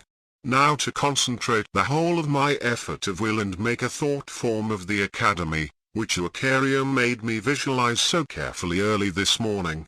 I closed my eyes and used every ounce of willpower that I possess and, sure enough, the feeling of movement without any wind resistance was the same. I kept the thought form of the academy very clearly in my mind, willing myself to reach the spot, and all at once I seemed to feel the sensation of movement had ceased and I opened my eyes. Thank heaven, it done it. There stood the academy on the top of the hill, just as I had seen it last night. My excitement was almost too great to bear.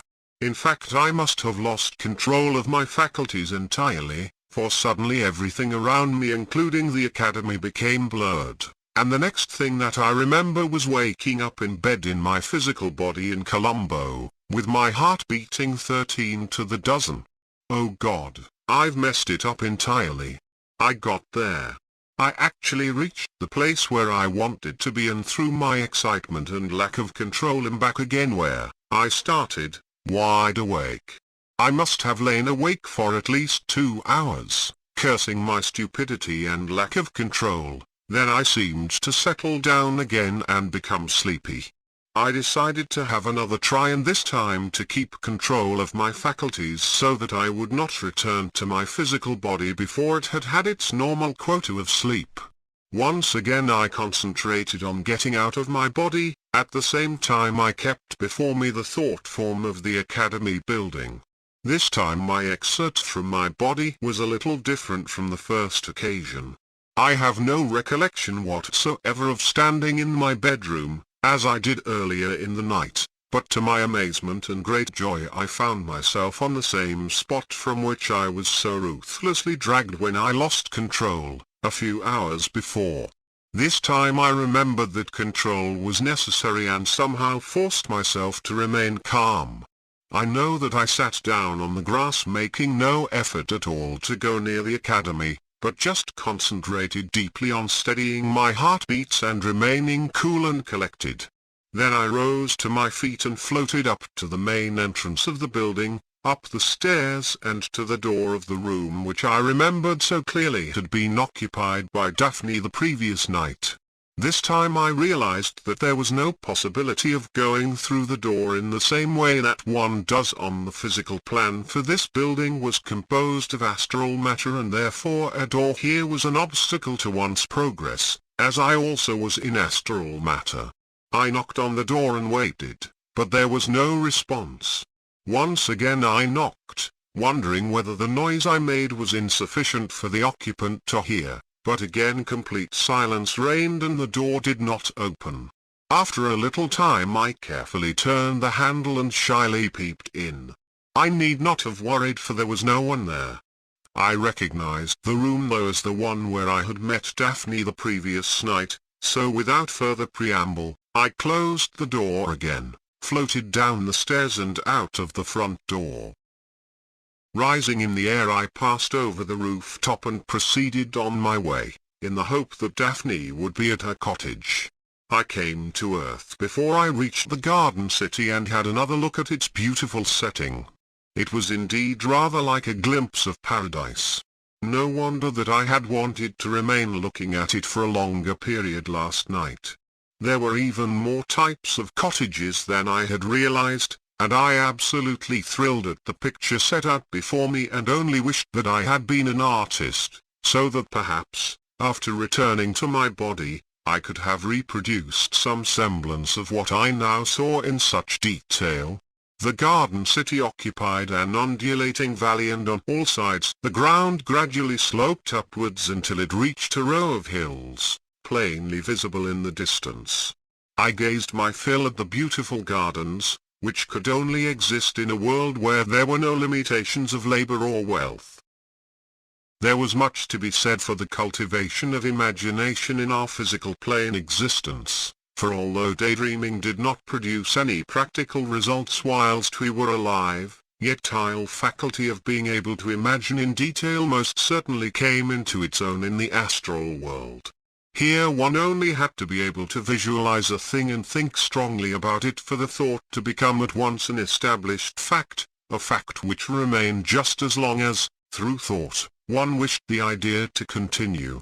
Happy people indeed, and the thought passed through my mind that, now I knew a little more of what might be in store for me, I would not fret if I were told that soon it would be my turn to leave the physical world, What I had seen and knew, made me realize that it is always possible for people who have left the world to be happy, if they really desire happiness. My last thought before an unforeseen interruption occurred was, how easy it was to form a picture in one's mind of almost every occupant of the bungalows.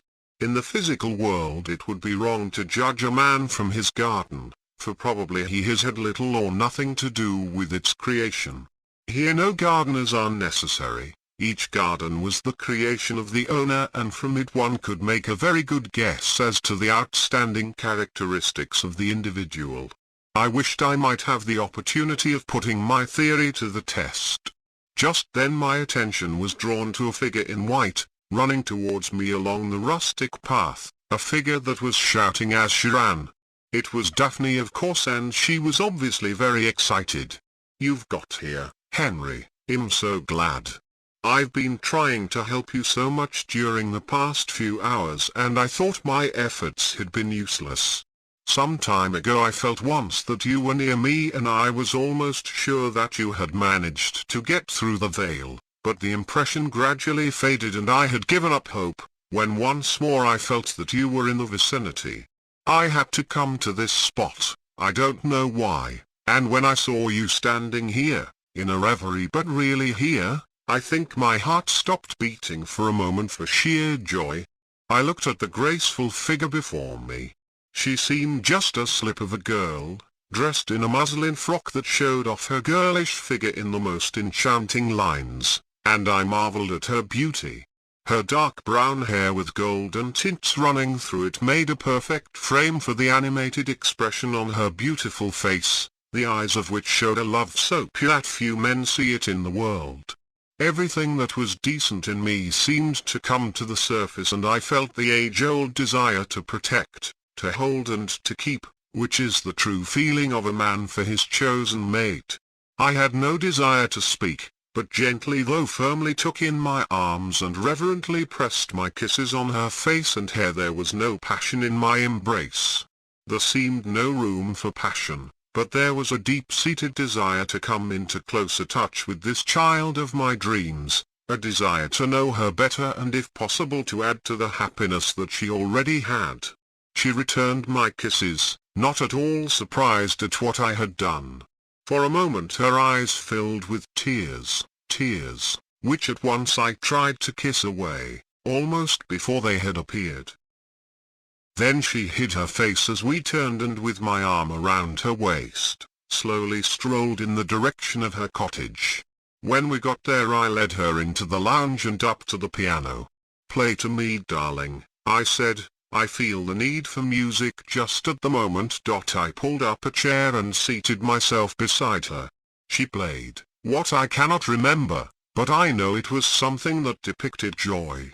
I leaned back, closed my eyes in sheer ecstasy, and for a few moments realized the peace that past understanding, which, once felt, makes any other sensation empty and imperfect. I don't know how long we talked, but I remember I told her all about my misery after Charles was killed and how Acharya came to me, also my experiences up to the evening before, when with his help I met her again. We decided that although we were divided by the two of us living at different levels of consciousness, which made an ordinary life together impossible, we would create a life together, with things as they were, and prove that death was in no sense a barrier either to progress or happiness. We both felt sure that our regard for each other must enable me to pierce the veil whenever necessary, and that I would come to her, even though she could not come home. She told me something of the people who lived in the valley. Many of them were friends of hers, whom she wanted me to meet. She explained that people at this level linked up together, where their interests were similar, but that there was no marriage in the ordinary sense of the word. People there were known by names, but they were Christian names or nicknames, never surnames. She gave me instances of some of them, mentioning that one girl who was always smiling and happy was known as Sunbeam. Another who always dressed in blue was called Bluebell, whilst a man who made his life their one long effort at helping other people was known as the Doctor. I said I would look forward to meeting these friends of hers, but how would they take to me, to one who could not belong in the ordinary sense of the word? You will see, she said, at this level you only see the nice side of people, for there are few petty jealousies such as we have in the world. Everyone can have whatever the other person has, if he or she wants it, merely by making a thought form to that effect, so any striving to live up to the standards of others is unnecessary. People here become themselves, and you will soon realize, when you know them as they really are, that the old saying there is so much good in the worst of us and so much bad in the best of us is proved to be very true. I hadn't the slightest idea how long all this conversation had taken, but I remember I began to feel a stirring within me, which told me quite plainly that my body had had its quota of sleep. I had just time to bid Daphne goodbye when without further warning the walls of the room in which we were sitting seemed to melt into a mist which instantly evaporated, and again I felt that sensation of moving through space. At once I was awake in my body in Colombo. There was no halfway break on this occasion. I didn't find myself in my bedroom with my body lying on the bed in front of me. I was wide awake and looking at my watch. I saw that it was 7 o'clock and the sun was shining into my room. At once I got out of bed, almost rushed to my desk to start my report of the night's happenings, and now I have finished. It is 10 a.m. and I have just time to shave, bathe and have some breakfast before I may expect to Acharya. I wonder what his reaction will be to all I have to show him. Will he be pleased at the progress his pupil has made? Or will he tell me that this is just a flash in the pan, that it is unlikely I shall be able to travel alone in the future, and that much more hard work and study are necessary before I can wander without guidance? I shall know very soon. The picture of Daphne is still very real. Perhaps I missed my happiness by not marrying her in England when I had the chance. I don't know, but I have no regrets.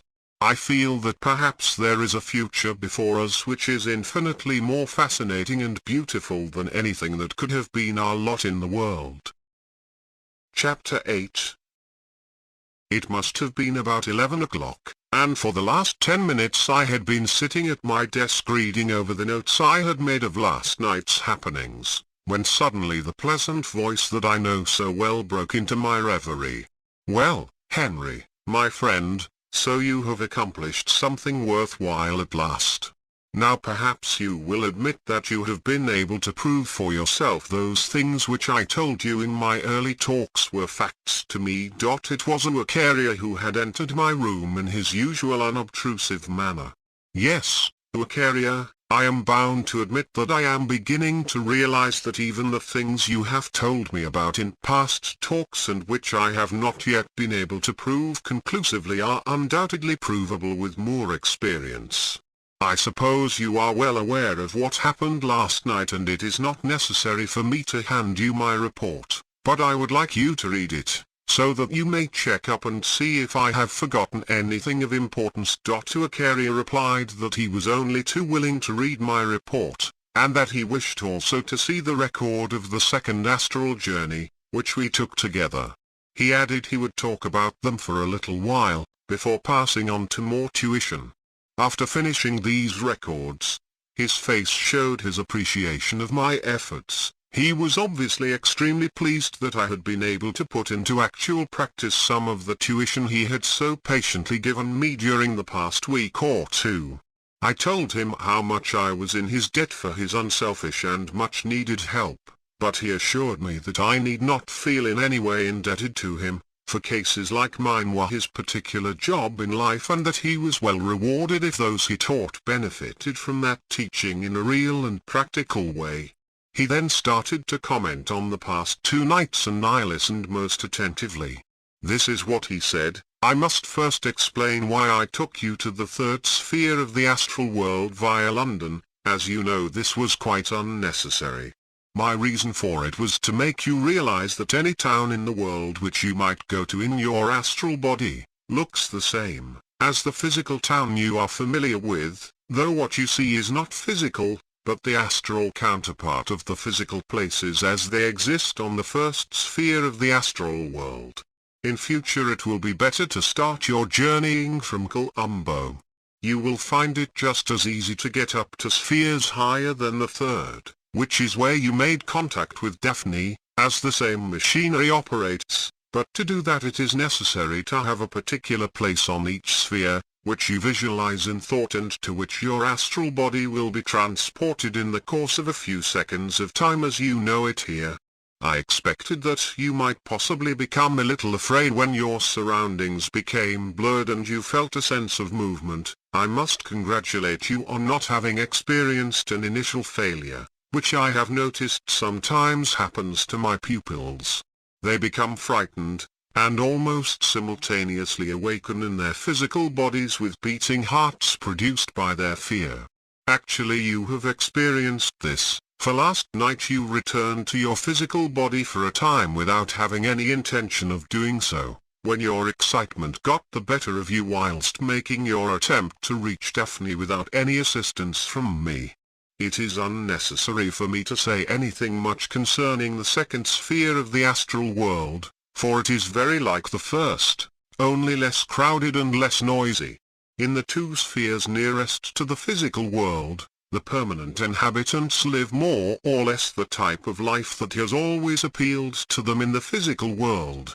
In most cases such people do not remain there for the whole of their astral existence.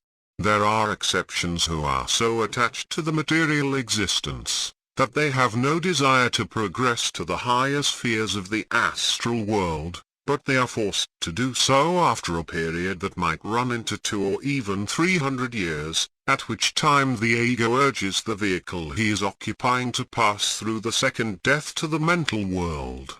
This method of progress is not the usual one and it would not be yours when the time comes for you to pass into the astral world. You have already realized from seeing the activities of but a few people would live on the third sphere, that the life there would appeal to you considerably more than a round of visits to restaurants, theaters, or cinemas. I was able to show you both artists and musicians at work in the third sphere, but you must realize that this sphere is not limited to artists or musicians and it would have been quite easy for me to show you great engineers, craftsmen devoted to some particular trade, in fact every type of individual whose consuming interest in life is not bound up with purely material amusements or pursuits. When you were listening to the music played by the group under Johann Strauss, you saw a few members of that parallel evolution called the Diva Kingdom. When you have had experience of spheres higher than the third, you will find that not only are they much more numerous there, but that they cooperate more and more with members of the human evolution the further we get away from the material life. You may think that their existence is preferable to ours, that you would prefer to evolve from fish, butterflies and birds into the stage of elemental, nature spirits and eventually to a stage of diva such as you saw comprised the orchestra that performed in the wood. We cannot change our evolution, except in very exceptional circumstances. You probably wondered why I spent so much time at the academy showing you the work that goes on in buildings of this kind. I did so for two reasons. The first reason was that you should realize that this was but one of the many schools which exist in the astral world, where people can get tuition in the particular art, in which they are interested in, which enables them to be born in their next life with a desire to continue to study along these lines, so that a few of them at least can become great masters of their art and help the physical world to progress in both culture and learning. My second reason you must have guessed for yourself. Through your having a clear picture of that academy in your mind after you had returned to your physical body in Colombo, you were able to get back to that spot quite easily and without any stupendous effort. From you were able to contact Daphne and continue your astral plane experiences. Do not forget this for the future. Pinpoint a certain building or view in your mind and you can then use that pinpointed picture as a thought form on which concentrate, when you desire to go to that particular sphere of consciousness. I hope that you have realized very pertinently the necessity of knowing the way in which time affects your sojourn at the astral level. I went into detail over this important point, so that you should understand how to investigate, should the occasion arise. Our journey to the part of the astral world where the ceremony was being held requires no comment. You will remember that after we arrived there and seated ourselves on the roots of one of the trees at the edge of the open space, I warned you to be as quiet as possible. The reason was that although the members of the Diva Kingdom do not really object to any human seeing them at their work, they do not like interruptions of any sort. You will have noticed the intensity of purpose that prevailed throughout the whole ceremony. The little men or gnomes, who came out of the forest in the early stages and started the proceedings with their chanting and beating of drums, are on a much lower level of evolution than both you and the members of the orchestra. One thing though must have been apparent, that all of them seemed to be concentrating with their whole strength on the work in hand. There was no levity or chatter such as one is used to at a concert in the world, immediately prior to the performance. It is this remarkable difference that I wish to impress upon you, for if you are to understand the members of the Diva evolution and, I trust, in due time work in conjunction with them, you must realize that life is a very serious business to them and levity does not usually enter into the proceedings. Not that they are unable to laugh. They are indeed extremely happy people who seem to enjoy the simple pleasures of nature, but they do not allow outside influences in any way to disturb the perfection of the work to which they set their hands. In order that you may understand what follows, I must digress for a few moments. You have probably heard of initiates, masters and adepts in our evolution. These terms occur in occult books, but little has been written about them. Briefly, I can tell you this much for the moment. As man evolves along the road that is set before him, he is actually under the control and guidance of a group of adepts, who are perfected man, but who were as you are, countless thousands of years ago. These men have finished the course of lives to be lived at the physical level, for they have learnt all the lessons that the physical world has to teach. Because of their developed love for humanity as a whole, they have elected to remain at some sacrifice to themselves, as you may understand later on in connection with this planet, to help it on and to assist in its development. These adepts are sometimes referred to as masters, because some of them take pupils, men living in the world and not yet perfect in any sense of the word, to help them with the work that has to be done. These pupils are given many opportunities of development, which are not open to mankind in general, but you may be sure that they have earned these opportunities, and it is not in any way a question of favoritism that they have been picked out from the bulk of humanity for this special work. It is hard work and usually means that such men have to give up many of the things they would do in the world, in order to devote themselves exclusively to learning how they can help humanity, without receiving any material benefit in return for that work. It is selfless service that they offer, and their only reward is that they are allowed to contact personally, in sleep when using their astral bodies, these perfected men whom they have agreed to serve. Such pupils, after many lives of work and special training, are prepared for the initiation ceremonies. These ceremonies give them powers that make them different from the ordinary run of human beings. They teach a man how to read other men's minds, for by the time that such a man has developed to this state, he will never use that power for anything other than to help a fellow human being. He is taught how to have continuity of consciousness at all levels, as I am teaching you to have continuity of consciousness at the astral and physical levels only. That is something which is difficult for you to understand as yet. Such men can, if necessary, work what the world calls miracles, but this is never done, except on the instructions of one of the adepts who help to govern the planet. There are 5 stages of initiation, and only when the 5th is reached is a man perfect and free from the necessity of being born again into the physical world. Sometimes the lives of initiates are extended, so that a man lives long beyond the normal span, but this is only done for special purposes or because that man is needed in a particular country in the world, to wield, equals exercise, exert, an influence which may make a difference to future generations. During the Diva ceremony at which you were present, you noticed that the young girl who took the solo part in the symphony, remained at the top of one of the tall trees on the edge of the glade and did not at any time approach the members of the orchestra or come down to the ground. There is a reason for this. These girls are trained especially for the work they do. They live apart from the main body of the Diva people and are in fact dedicated to their particular work. For this they have to develop extremely sensitive bodies, and minds that can attune themselves to the particular object which is being carried out. This girl, for instance, is a highly evolved being. She is an initiate in her evolution and so has knowledge and powers, far greater than the average type of Diva, whom you will meet from time to time. Then there was the priest who completed the ceremony and invoked the beings who control the universe, to help the work that was being done.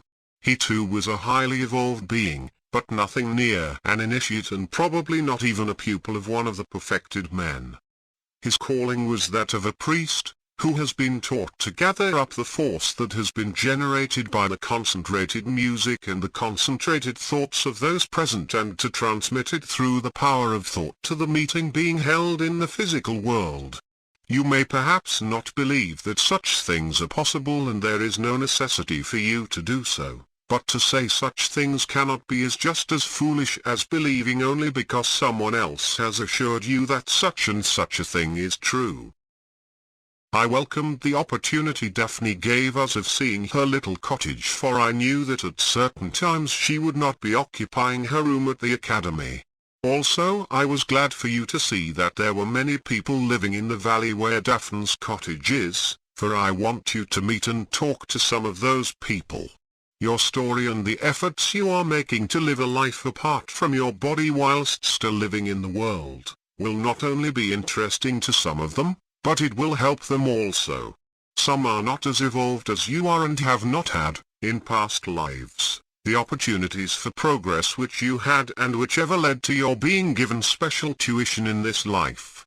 Because you have been privileged to be taught, you too must be willing and anxious to pass on any knowledge that you have, to others. Your intention of publishing the gist of my talks with you and your wanderings out of your body as a book is a good thing, but that will only help others who are still living in the world. What I tell you now, and in future talks, is not for your ears alone, but for the ears of anyone who is interested enough to want to understand. When you are told things that have to be kept secret, it is usually because the possession of such knowledge would enable men to do harm to others, if such knowledge were used for selfish purposes. But I can assure you that you are never left in doubt about such matters at the stage in development when that type of knowledge may be given to you. This brings me to the end of your record, covering the second astral journey, and I must congratulate you on the details you were able to bring through. Your determination to remember was the reason for your success, and if you will only realize that willpower is, to a great extent, the open sesame to most of your difficulties, you will continue to have success in the future. The only important detail that you did not seem to remember, and which you probably did not realize at the time, was that during the ceremony in the open glade, there were several hundred members of the Diva kingdom floating gently, more or less hovering immediately above the open clearing and perhaps some 15 to 20 feet above the tops of the trees surrounding the glade. They were not merely spectators or a congregation, such as we see in a big church in the world, but they were most certainly active participants in the ceremony through whose efforts, mainly, the necessary force, of which I have spoken, was generated. It would have been interesting if you had seen them, for you would have noticed that at the end of the invocation made by the bearded priest, they seemed to gather up the force for good that had been generated and immediately afterwards moved off in a compact body, presumably to ensure it's achieving the desired results. Do not let this lapse on your part worry you in the least, for I can assure you that you have done very well indeed. The urge you felt to try things out for yourself, the following night, was quite a natural one, and whenever similar urges impress you in the future, always act upon them immediately. The urge comes from the ego, which is you, and the ego is only too willing for you to progress in knowledge of this kind. Activities on higher levels than the physical are much more interesting to an ego than the artificial amusements and the normal routine activities that we have to go through in the physical world. The ego of course realizes that our physical plane lives are necessary for his progress in evolution, but the goal of this ambition is always the same, for man to emancipate himself and to learn as quickly as possible the lessons that our countless lives are meant to teach us. By doing so, he will all the sooner be free from the necessity of being reborn again, and be able to take up a different and much more interesting existence, such as is only possible for someone who has learnt all the lessons that have to be learnt through the medium of physical existence. You can see for yourself how much easier it is for me to explain things now, as you have a fairly good idea of the life that people live on the first, second and third spheres of the world next to this. The third sphere, as you have seen, provides most of the schools for training students in the different arts, and very soon I shall show you the fourth sphere, which is really a continuation of the third. The first and second spheres form one stage, the third and fourth the second stage, the fifth and sixth the third stage, and the seventh sphere is the frontier between the astral and the mental worlds. On the fourth sphere we find many musicians and artists, who work alone and do not wish to teach or perhaps have finished teaching for the time being. We find doctors doing research work. A number of new remedies to fight sickness and disease are discovered at the astral level. Many groups of research students get together and exchange ideas. Although they do not have any physical guinea pigs to work upon, their theories are in due time perfected and impregnated upon the minds and brain cells of doctors doing similar work in the physical world. If you were to ask any medical man engaged in research in this world, whether he had at any time awakened in the morning with the germ of an idea, which possibly would take him months to perfect and put into practice, but which eventually became one of the new advances in medical science, he would probably admit that such was the case. There are buildings, both large and small, which seem to be what we would describe as mental hospitals. Although astral life makes it possible for any normal human being to be completely happy, there are still large numbers of people who cry for the moon and want the impossible. They worry, as they worried in life, and a form of mental neurosis is the usual result. The astral body not only includes a counterpart of the human brain, but it also includes within itself a mental vehicle, commonly referred to as the mind. A man can be troubled by his mind after death, remorse for hasty actions and words in his past life, which he now realizes can never be entirely obliterated, cause him a certain amount of suffering, intense or otherwise, according to the sensitivity of the individual. Such cases are often treated by doctors who specialize in mental troubles, with great benefit to both doctor and patient.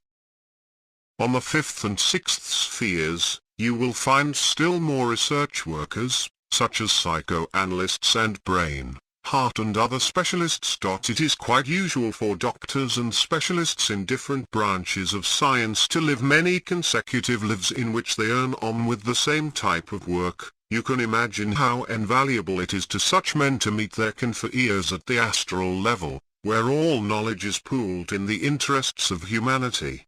There are groups of philosophers who wish to help the world in their particular way. They feel that if the trend of thought in the world were changed to more progressive lines than wars and national domination, life would be considerably more comfortable and more desirable. There are mystics who believe that mankind can best be helped by meditation along such lines as the unity of life. There are other deeply religious beings who feel that man can advance only if he is attached to some religious belief or dogma. Such men endeavor to produce a perfect religion by taking points of doctrine from all the great religions of the past and present and blending them into a new philosophy. The devas concern themselves deeply with all this work, as you will see for yourself in due time. On these levels world economic problems are discussed and worked upon for months and years.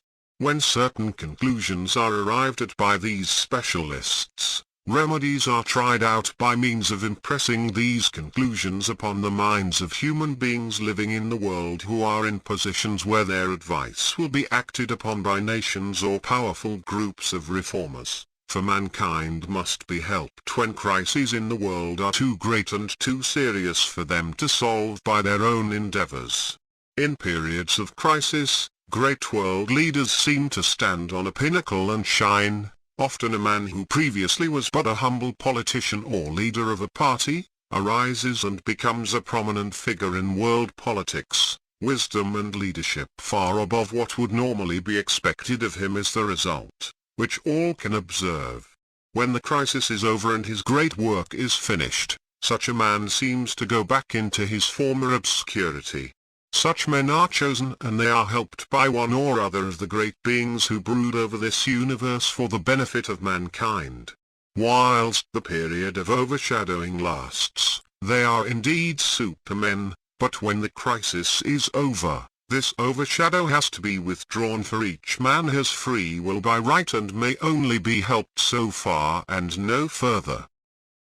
On these levels there are men who are interested in the growing shortage of food for a humanity that is increasing by millions each year. Devas help with their problems by suggesting new methods of cultivation. These suggestions are put into the minds of those living in the world, who are responsible for such problems in their particular regions. In this way new ideas and methods come to light and are gradually adopted by mankind. You will be able to attend some of the conferences which take place in these spheres, and prove for yourself that what I am telling you is indeed true, but it is not likely that you will be able to remain at such conferences until conclusions are reached, for they often go on for weeks or months, calculated by your idea of time, and naturally you will have to return to your body after a few hours away from it. Great progress is often made at such conferences and suggestions are made to people living in the world, which enable humanity to advance in all its different ways. You probably have wondered why the world progresses much more quickly one century than another. It is not only that distances have been obliterated by air travel and such things as wireless, but simply because mankind in general is slowly but surely becoming more interested in solving existing problems, and by such solution the masses benefit.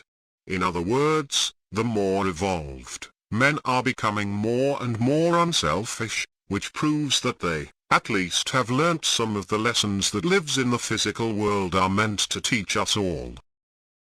It is difficult to explain the work of the Diva Kingdom, for the methods used are so very different from those to which you are accustomed. To understand it all, you have to remember that the Diva Kingdom controls to a large extent the part of life we call nature, the seas, the winds, the use of the sun in cultivation and such things as the correct times of the year for planting different seeds, are all part of the particular domain of the Devas. They join in discussions with members of our evolution, when their specific knowledge and experience can be utilized. Usually they transmit their thoughts through a mental process and not through words, but they can use the medium of speech when it is necessary for them to do so. From time to time you hear in the world of a tornado, a cyclone or an earthquake that leaves in its wake much loss of human life, devastation and thousands of homeless. You may have wondered why a beneficent providence could allow such things to happen, but have you looked for the possible reason of such tragedies? Is it not true that previous to such devastation, men and women have been living in those places under conditions which breed crime instead of progress? A tragedy such as I visualize could easily be the means of awakening a slothful government to its responsibilities, and often a rebuilding scheme is at once commenced, so that those who remain alive may be housed under conditions considerably more favorable than before. The devas control these cyclones and earthquakes, and I know from personal experience that their pity for a humanity which, through its blindness, makes such disasters necessary, is great indeed.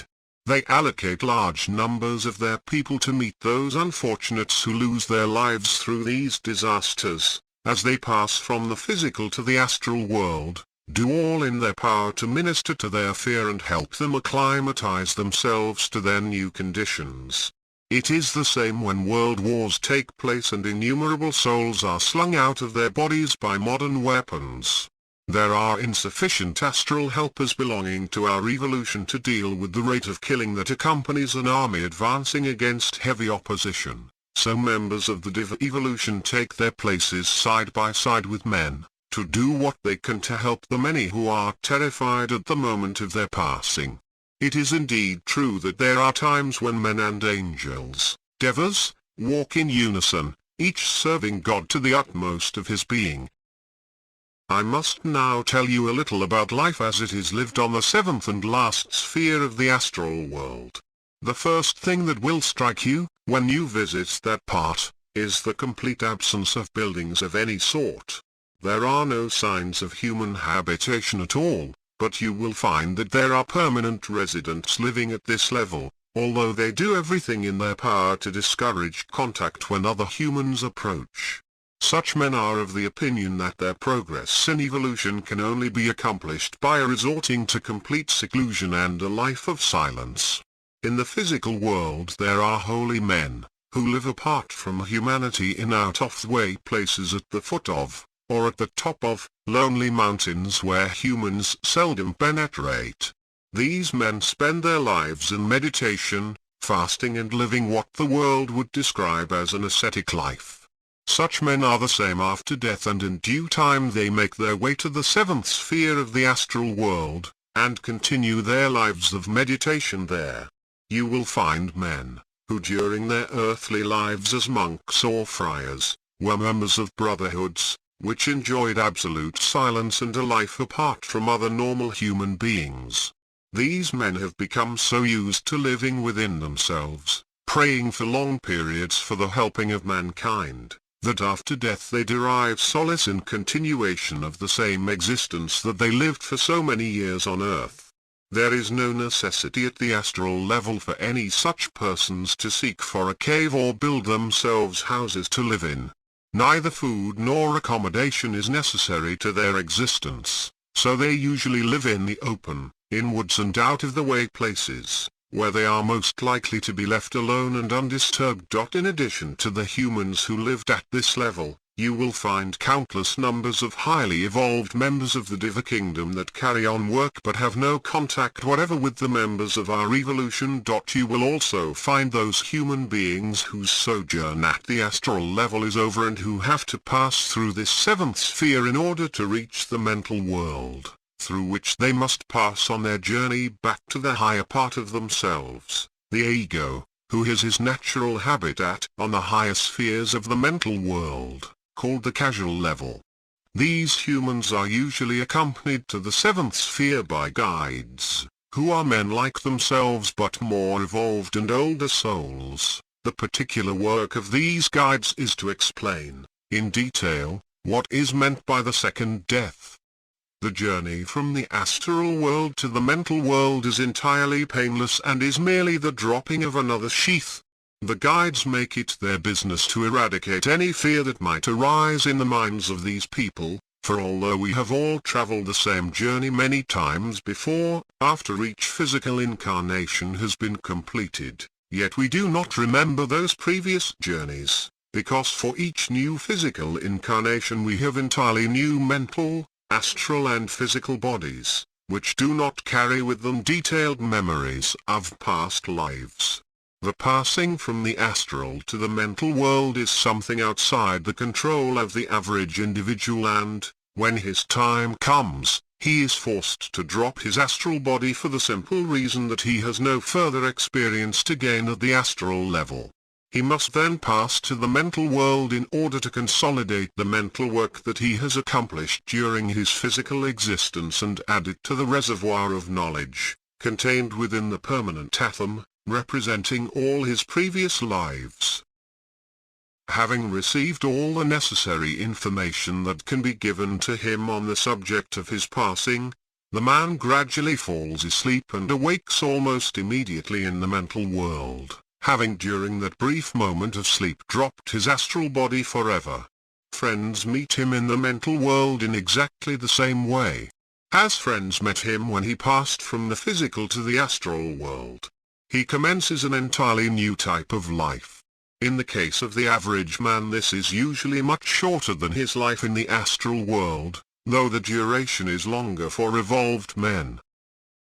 The astral body which has been left behind by the individual who has passed on, takes some little time to disintegrate and return to the main mass of astral matter. During the period of disintegration, the body retains a likeness to the individual who previously occupied it. You must understand that it is only a shell, yet owing to the fluidic nature of astral matter, it can move about and to an inexperienced person seems to retain a semblance of life. I have seen people who have visited this seventh sphere during their physical plane existence, nonplussed, baffled, at finding that they are unable to get into conversation with some of these shells which they find floating about. A shell is not a corpse in the sense that the physical body after death is a corpse because, although it has no connection whatsoever with the real man, the ego who has dropped it, yet it still contains a little life. Indeed, until the disintegration is complete, the shell must think of itself as a man, for it is a fragment, a shadow of the man who is gone. At spiritualistic seances we sometimes see manifestations of various sorts when, instead of the sitters getting into touch with the man himself, they only contact the shell. This can happen when the man has been dead a long time. A friend of a sitter seems to come back and talks to them, yet in various ways he does not appear to be as intellectual as he used to be. He seems to have deteriorated. That is impossible. A man does not deteriorate, he progresses on the other side of death, so whenever one comes in contact with such a case, one may be sure that it is not the real man at all, but only this fragment, this shell he has left behind. Although a shell is inanimate, lifeless, it is quite possible for other creatures to enter it, to take it on as a temporary body and play the part of the original man. This is often done by astral human beings who enjoy playing practical jokes, and by playful nature spirits who may take hold of one of these shells, put it on as one would, as an overcoat, and masquerade in it. The man masquerading inside the shell will very likely give proof of his identity, for whatever entered the brain of the original occupant during his lifetime will have passed into the astral counterpart, and it will remain there for the use of any entity masquerading in that body. In many cases a certainty may be acquired by an investigator who is sufficiently clairvoyant to see what is behind the shell, but whoever is investigating needs to take great care, for even the shell from which the fragment of the man has disappeared can be galvanized into activity within the aura of a medium. You may come into contact with shells sometime in the future. One thing you can be quite sure about is that they are in no way dangerous and can do you no harm. This concludes my talk for today. You have undoubtedly realized that it completes my very brief survey of life on the different spheres of the world. Next to this, I want you to prepare a list of questions for me to answer tomorrow morning. After that, when you have had several days of experimenting on your own, I shall visit you again and tell you something about life as it is lived in the mental world. I shall not be able to give you as much detail of this world as I have been able to give you about the astral world, because it is much more difficult to provide analogies of what takes place in the mental world and compare them with similar things that take place in the physical world. Life there is so very different from here, for everything has to do with thought. Here you have tables and chairs and buildings. In the astral world, thoughts are the tables, chairs and buildings. In fact, there is nothing but thought, so you can well understand my difficulty. I shall probably take you on a short visit to the mental plane also, in the hope that you will be able to remember something of what you sensed rather than saw there, but I shall tell you more about this in future. I shall come again tomorrow at the usual time, when I hope your list of questions will be ready. Chapter 9. I had a wonderful night's sleep. I awoke this morning at the usual hour, much refreshed, but without recollection of anything having happened during the night. My list of questions is ready, and I hope Acharya will not consider it too lengthy. I was rereading my questions when the door opened and Acharya greeted me with, "There is no need to apologize for the number of your questions. I have discouraged your asking questions regularly because I knew much would become clear to you with personal experiences at the astral level, and too many interruptions do not help either the speaker or the listener. I shall do my best to answer your question in language which should clarify your difficulties." Q. In your talks you have never mentioned anything about the conventional heaven, to which the bulk of Christians are taught to aspire. Is there such a place, or does it only exist in the imagination of the priests and ministers of religion who insist on its existence? A. There is certainly no such place as heaven, but there is a state of consciousness, which is often referred to as heaven by the people living under those conditions. Some people argue that the state of consciousness is found in the higher stages of the astral world, whereas others insist that it is found in the mental world only. Some people argue that there is a difference between that which is called paradise and that which is called heaven. You will remember that the Christ, speaking to the penitent thief, is reported to have said, "This day shalt thou be with me in paradise." Paradise was the name given by the Greeks to the upper regions of the astral plane, and they taught that heaven was found in the mental world, after man had left the astral world on his journey back to the home of the soul or ego. At these higher levels some men surround themselves with the thought forms of seraphim and cherubim, in strict accordance with the ancient Hebrew scriptures. It is perfectly real to them, and it harms no one if they are content to think it all real, so why worry them? Many of them even make thought forms of God or Saint Peter, and nothing that you could say would convince them that they are living in a state of illusion. There will come a day when they have developed their intellect a little more, when they will begin to try to ascertain what is fact and what is illusion.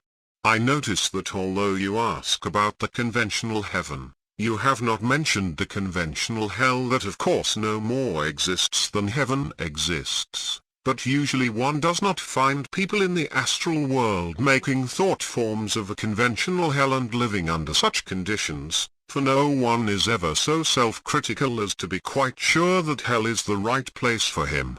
Most of the people who live surrounded by the thought forms of their idea of a conventional heaven are only too happy to exist in such circumstances, as they feel they have either earned the right to be there, or have been extremely lucky to find themselves in a place for which they were not quite sure they had qualified.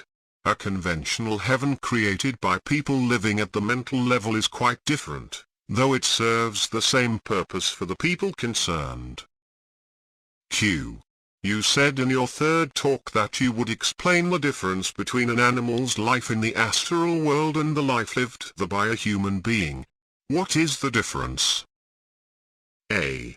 There is a considerable difference between the life of an animal in the astral world and that of a human being.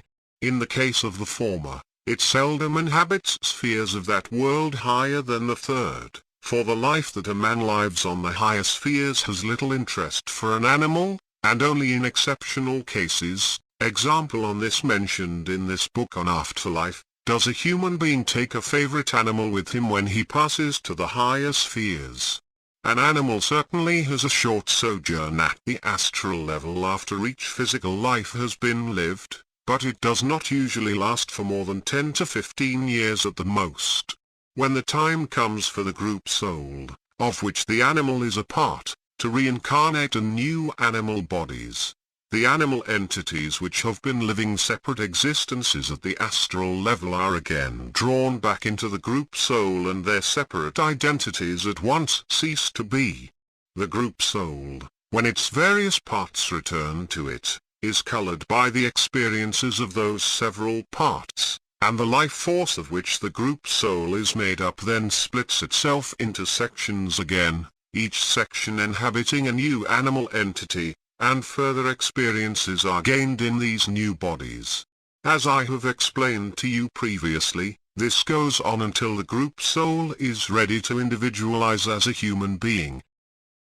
Those few years that an animal spends in the astral world are always happy, even in the very rare cases where a dog dies from a broken heart, because its master gave it away or left it with strangers when he was forced to go on a long journey. Such an animal quickly finds a new home.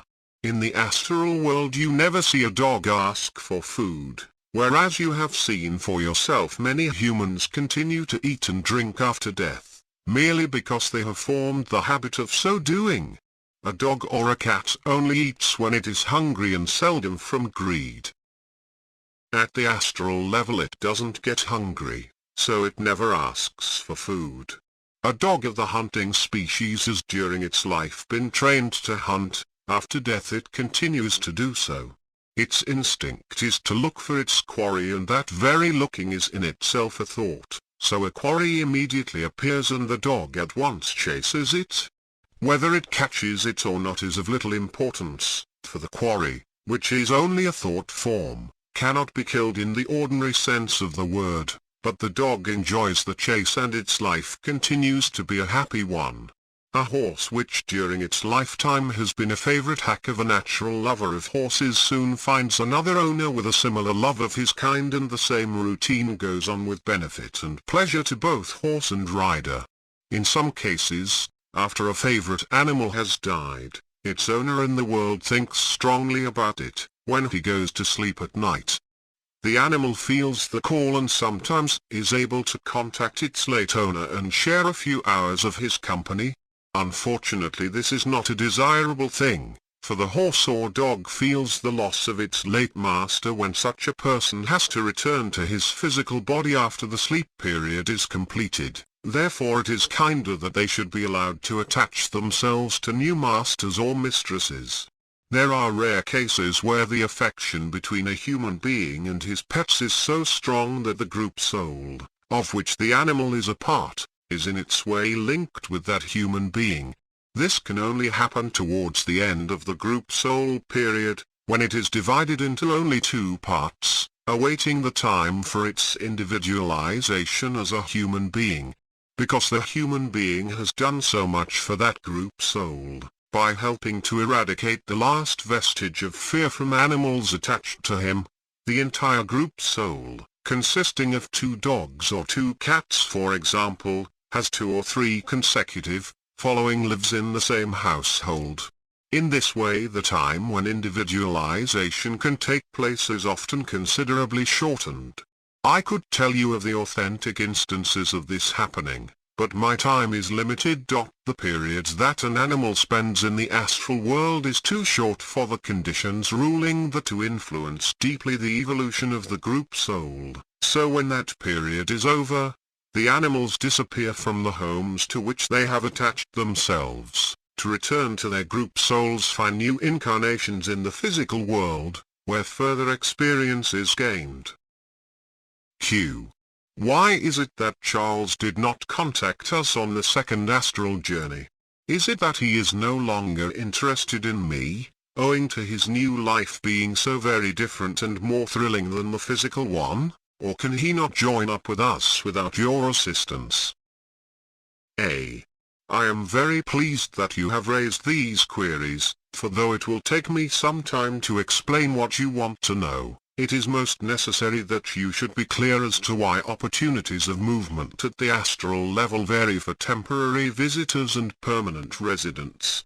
Whilst physical life continues, The astral body is an auxiliary body, but it is used by you during sleeping hours for activities in the astral world. That body, composed of astral matter, has particles in it relative to all the different spheres of the astral world, and so long as you have a physical body, these particles are intermingled one with the other. You are able to travel to any sphere of the astral world up or down merely by exercising your willpower, and, in accordance with the sphere to which you go, these particles of your astral body become active and make such journeys possible. To make it perfectly clear, when you are sojourning on the first sphere, the particles relative to that sphere are at that time active, but when you pass from the first sphere, for example, to the fourth, it means that the fourth sphere particles become active, whilst the particles relating to the other spheres remain dormant, so long as your activities are at that fourth sphere level. As long as you have a physical body, this process goes on, but when the physical body is dropped at the moment of death, the astral body, which before was a mass of revolving particles all intermingling, rearranges itself into an entirely different form. In order that you should understand this perfectly, try and visualize the astral body after death as an ovoid, like an orange, with a core and with 7 separate and distinct skins surrounding that core. The core represents the permanent atom relating to all the different spheres of both the astral and the mental worlds. The 7 skins are composed of matter relative to the 7 different spheres that exist at the astral level, of which you now know something, and, at the moment of death, the astral body so rearranges the matter of which it is composed, that the outside or densest skin is made up of atoms similar to those which you require to function on the first or densest sphere of that world. When, after a period of time, you leave the first sphere and pass to the second, you drop that outer skin, leaving the atoms relative to the second sphere of that world, which now become active, on the outside of your body. The same thing applies when you pass to higher levels. In passing, each outer skin drops away and leaves the skin beneath it, which at once becomes active and enables you to be fully conscious in the sphere to which you have passed. Now if you wish to pass down again from, let us say the fourth to the first sphere, it is necessary for a permanent resident to call upon the atoms contained within the core of the orange, the permanent atomic order, to effect that change. This requires a much greater effort of will than in the case of the temporary sojourner, for he must draw around his astral body yet again a new skin relative to the astral matter of this sphere in which he wishes to function. Charles did not accompany us on our second astral journey because I did not invite him to do so, therefore he did not know that such a journey was contemplated. You can now realize that, had we taken Charles with us on that journey, it would have been necessary for me to explain to him in detail the machinery that would have had to be employed to enable him to get back to the first sphere where he is still living. It is not because Charles is finding life at the astral level so full that you have not seen him during the past few days, but simply that the average individual who lives in the astral world does not hanker, wish, after contacts with people living in our world, in the same way that you wished to make contact with Charles immediately after his death. You ask if Charles could join up with us without any assistance. Most certainly he could, providing he thought about us sufficiently strongly to make that desire known to us. He could, for example, wait in your bedroom every night if he wished, for the moment when you pass out of your physical body. Then he could make known to you his wish to accompany you, wherever you go. He has not shown this strong inclination, so you have not had any contact with him lately. In case you are worried, let me assure you that Charles, at the moment, is busy with a temporary attraction which he has for a member of the opposite sex, who has recently died. He is very happy showing her around and proving to her how much more he knows about conditions than she does at present. My suggestion to you is to leave him alone for the time being, as I think that later you will link up with him again for your mutual benefit. Q. You have not mentioned why some people are born cripples and others blind. Others again deaf and dumb. Is there a reason? A.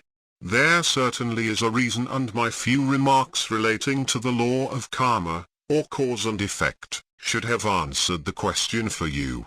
It is essential for you to impress quite clearly on your mind that all such tragedies are produced entirely by the individuals concerned by their actions in previous lives, and are not due to an evil creator who likes to see humans suffer.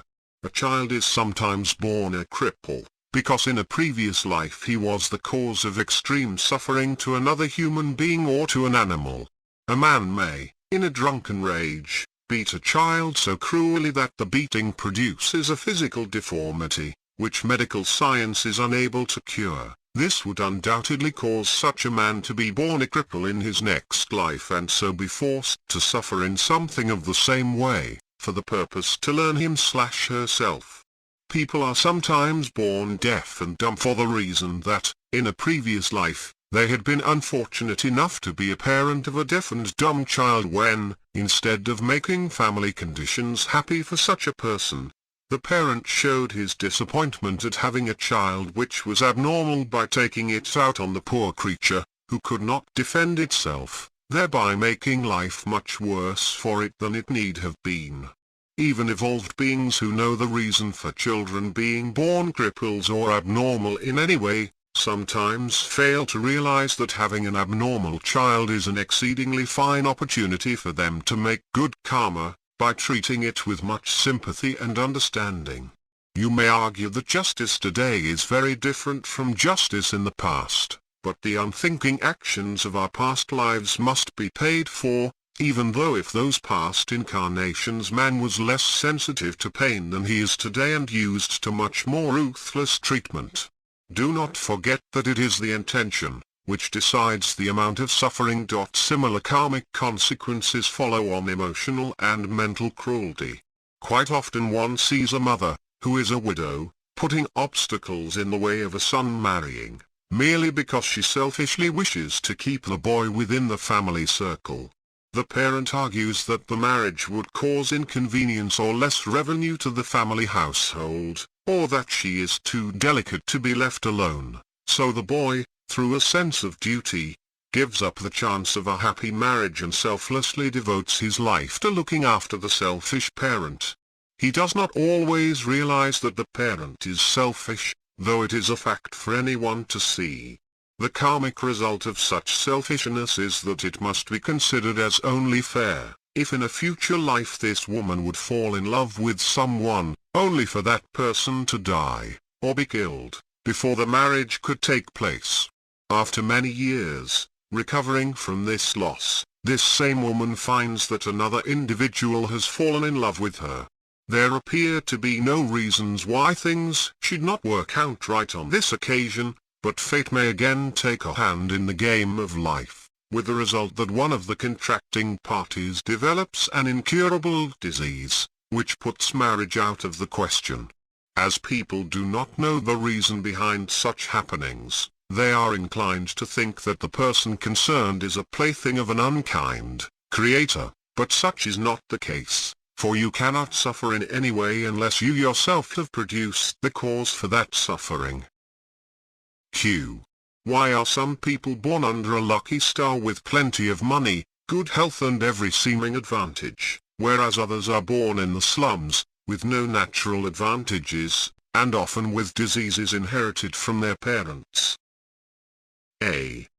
The environment into which every man is born is made by himself in a previous incarnation, also in accordance with the law of karma. When a man is born under what you call a lucky star with lots of money and perfect health, the world naturally feels that he has indeed been blessed by a divine providence, but this opportunity of an easy life is only accorded to one who deserves it. The man who is born in the slums, with many limitations and perhaps hereditary disease, is considered unfortunate, but I can assure you that he too has earned what he receives. to find an instance of a man who has earned the right to be born with a silver spoon in his mouth, you have only to look amongst the poor people of the world to find examples of this kind. How often have you seen generosity displayed by an individual who is not blessed with many of this world's goods, but nevertheless goes out of his way to assist others less fortunate than himself? Such a person is only too often taken advantage of by unscrupulous people. Generous actions such as these people perform earn for them the right to be born in very different circumstances in a future existence, and they very seldom lose the opportunities which great wealth provides, for they continue to help their fellowmen as they did in the past, with benefit to themselves and the world. If these opportunities are wasted, then the man makes bad karma instead of good, and it would have been better for him had he been born into circumstances less favorable from the worldly point of view. It is not necessarily a great misfortune for a man to be born in humble circumstances. In such cases he has the opportunity to overcome the limitations of his environment through his own efforts. We often see such men surmount the obstacles of their birth and emerge successful, even leaders of their generations. It takes courage to do this, yet the efforts made not only improve a man's character, but enable him to make much good karma in that incarnation. His efforts and his refusal to be deterred by those natural limitations will usually ensure that, in the life to follow, his environment will be much more favorable. Q. Can you explain why some races are born with colored skins and others with white skins?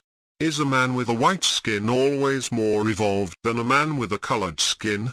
Is it a good thing for individuals of different races to marry? Is a white man ever reborn into a colored race once he has inhabited a white body? A. From a spiritual point of view, there is no reason to suppose that a white skin is necessarily better than a colored skin. The color of a man's skin does not denote his standing in evolution. It is usually due to the climate prevailing in the country in which he is born. The question of which nation a man will be born into is usually decided for him, though the ego is given a certain amount of choice. Before his return to physical life begins, the ego is shown the particular characteristics which he lacks, and, because each nation has special characteristics of its own, expressed by practically all the members of that nation, an ego is usually born as a child of a family forming part of a nation whose predominant virtues and characteristics that ego lacks, in order that these may be built into his future structure. Many thousands of years ago, the parts of this planet which were principally inhabited by men were the countries where you now find the indigenous people having colored skins. Although Australia is today a white man's country, the Aborigines of Australia were black men. In South Africa the original inhabitants were dark-skinned people, and although there are large numbers of these still living, South Africa today is controlled by the white man. All of us have in our early incarnations occupied dark-skinned bodies. As civilization advanced, the countries now known as the West became inhabited, and in order that these countries should be developed as quickly as possible, the perfected men who supervise the rise and fall of nations arranged for some of the more advanced egos in the world to be born as children of the pioneers who inhabited Western countries. Because the climate in these countries was generally much colder than the climate in the Eastern countries, the sun had less effect on the skin of all these individuals, with the result that white races came into being. Progress today emanates mostly from Western nations, and because of that, it is desirable that the most experienced men in the world, the older souls, should be born in Western bodies. Great Britain has been the strong nation for the past century or more, and has therefore received her due quota of advanced egos, but now America is taking over the responsibilities of that difficult position. It is certainly not chance which decides whether a man is born an Englishman, an American, a German or a Chinese. It must be obvious to you that all men with white skins are not more evolved than all men with colored skins. Every nation in the world requires a certain number of experienced and evolved egos to lead it and help with its progress in evolution, so a certain number of old souls are always born into every nation. By this I do not mean that old souls would ever be born into bodies which we know of as Australian Aborigines. It would be impossible for this to be so because they are not a nation, they are a dying race. Thus the only entities which inhabit these bodies are those who were originally members of that race, but who have not advanced as quickly or progressed as far as the other original members of the race who have passed on to other races long since. Contrast India with this. In that country you find millions of unevolved beings, but you also find a large number of intellectual, advanced beings and many extremely spiritually minded men.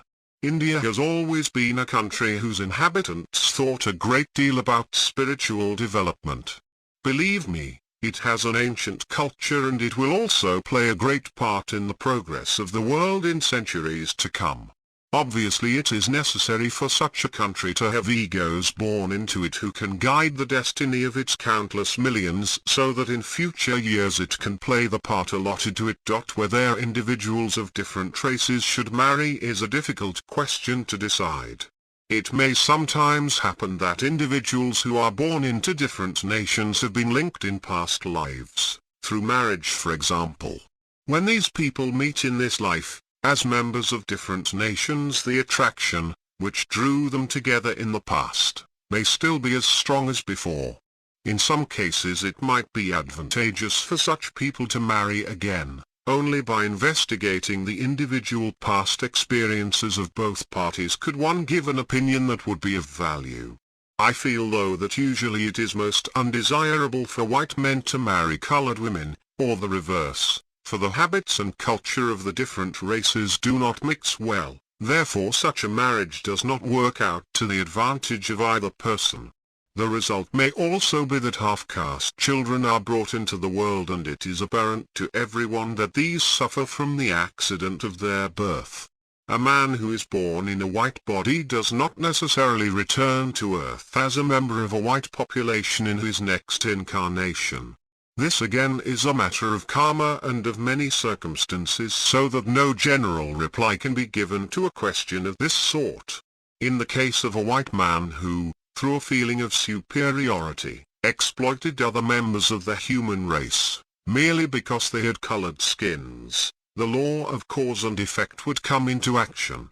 He would probably be forced to be born into a colored race in his next incarnation, so that he might learn the lessons of tolerance and understanding, which he obviously lacked in his former existence. Q. You have not said what happens to a man who commits suicide. Is such an act a great crime? A. The taking of one's own life is not only a crime, but is also an extremely foolish act.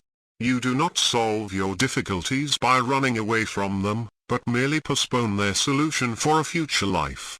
A man would argue that the circumstances which he has to face are the cause of his getting out of life, whereas they are the circumstances which have been judged necessary for his progress in evolution and he must go through them sooner or later. In exactly the same way that a child who plays truant from school will be kept back in the lower form for another term, and until he has realized that in order to qualify for a higher form he must obtain at least a minimum number of marks in all subjects. So when the man who commits suicide returns to the world in his next life, a group of circumstances will again arise, forming exactly the same obstacles and difficulties from which he now runs away. He must then face them and overcome them, for if he runs away once more, he is merely delaying his own evolution, and until he has faced and overcome these obstacles and thus learned the lessons they were meant to teach him, he cannot advance any further on the journey towards perfection. Extreme remorse usually follows an act of suicide, and within a very short time of their arrival in the astral world, the majority of suicides would give anything to undo their action. Unfortunately they cannot go back, but must wait until the time arrives for their next incarnation, and they are left in no doubt whatever that in their next life they will have to face the same difficulties again.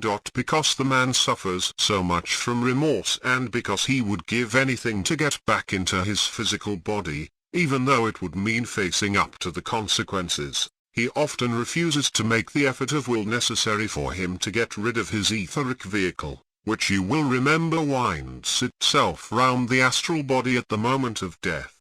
On account of this clinging of the etheric vehicle, he is what is known as earthbound just so long as he remains obstinate and refuses to get rid of it. Being a suicide, he does not get the same sympathetic help from the astral helpers as you have seen is selflessly given to all who pass to the next world in the normal way. Thus he may remain earthbound through ignorance, being unable to function properly either in the physical or in the astral world, feeling the extreme loneliness that exists under these circumstances. After a period which seems like an eternity, he will through a changed state of mind, draw towards him a helping hand, after which he can commence his life under astral conditions. The exceedingly unpleasant conditions ruling in that no man's land sometimes make a man bitter against his Creator and mankind in general, that he wanders about the place where he took his life, trying to influence other people to do the same thing. The reason for this is the awful loneliness of his present condition, and he feels that if he can persuade others to do what he has done, he will not be entirely alone in his misery. On very rare occasions he succeeds in his efforts, and the karmic result of such a deed means that he must suffer greatly in the life that is to come. Suicide is never a release, only a postponement, and no circumstances in the world are so bad that a man should resort to such methods of evading them. Q. If there is a God or deity controlling our lives, why does he allow wars, particularly as the majority of mankind desire peace? A. Why do you suggest that wars are made, or allowed to be, by a creator? Wars are quite definitely the result of man's actions and his aggressive tendencies. There will be wars so long as there are separate nations in the world, and while some nations wish to rule and exploit other nations. There is national karma as well as individual karma, and the groups of people who have banded themselves together as a specific nation and have interfered with the life of another nation must always bear the consequences of such actions, whether good or bad. In many cases a nation will argue that it meant well for the peoples whom it conquered, but history has usually proved that a conquered nation never quite settles down under the heel of a conqueror, nor can it evolve as quickly as when it is left alone to work out its own salvation.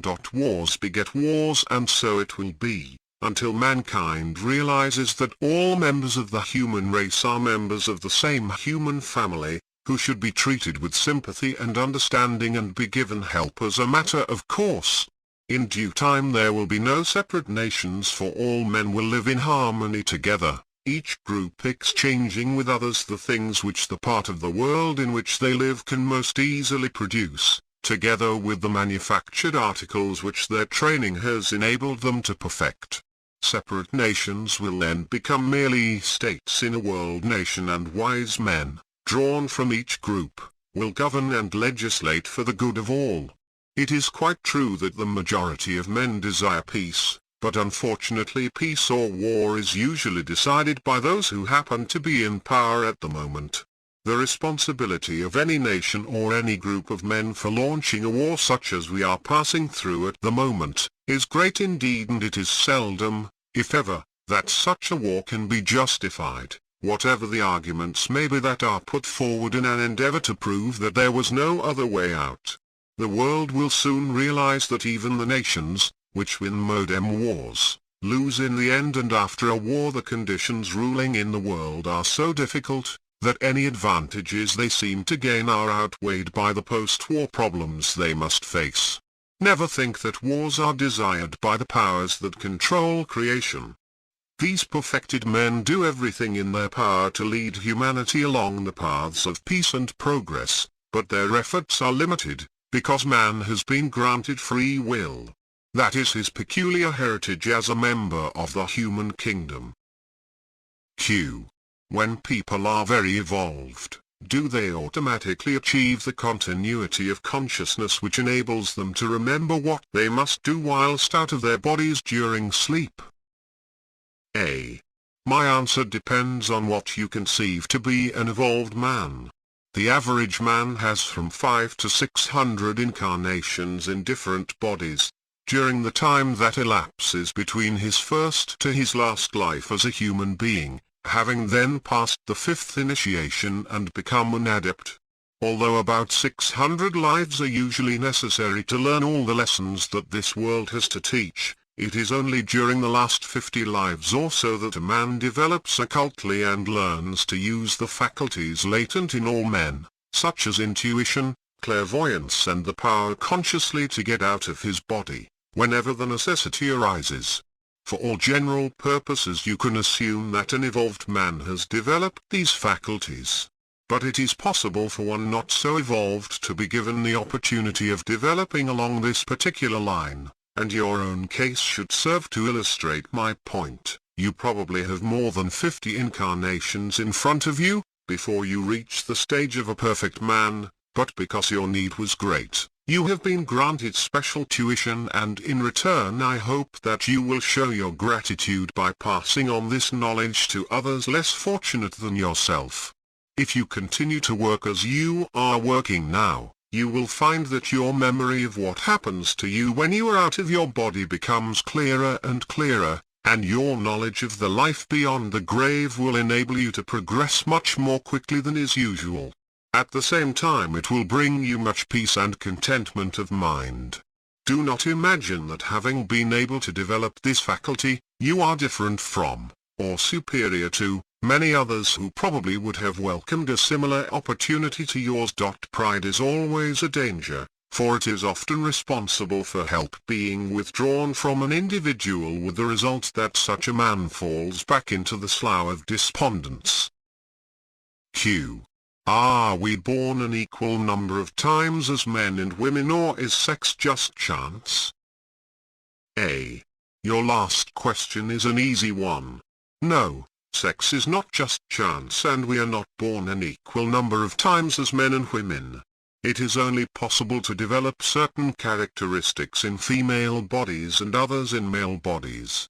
By the time we reach perfection, we shall all have developed to a minimum extent all the virtues that add up to the ideal of a perfect man, and much more than a minimum in some of them. A man who develops through action naturally is a different character from one who develops through leading a saintly life and through a capacity to meditate for long periods in an endeavor to help his fellowmen. All types of perfected beings are necessary, and many are the ways taken by us to fulfill our destiny. If an individual should lack courage and the capacity to make sound decisions and to rule faithfully over his fellowmen, it would probably mean that such a person might have to be born in a male body for 2 or 3 consecutive lives, so that he would have ample opportunity for the development he needed. If on the other hand an individual lacked the instinct called maternal, or even paternal, and also was incapable of that selfless devotion and capacity to love a person, even when that love was spurned, it would probably mean that a life or 2 in a female body would be desirable, so that these lessons might be learned. In theory one should inhabit the same number of male and female bodies in the total number of lives which we live, but in practice it does not work out that way, for some people develop more easily in one type of body than they do in the other.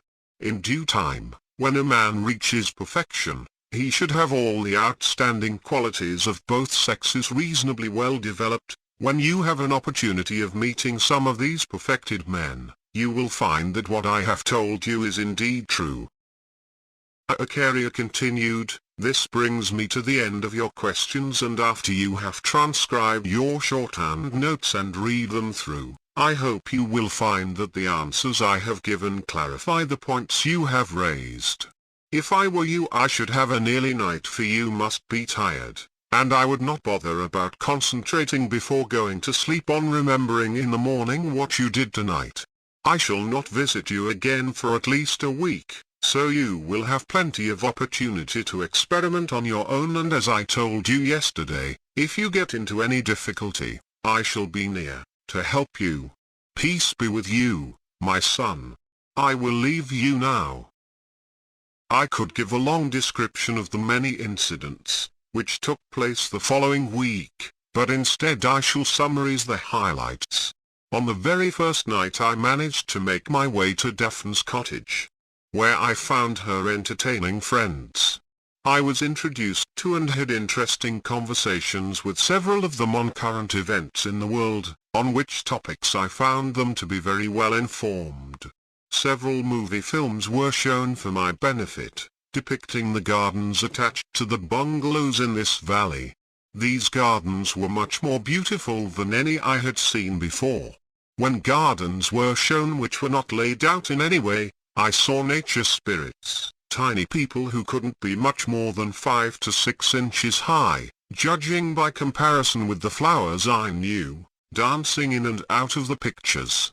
When they lighted on a flower, the stem gave a slight tremor, as it would be if a large butterfly or bumblebee did the same thing.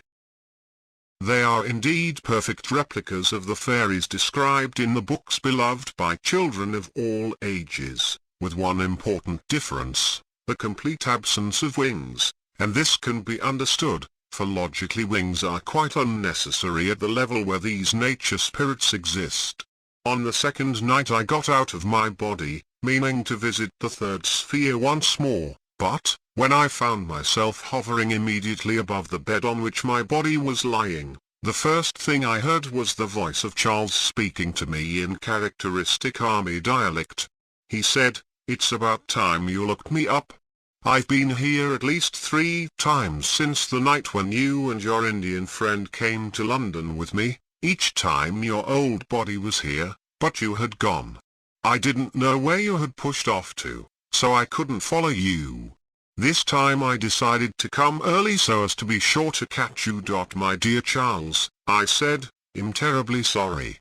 I didn't know you had been looking for me, for I have been exceedingly busy and very interested indeed in all that I have seen. What about going up to your little turret room, which I remember used to be a favorite of yours?" said Charles. "Then we can have a long talk, just like old times. Good idea, old chap, let's go. So we went up to my sanctum where we chatted over old days, and I told him more or less everything that had happened to me up to date. Charles said, "I'm damned glad you've been so lucky as to meet Acharya, for it worried me after I died to see how extremely depressed and miserable you were. I tried my damnedest, my best, to speak to you, but couldn't make you hear. We had been jolly good pals in the old days, even though I always looked on you as donkeys years older than me. I appreciate all you've done for me ever since the days when you started to teach me football, and gave me my first lesson in how to hold a bat. What a funny thing life is. My idea used to be more or less to have a good time and get the best out of life that I could, and possibly later to marry some nice girl and have a family. When I first met Acharya, he impressed me with the fact that a man doesn't change after death. It is the conditions under which he lives that are different, and I have found that quite true. Yes, I replied. I gathered from Acharya that you had not been exactly miserable. He said you had linked up with some girl who had recently left the world. Is that so? Did he blush, or was I imagining it? Yes, that's true enough, said Charles. I think it passes the time to have a girl pal to wander around with. In her case I'm afraid it tickles my vanity, for she thinks I'm a hell of a fellow, just because I know a little more than she does.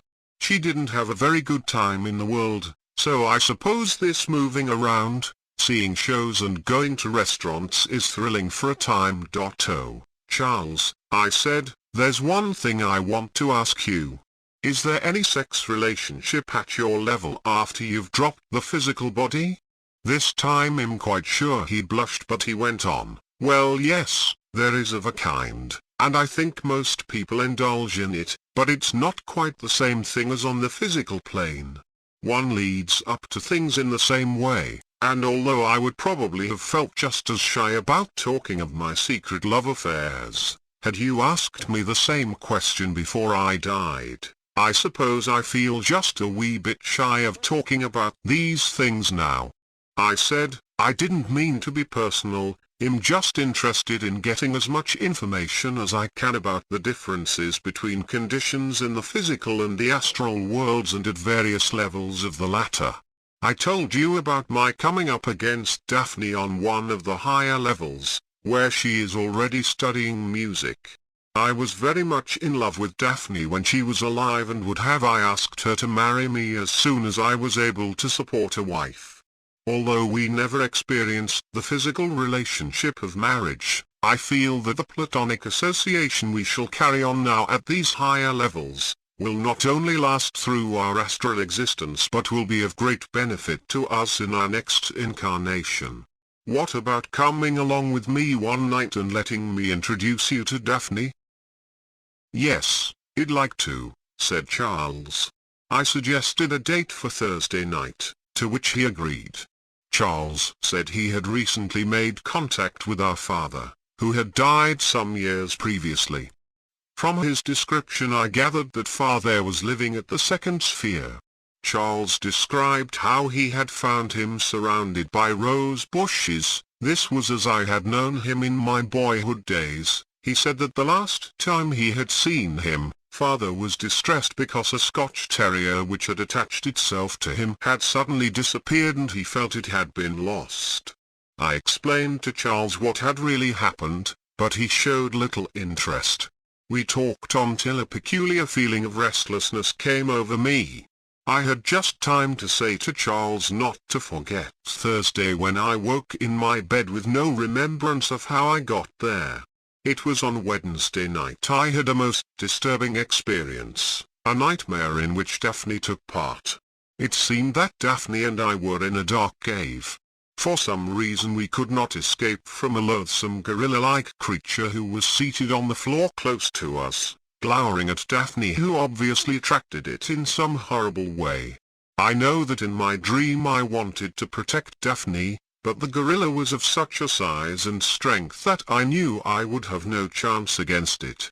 It seemed highly amused at our efforts to escape, for it emitted wild yells and hoarse laughter as we ran hither and thither around the cave, trying to find an exit.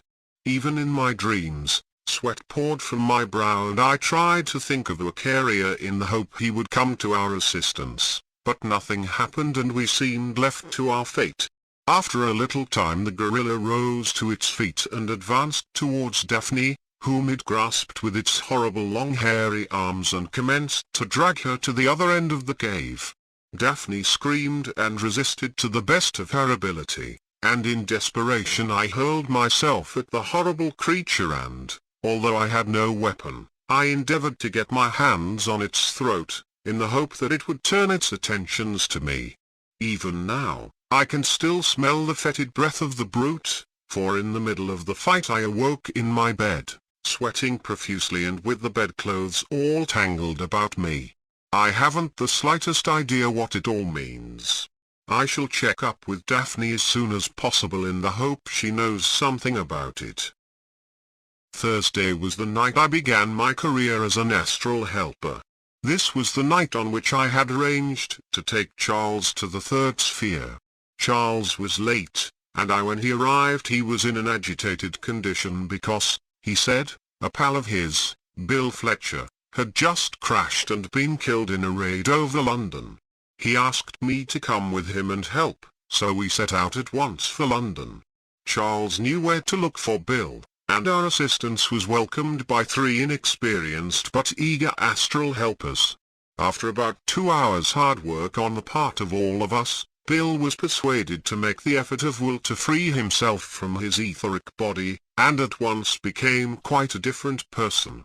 Charles and I took charge of him. We went with him to his home where we did what we could to prepare his young wife for the news she would receive the following morning. As Charles then undertook to remain with Bill, saying he knew only too well what the poor devil was suffering, I went back to the scene of the raid to see if I could be of any further assistance. An ambulance passed me, so I decided to follow it. It was driven to one of the big London hospitals, and a stretcher, on which a young girl was lying, was carefully carried into the building. The same girl in her astral body was walking, in a very agitated condition, close behind the stretcher. After examination, the body of the girl was carried into one of the wards, already filled with recent casualties. Without any fuss or hurry and inefficiency, at which I greatly marveled, the girl was put to bed and arrangements were made for giving her a blood transfusion. She was frantically trying to communicate with the doctors and nurses attending to her unconscious body, but after a short time she listened to what I had to say. I told her she would be all right, for intuitively I knew this was so. I told her that it would help if she became calm and watched the proceedings, at the same time using her willpower to aid the efforts of the doctors and nurses. I don't know now why I suggested this to her. I hadn't the slightest idea whether it would help or not, but it came to me to say this, and so I did. I could see quite clearly that there was a thin line of etheric matter stretched between her astral body and physical form lying on the hospital bed, so I knew that she was not dead, and was sure she could not die. I stayed talking with her for the rest of my night, and after she had told me that the house in which she lived was next door to the one that had received a direct hit and that she was very worried indeed as to the fate of her old mother, I began to give her a little of the knowledge which had recently been given to me. There were other astral helpers moving about the ward, and one of them whom I had not seen before, but who said his name was Jim, congratulated me on my efforts, saying that he wished there were more people with the necessary knowledge who would help in similar emergencies. I had an experience so unique during Friday night that I must describe the night's activities in some detail. I found Daphne in her room at the academy. One of the first things I asked her about was her part in my nightmare, but she assured me she was not present. We decided we would try to get to the next sphere, the fourth, on our own, but were faced with the problem that neither of us had a landmark to visualize. We sat down outside and concentrated. I tried to see a mental hospital, such as Acharya had mentioned, but nothing happened. I wished we had Acharya to help us, and must have made a thought form of him, because, after our next attempt had failed, I heard a chuckle behind me, and there he was. He said he would help us and give us landmarks on each sphere, which we must memorize. We linked hands with him, and when I opened my eyes, the scene that met them cannot adequately be described, for it was the most beautiful valley I have ever seen. It was partly wooded, and the ground was covered with thick heather of the varied colors which one sees to perfection in South Africa, but soft to the touch. Intermingled with this, wild flowers bloomed in profusion. Side by side I saw primroses, bluebells, daffodils, forget-me-nots, tulips, wild roses, and the most vivid red poppies that could be imagined. I'm sure no variety of wildflower was missing, for the ground near and far was a veritable carpet of colors of breathtaking beauty. I thought you would be pleased with this landmark, said Acharya, for it is called the Fairy Glen. It could be described as the cradle of the Diva Kingdom, for it is the valley to which the members of this evolution return after they have finished the particular work allotted to them. I suggest you both investigate the valley on some future occasion quietly and unobtrusively, for the Devas have their own methods of keeping away Philistines amongst men. They build a thick wall of astral matter, which makes it impossible for any human being to see beyond, even if they knew this place existed. Such walls serve the same purpose at this level as do brick walls in the physical world. Once more we joined hands and willed ourselves to the next level, the fifth. On opening my eyes it seemed uncanny to find that we were standing on an open plain like a desert, except that there was grass in the place of sand. In the distance was a huge city, with many spires and towers, surrounded by an immense town. Above the city shone something in the nature of a sun, for it spread a glow over all the buildings, which made them shine like gold. "That, my friends, is the Golden City," said our guide, "and I advise you to visit and study it. You will find within everything that has ever been thought of or imagined as likely to be found in Orthodox heaven, so much talked of by priests and ministers attached to the Christian creed. The whole city is a huge thought form, and you will find therein thought forms of God the Father, of Christ and his 12 disciples, and the many saints who have figured in the teachings of the Church. Again we linked hands, and willed ourselves to the 6th level. Within a second we were standing on the edge of a lake, which was surrounded by a high wall of rock. In the distance on our left was to be seen a very small opening. I wondered where it led. "Make a clear picture of this scene," advised Acharya. "This lake is used principally by members of the human race who desire absolute silence for their particular work. There is one section, the world, which evolves entirely through meditation exercises. They are taught during their lifetime that there is this place, in rather the same way that Christians are taught that there is a place called heaven. The small boats you see are used by the men who come here, for when they are afloat, it is impossible for one boat to be overtaken by another. This is due to some underwater currents which cause the boats to drift round the entire lake. It takes 24 hours, Earth time, for a boat to return to its starting place, and the meditation exercises carried out by these people take exactly the time to complete. I saw you notice the small opening on the left, that leads to another similar but smaller lake, also surrounded by high cliffs. This lake was produced by an individual who sojourned here.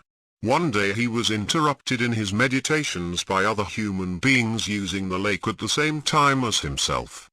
The thought form he made was so strong that he produced a lake all for himself. I have spoken to you here in a voice, which is hardly above a whisper. Had I spoken in my usual voice, you would have heard it reverberating, echoing, round the lake like thunder. The people in the vicinity know about this unusual feature, and take good care never to make sound. Because of this peculiarity the lake is called the Waters of Perpetual Silence. Now I must leave you. You should have no difficulty in returning without my assistance.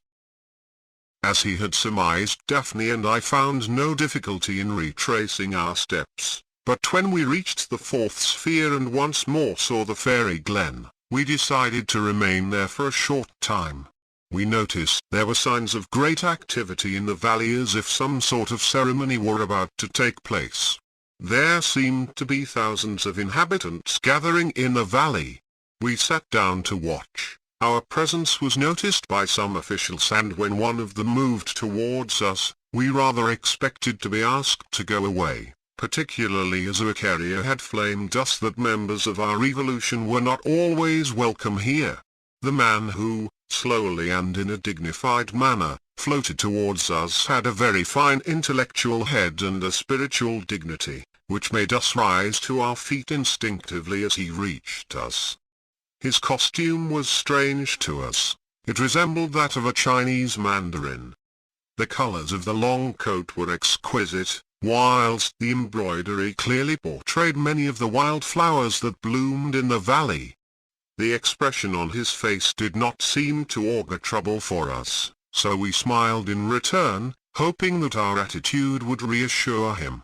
What followed was a little uncanny, for it was a conversation conducted without a word being uttered. Question and answer followed one upon the other, far more quickly than would have been possible had words been a medium of expression. I felt he had asked me whether he could do anything for us. I told him, merely by allowing the thought to express itself in my mind, that Daphne was a permanent inhabitant of the astral world, whereas I was still living in a physical body in the world and was here during the period when my body was sleeping. He seemed to understand perfectly, and said he had been instructed by his chief to bring us to him. We intimated that we were only too willing to accompany him, and at once moved towards the central arena. As we approached, I saw that the people were standing and sitting around a large open circle. Wild flowers had been strung together to keep back the crowds, and I could not help comparing the beauty of that fence with those we see in the world. Just within the circle a dais had been erected, made entirely of great clumps of green moss with pillars at each corner, formed of intertwined flowers of every size and color. Even the awning above the dais was made of a very delicate fern, not unlike our maidenhair variety. The whole formed a most beautiful picture. The moss on the floor of the dais had been laid in such a way that there appeared to be numerous seats with shaped backs, which looked so comfortable that one immediately wished to sit down. At the front there were 2 large seats, almost like thrones, and, although these 2 were composed of moss, they were more ornate than the others. Whilst we waited for the chief to appear, our guide told us something of what was about to take place. The gist of what he said was that the crowd had gathered together to witness a graduation ceremony. He explained that when the time came for a group of nature spirits to pass to the next stage in their evolution, which was to become devas, they had to give proof of their proficiency at one of these gatherings. Providing they satisfied a council of examiners, they were changed from nature spirits into devas, with more responsible duties. He said that the younger egos evolved along one of 3 special lines of work: 1. The power line, working through music and color; 2. The guidance of the vegetable kingdom, which derived its change and progress from experiments made to at the astral level by members of the Diva evolution; and 3. Work in connection with the human kingdom. He explained that the nature spirits mixed quite frequently with human beings, particularly children. They often played with those who came to the astral world at an early age and taught them how to make use of the plastic astral matter, so to live their fairy stories in very truth, by changing at will so as to represent any figure of fiction for so long as required and so long as the thoughts of those taking part lasted. It was impressed on me that this sphere of the astral world is for the Diva kingdom what the physical world is for the human kingdom. Between lives, birds return to this 4th sphere, the same way that animals inhabit the 6th and 7th spheres, when they are awaiting their return to the world. Birds, as well as fish, butterflies and many other winged creatures, eventually change into nature spirits and are part of the Diva evolution. They never become part of the human evolution. At this stage a group emerged from a nearby coppice. If ever I had imagined the fairy story of the magic carpet come to life, surely this was it. The group consisted of 2 central figures, both seated cross-legged on what can only be described as a ceremonial carpet, floating about a yard above the ground. From each front corner, strands of flowers were held in the beaks of numerous birds of every color imaginable, and whilst these flew ahead, seemingly pulling the carpet along, the other devas taking part in the procession floated majestically on either side of it. More little birds flew backwards and forwards, dropping rose petals in the path of the procession, each bird swooping down to the ground, picking and petal with its beak from the rose bushes that grew everywhere, and at once returning to its position ahead of the procession, from where the petal was dropped. Whilst the procession slowly wended its way, the air was filled with the notes issuing from the throats of thousands of birds of all types. The procession reached its destination and the 2 central figures were escorted to the special thrones prepared for them on the dais. The first of the 2 figures was the chief and the second was the high priest, judging from the ceremonial robes that he wore. As the other officials took their place on the dais, our guide presented Daphne and me to the chief, who intimated that we were to seat ourselves on the platform. Daphne was offered a seat on his right hand and I was given a seat to the immediate left of the high priest.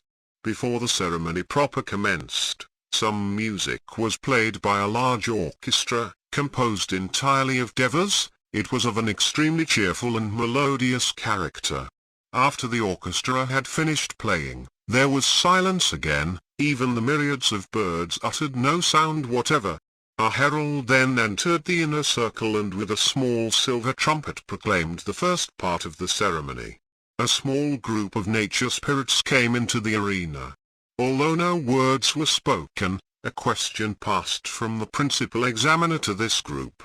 It related to the expressions of sounds, as representing a slowly moving river, lazily passing through wooded country with tall trees on either side of the riverbank. At once the group produced wind instruments and a curious sort of guitar. They commenced to play and I saw the thought form slowly take shape, showing exactly what they were endeavoring to illustrate through sound. This was immediately followed by another order to produce music that expressed the elements.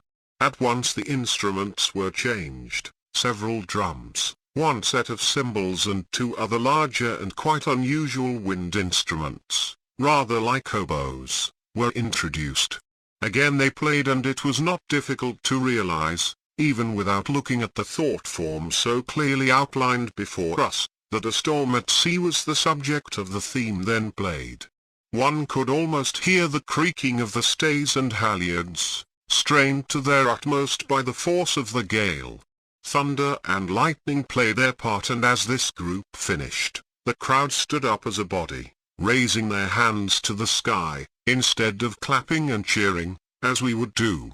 That was the entire first group was asked to do and I was sure the members had successfully passed their test. The second group was now heralded into the circle. There were only 5 of them. They were asked to demonstrate the result of certain grafting, as related to both flowers and shrubs and to different kinds of fruit. The answers appeared immediately as thought form pictures showing very clearly the changes in size and color. They were also asked what kinds of flowers could be grown together in one bed and which kinds meant death to one or more of the species. Then questions concerning crop rotation and why it was necessary. This second group also seemed to satisfy both examiners and crowd. The silver trumpet sounded again and the third group of very small nature spirits then entered the circle and thought forms of 3 human children were created by the examiners. They were typical airhead English children of an age between 5 and 7. They discussed the fairy story of Cinderella. At once they were joined by the nature spirits who entered into the spirit of the game. They argued as to who should take the principal part and when this was settled I noticed that the nature spirits took over the parts that children usually object to play. They became the ugly sisters, and the unpleasant father, leaving the parts of Cinderella, the fairy godmother and the prince for the children. A short version of the play was enacted, but the transformation scenes covering the fairy carriage and the change of Cinderella's clothes were much more realistic than anything that has ever been produced under physical plane conditions. I imagine the unselfishness shown by the little nature spirits made the difference between passing or failing the test. After a short interval, with cheerful music, all the members of the 3 groups who had been examined were called back into the arena. The herald sounded the entrance on his silver trumpet. The examiners grouped round the chief and high priest then drew together, as if to confer on what they had seen, and after a few moments the chief examiner stood before the chief and obtained his consent for the nature spirits to be promoted to diva rank. The high priest then rose to his feet, bowed to the chief and solemnly walked into the area where the nature spirits were standing. For the first time words were used. The high priest, raising his hands above his head, intoned an invocation in the same unknown language I had heard in the glade on the 3rd sphere. The herald then handed him a large sword, the blade of which shone brightly in the clear astral light. Raising it towards the sky, he uttered more words and slowly walked towards the first of the nature spirits, who stood in one long line in front of him. He placed the sword on the head of the first and said 2 words which seemed to mean God go with thee, though why I thought this, I do not know. And as I watched, the form of the nature spirit which had appeared to be that of a little old man, changed to that of a young girl. The same thing happened to all the graduates. Some male nature spirits became male devas, whereas others changed their sex. All the newly created bodies were young in appearance. I was about to thank the chief for the wonderful opportunity offered to us when, without any warning, I felt my body calling me and I found myself awake in bed in Colombo. On the following Saturday night when I got out of my body, I found Jim, the astral helper I had met in the London hospital, waiting for me. He had come to ask for my help. He stated that he had been very impressed by the way I had handled the case of the girl whose name was Mary, on Thursday night, and felt I could give further help. This girl had learned from a thoughtless visitor that her mother had been killed in the raid and was so upset that no one could do anything with her. As there was a young sister, Irene, aged 7, it would be a tragedy if Mary died too. I was only too glad to have this opportunity of putting into practice what I had recently learned. When we reached the ward, I saw Mary's fever-racked body tossing on the bed, whilst the girl herself was pacing the ward, metaphorically tearing her hair. She welcomed my arrival, and as I talked soothingly to her, quieted down. I made a thought form of a comfortable settee and whilst we sat there, I gave her what help I could from the knowledge, which had been given me by Acharya. I brought the conversation round to Irene and pointed out how she would suffer if both her mother and sister died. I assured Mary, with an authority I did not possess, that she could live, if she made the effort, and if she elected to do so she would still be able to contact her mother during sleep. She asked me if I would help her. I promised to do so and thus took on myself a measure of responsibility. I said I would return the following night. On the Sunday night Mary was waiting for me and was quite calm. I suggested we look for her mother. I showed her how easy it was to travel under astral conditions and soon this method of progress both interested and intrigued her. She took me to the block of flats where they lived. We found Irene in a neighbor's flat, and by her beside her mother was sitting endeavoring to comfort the weeping child who could not see her. At first the mother thought Mary was dead too, but when she realized this was not the case and that she would be able to care for Irene, she calmed down. I left the three of them to chat and, after arranging to meet them there later, returned to the hospital. I watched Jim and his colleagues working, and made notes of their methods. When Mary, her mother and Irene came in, I spent the rest of my night trying to help them in the way Acharya had helped me. The mother was not a very highly evolved person. I had learned from an astral helper that it had taken 2 days to persuade her to make the effort of will to disconnect herself from her etheric body. At last she seemed to grasp that the link with her family was not broken and that she would still see them at night. This made her much happier. I fancy she will be quite content with first sphere conditions for some time. My last act before returning to my body was to use what willpower I possessed to impress upon Irene that when she awakened she must remember something of what she had been told during her sleep. Chapter 10. Acharya arrived on the stroke of 11 o'clock, as I had expected he would. First of all, he asked me to give him the record of my experiences during the past week. He read through this very carefully before commencing to speak. As he read, his expression showed more and more his appreciation of my efforts, so I was not at all surprised when he said, "I must really congratulate you on all that you have done during the past 7 nights. My leaving you to work on your own at this early stage of your training was a gamble, but the results have proved that I was not wrong in thinking that you were ready to take over a little responsibility, even though your tuition had lasted such a relatively short time.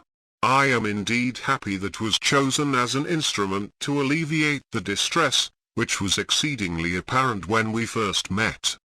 There is very little that requires comment in your experiences of last Monday night.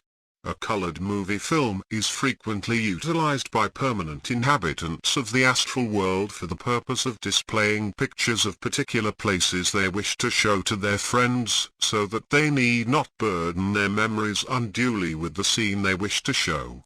to use the astral counterpart of a photographic film is an even simpler method, and providing the operator has brought over with him the technical knowledge, the results are identical with what a similar show would be in the world. I am satisfied that you realize it is extremely unlikely that Charles will want to leave the part of the astral plane in which he is now living, for a considerable time. Then there is your experience of Wednesday night, when all that you remembered took the form of a nightmare.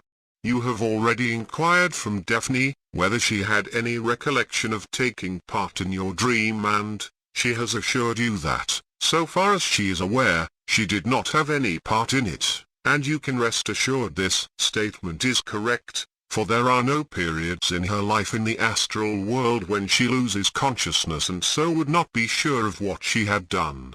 In order that you may understand my explanation of this occurrence, I want you to take your mind back to a previous talk. In it I told you that the perfected men or masters give instruction to pupils in certain circumstances. I shall give you a very brief outline of the work of these pupils. There are two grades of pupils, one called probationary and the other accepted. The only difference between the two is, that once a pupil has been accepted by a master, he is, as it were, taken on the permanent staff and utilized for this work not only in his present life but both after death and in lives that are to come. A probationary pupil is tried out, and only after he has served in that capacity for possibly several lives is he taken into the very much closer touch with the master that one finds with accepted pupils. At no time is any compulsion used, for even the masters have no authority to interfere with the free will which is given to every man at the moment of individualization. But before a human being can be utilized for occult work by these great beings, he must show that he has eradicated completely the emotion of fear from his makeup and must prove that at all times he is willing to sacrifice himself in the interest of the work. It is necessary for the student to pass 5 astral tests. These are usually remembered by him in the form of dreams or nightmares. I have been given authority to tell you that your determination to overcome the difficulties of understanding astral plane conditions has been noticed by one of these masters, and it is possible that, in the fullness of time, you will be given the opportunity of serving the White Brotherhood, to which he belongs. This means that you will probably be taken on as a probationary pupil. The dream you had on Wednesday night was actually an astral test, through which you passed quite successfully. The test was to prove that, although obviously you were frightened by the gorilla-like creature, actually a thought form created by the master concerned, yet you were willing to forget yourself and if necessary make the supreme sacrifice, in order to protect what was only a thought form of Daphne, but which was an intense reality to you. Had you refused to make an effort to save her, you would have returned to your body a little earlier than you actually did with the same memory of a nightmare, but in that case you would have failed and proved to the master, who was watching you at the time, that you were unsuitable and insufficiently advanced in evolution for the purpose he had in mind. In the course of the next few years you will probably find that you remember further dreams. These will be more astral tests, all of which you must pass before you can qualify for the work proposed for you. As a personality you know very little about such things, but the real you, the ego, knows perfectly well what is happening, and he, I happen to know, is very keen indeed to make the grade and be used for the helping of humanity. Because of the interest you have shown in the instruction I have given you, I shall give you a rough idea of what you have to accomplish before you can qualify for this special work. You have to know how to move about quickly and effectively on all the different planes of the astral world. You have to know all about the lower astral entities, including those which have etheric bodies, such as the elementals you saw at the bottom of the sea, and must be trained so that the hypnotic effect of the eyes of such creatures has no effect on you.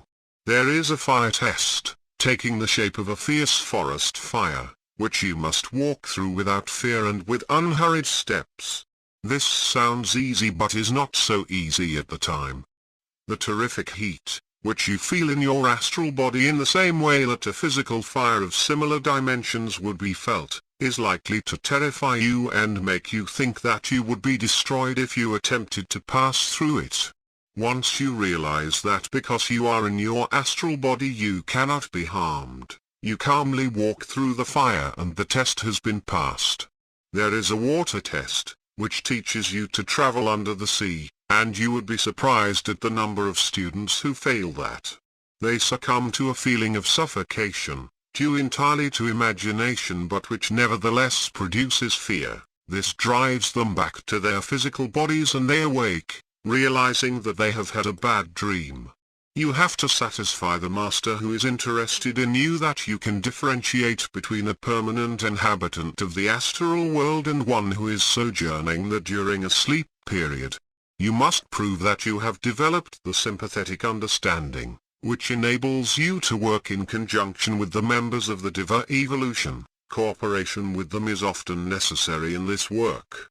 You must be able to tell the difference between a thought form of a particular person and the man himself, for if a master were to send you with a message to be delivered to someone living in a different sphere of the astral world from that in which he was functioning at the moment, you might be accosted by an entity who was antagonistic to that master and who, for the purpose of deceiving you, had taken the appearance of the individual you were seeking, really a thought form made in his likeness. You might deliver the message to this man thinking he was the real person. This might have serious repercussions on the work the master was doing at the time.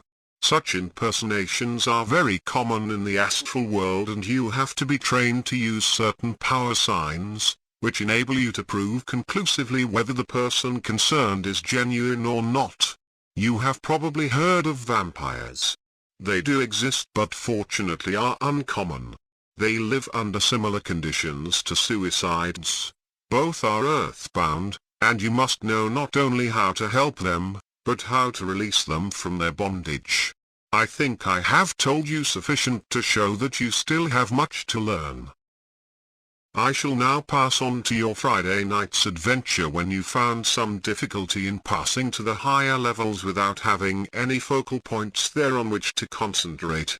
I was keeping in touch with you mentally, as I thought you would probably make some such attempt on one of the nights when I left you free to experiment alone.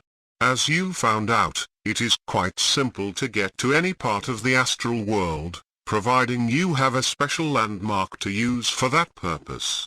I do not expect I shall find it necessary to come to your assistance again in the future. I did not give you a focal point on the seventh sphere, for there is little that would interest you, and it is not desirable for you to come into unnecessary contact with the shells existing at that level at present.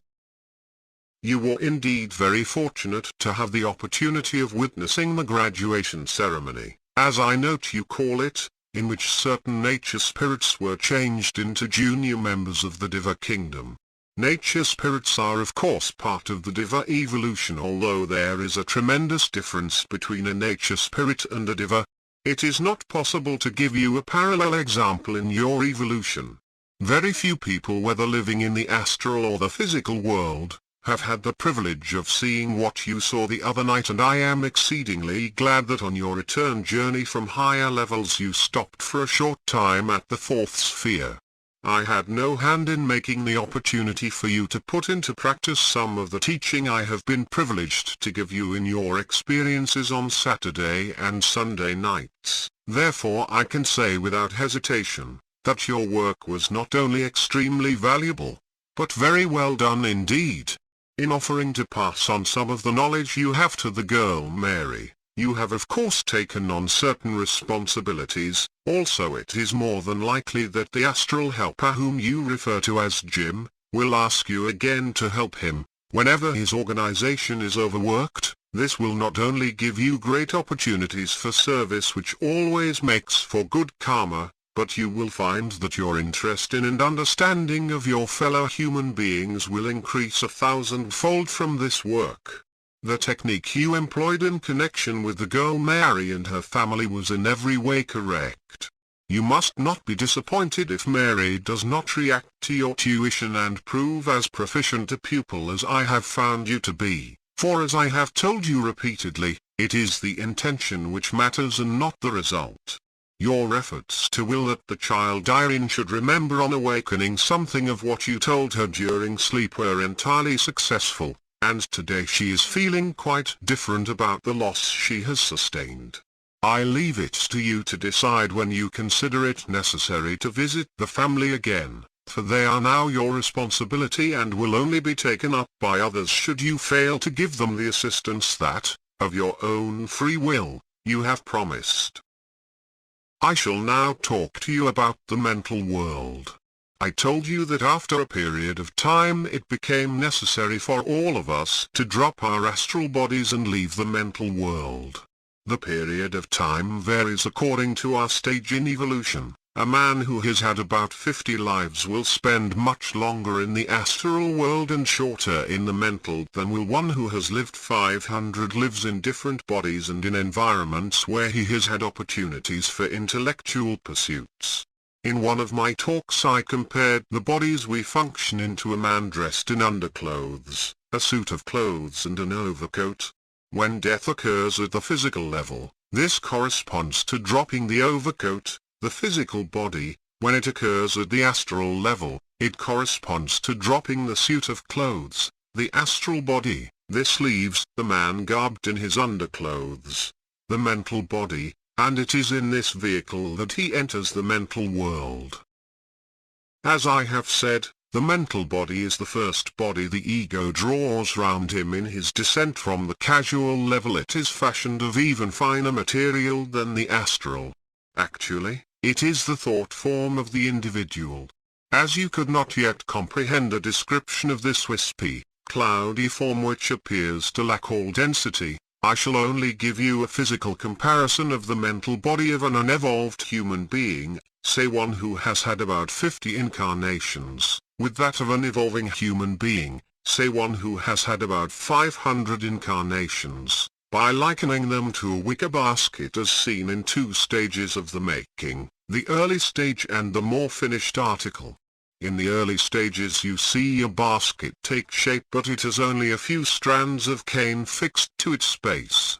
Eventually all the gaps are filled in and the finished article is blended together of many hundreds of wicker strands, all separate and distinct from each other but appearing at first sight to be a composite whole. Each of these strands may be thought of as representing a particular subject of mental development, which has been more or less mastered by that individual. When a person has finished his life in the astral world, he passes to the seventh sphere of that world. When it is time for him to move on from there, he becomes sleepy, loses consciousness, and awakens almost immediately in the mental world. When, after his physical death, a man becomes fully conscious in the astral world, his first sensation is a feeling of well-being and buoyant health. When, after his astral death, he becomes fully conscious in the mental world, his first sensation is that of profound bliss and a feeling of being at peace with mankind. In the early stages he may not even realize that he has passed to the mental plane, for he feels so contented and happy that he is willing to let well alone for the time being. In due course he realizes the change in his surroundings, and once more he has to be taught, by those who wait to welcome him, the difference between the conditions under which he must now live and those relating to the world he has just left. The mental world is the world of thought. Thoughts are the only realities. They are things, just as much as chairs and tables are things, only, in the same way that the mental body is composed of finer material than the physical, they too are composed of finer matter. S-153 It is quite impossible to do so, but if we could take any of our astral or physical matter into the world of thought, it would not exist for the people there. Such things would be more or less the same as thought forms in the physical world. They surround us all the time but we cannot see them, although they influence our minds. My greatest difficulty in explaining to you what conditions are like in the mental world is that there are no words, which enable us to describe in detail conditions of consciousness, which are entirely foreign to physical plane understanding. At the mental level you do not see other people as individuals, nor as astral counterparts of physical forms, but as thought forms of the individual concerned, and these thought forms accord with the mental development of the individual. A man functioning at the mental level can be likened to a wireless set that both receives and transmits. The number of wavelengths, which he can use in receiving and transmitting, depends entirely upon the number of subjects with which such a man is familiar. He can receive on his set the thoughts of others providing he can tune into that particular wavelength. In other words, if he has some knowledge of the subject of which the thought is composed, and he can carry on a conversation on that subject, because he himself can answer the thought forms that he receives by transmission of his own thoughts, which would then be picked up by all other people having similar knowledge and interests. At the astral level you saw the intellectual giants creating beautiful music, pictures etc., and teaching others in the arts and sciences. When they pass from the astral to the mental world, they continue to help others who are treading the path, which they have trod. But at the mental level their tuition takes the form of technical and theoretical lectures sent out in a perpetual stream of thought. All of these can be picked up by anyone interested in the same subject. You can only grasp as much of the thoughts as by your own intellectual activities of the past you are able to comprehend. The parts of the thoughts which are beyond your understanding do not register at all and are not picked up by you, for your receiving set is limited to your understanding. If you had never studied such subjects as mathematics or chemistry, you would not be able to respond to the thoughts of them that might be all round you, given out by people who are well versed in these particular sciences. At the mental level the life is much more interesting for an intellectual man than for one of limited intelligence. Take the case of a person who, during his lifetime, has made a study of one particular subject. Here he would come in contact with other intellectuals who were masters of his subject, merely through sensing and seeing the thought forms expressed by them there. Because he was no longer limited by an inadequate brain, he would understand quite clearly not only all the things which he understood perfectly at the physical level, but the many things which in his physical life he was only able to realize in principle and not grasp completely. A man continues his mental development for a considerable time, not only to his great satisfaction but also to his great benefit in future lives as, through and because of the work he has done, he has earned the right to be given in his next physical incarnation a brain which will fully comprehend the knowledge, which he consolidated during his stay in the mental world. When I tell you that men of highly developed intellects have been known to spend as much as 2,000 and 3,000 years at the mental level, you will perhaps admit that for such people life could not be considered dull. On the other hand, the time that an unevolved being spends at this level is usually very short indeed, for he has little to consolidate and certainly his life there is not nearly as pleasant or as interesting as the lives of his more intellectual brethren. He does not realize his limitations, so there is no suffering whatever, even for the man of the most limited intelligence that you can visualize. When the egos that have been existing in the Golden City pass to the mental world, they still have only one cardinal thought in their minds, and that is their idea of heaven. Their religious teachers have taught them that once they have been received into heaven, they are there forever. They are quite sure that they have been so received, for they have been living under the conditions, which to them are in accordance with the promises of eternal bliss, to which they have looked forward. They expect to remain permanently in a heaven world and, because of this dominating belief, the illusion of heaven, as they have always imagined it, is created by them in it, where they live, exchanging their thoughts with the thoughts of others, sent out by people who are controlled by the same illusions. Thus the whole of their mental life is lived within a gigantic thought form. Although they are perfectly happy, they do not usually benefit as much from these conditions as others who use the mental world, not only for consolidating their own mental activities but also for adding to the intellectual knowledge which they possessed before reaching that sphere of consciousness. The people who live surrounded by their idea of heaven are radiantly happy and perfectly content, so who is to say that they are worse off than others who travel by different paths?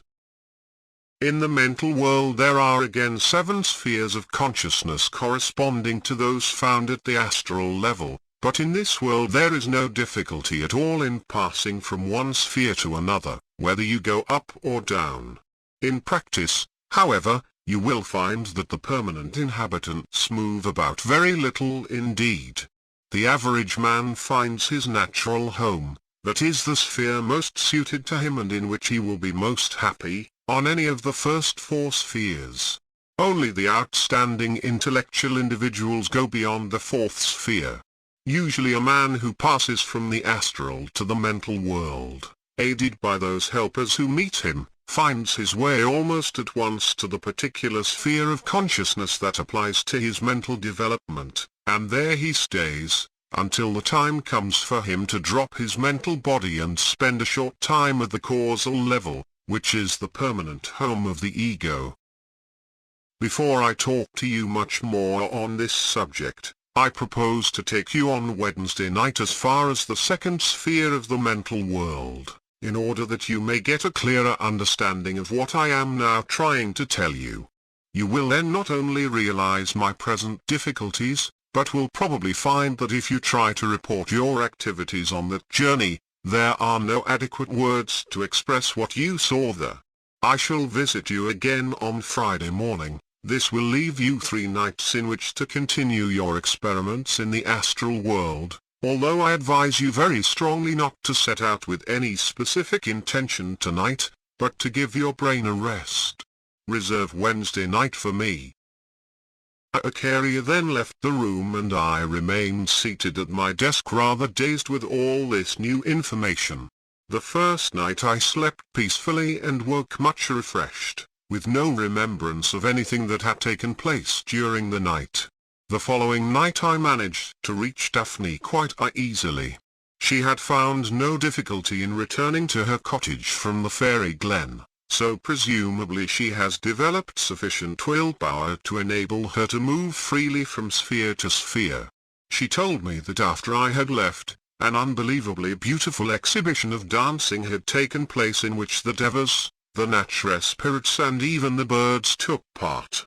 When she made adieus to the chief, he told her we were welcome to revisit the valley at any time.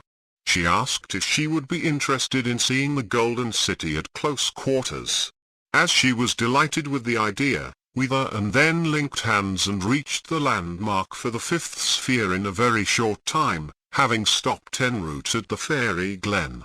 The heavy gates which appeared to be made of gold were closed, but were unlocked and opened to us by an old gentleman who might have passed for the mythical St. Peter. He asked our business, we explained who we were and indicated that curiosity was the main object of our visit. He did not seem to mind this and offered a guide to show us round. The streets seemed to be paved with pure gold, the numerous trees, which lined them, were laden with precious stones. These thought forms of diamonds, emeralds, rubies, pearls etc. were very beautiful, but the effect was rather like an unending line of Christmas trees. I noticed that there was at least one church in every street. We were taken into what the guide stated was one of the smallest Roman Catholic churches. The sanctuary was a very beautiful piece of architecture, whilst the main altar might have been carved out of a gigantic pearl. A musician who was playing the organ was no ordinary exponent of the art. The guide invited us to visit churches of other denominations. I asked whether the different denominations kept themselves separate. He told me that in the heaven world the different sects led their separate lives and carried out their specific teaching, but that there was never any disharmony here. for everyone realized that the truth behind all doctrines was the same and only the forms of expression were different. In reply to a question I put, he stated that he, a God, reigned supreme and from time to time visited the Golden City. He was not seen by the ordinary inhabitants, but his voice was heard seemingly coming from the cloud which encircled him. He stated that Christ and his 12 apostles still walked the streets teaching and preaching to the multitude. I asked if he had not meant 11 apostles, for surely Judas would not be admitted to the heaven world. He assured me, however, that as Judas had paid the penalty of his crime by suffering terrible remorse and creating for himself a veritable hell, his repentance had been noted and he had been allowed to rejoin his fellow disciples. We visited an amphitheater where there must have been 3,000 people gathered together, all wearing white robes, listening to a choir singing to the accompaniment of harps and a silver-toned organ. They had the appearance of the angels of the scriptures, but we did not see any seated on clouds playing harps. We returned to Daphne's cottage where we discussed our experiences and later I met some more of her friends. On Wednesday evening I was waiting for Acharya when he arrived in my room on the stroke of 10 p.m. Greeting me with "If you are ready, let's be on our way," we started off. We traveled by the same route as before, via the village on the second sphere, the academy on the third, the fairy glen, equals narrow valley, on the fourth, the golden city on the fifth and a lake on the sixth. At this last spot I had time to see that 2 of the little boats were in use, one on the opposite side of the lake, and the second near the opening to the small lake. I had to look for some time before I could see any motion at all, so slowly did they move. This is indeed an ideal spot for a man desiring solitude. As I had not yet visited the 7th sphere and had no focal point on which to concentrate, Acharya told me to hold his hand. When our surroundings became clear again I saw we were standing on the highest point of a range of mountains which Acharya stated was called World's View. From here people would take a look at the surrounding world which must last them until their next incarnation. Although the countryside was reasonably well wooded with plenty of flowers in bloom, there were no buildings anywhere and the surroundings had a bleak appearance. I was told that a number of ascetics and holy men spend a large part of their lives under these conditions. I felt pleased that mysticism was not the line which appealed to me. I noticed 2 people who looked like a man and a woman gently floating along a valley. Upon asking Acharya whom they were, he replied, "Let us go and see." We floated towards them. When we reached them they did not slow their progress, which was little faster than a walking pace, and when Acharya spoke to them they made no reply.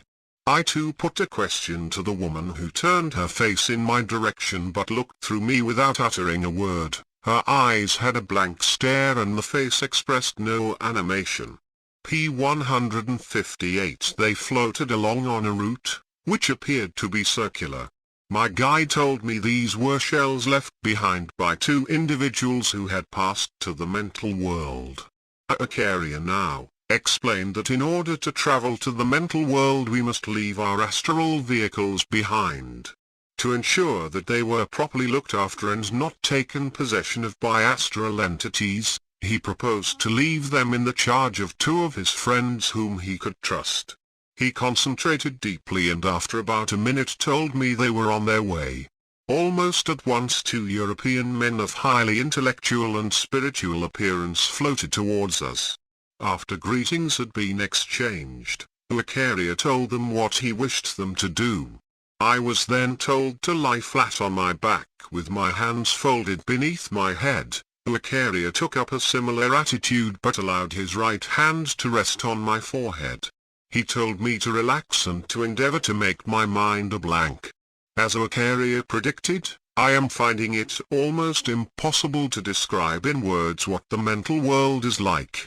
It seemed as if 2 or 3 minutes elapsed from the time I was told to relax until I realized that Acharya was talking to me, although he was not using words nor making any sounds whatever.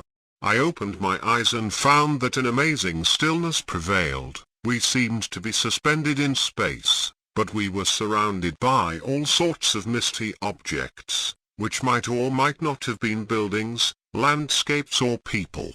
Some of these objects were colored, but nothing seemed to be very distinct. All of them, even the forms that might have been men, seemed to be changing all the time.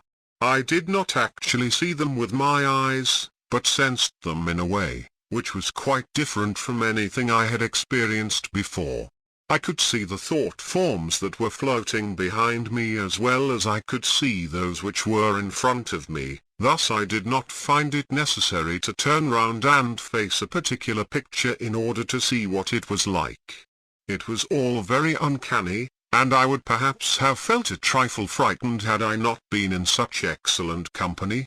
All this time Acharya was sending out thoughts to me, which I received just as clearly as if he had been speaking, and it was obvious that he had received my replies as soon as I had expressed them in my mind. He told me that this was the lowest sphere of the mental world and that it was inhabited mostly by entities of a very low mental development. He pointed out the thought forms of several people who were living at this level. They were wispy creatures without any apparent solidity. Many could hardly be described as concrete forms at all, for they were little more than smoke or cloud that appeared to take human form, but owing to its lack of density did not retain the same outline for any length of time. I have seen similar shapes take form when watching smoke coming from a fire, which almost instantly vanish up the chimney. Under these mental plane conditions, Acharya appeared to be a much bigger person than in either the astral or physical worlds, and he appeared clearer cut and much more solid in form than any of the other entities whose forms floated across my vision. His appearance in these surroundings enabled me to appreciate his comparison of the mental body of a man low in evolution, and that of one more evolved, to a wicker basket in the making and the same when completed. Acharya told me to come close to him. He placed his hand on my shoulder, although I felt no touch, and said we were now passing to the second sphere. Without any sense of movement such as I had previously experienced, the scene changed in the same way as it does on a cinema screen. Our new surroundings were not very different from those we had left, with the exception that the forms, which floated about, had a clearer outline. Acharya asked me to choose a subject on which I would like to have a discussion with one of the permanent inhabitants, and told me to send out thought forms into the ether asking anyone who was interested in this subject to get in touch with me. Without thinking very much, I chose the subject of comparative religions. Immediately, through the medium of thought forms, the reply came back in the form of a query as to what religion I belonged to. My thought passed back that I was a Roman Catholic, though not a strict one. The thought, which returned, was that all religions had their uses, in that they enabled people who could not stand alone to have something on which to lean, and in most cases they acted as a guide in the decisions which they had to make during their lifetimes. He stated that each religion had been started for a specific purpose, but that basically the truths of all were the same. This thought asserted that the keynote of the Christian religion was love, and in accordance with its philosophy man could only evolve through loving his fellow man and by being tolerant of other men's opinions and actions. The religion started by the Lord Buddha was just as fine a philosophy as that preached by the Christ. The keynote of Buddhism was wisdom, and according to its teachings the most important thing in life is to act according to the law of karma, through which men suffered or received benefits according to their actions, thoughts or words. The tendency of this religion is to eliminate emotion. The great religion known as Hinduism, which was revived by Sri Krishna nearly 2,000 years ago, had as its keynote cleanliness and orderly conduct. Its orthodox members carried out special ablutions at stated intervals. Islam, founded by Muhammad, has its keynote courage. Its followers certainly did not lack that particular virtue. Zoroastrianism, The religion of the Parsees had gradually been evolved through the many incarnations of Zoroaster. Fire was its sacred symbol, and as fire has always been considered a purifier, the keynote of this religion is purity.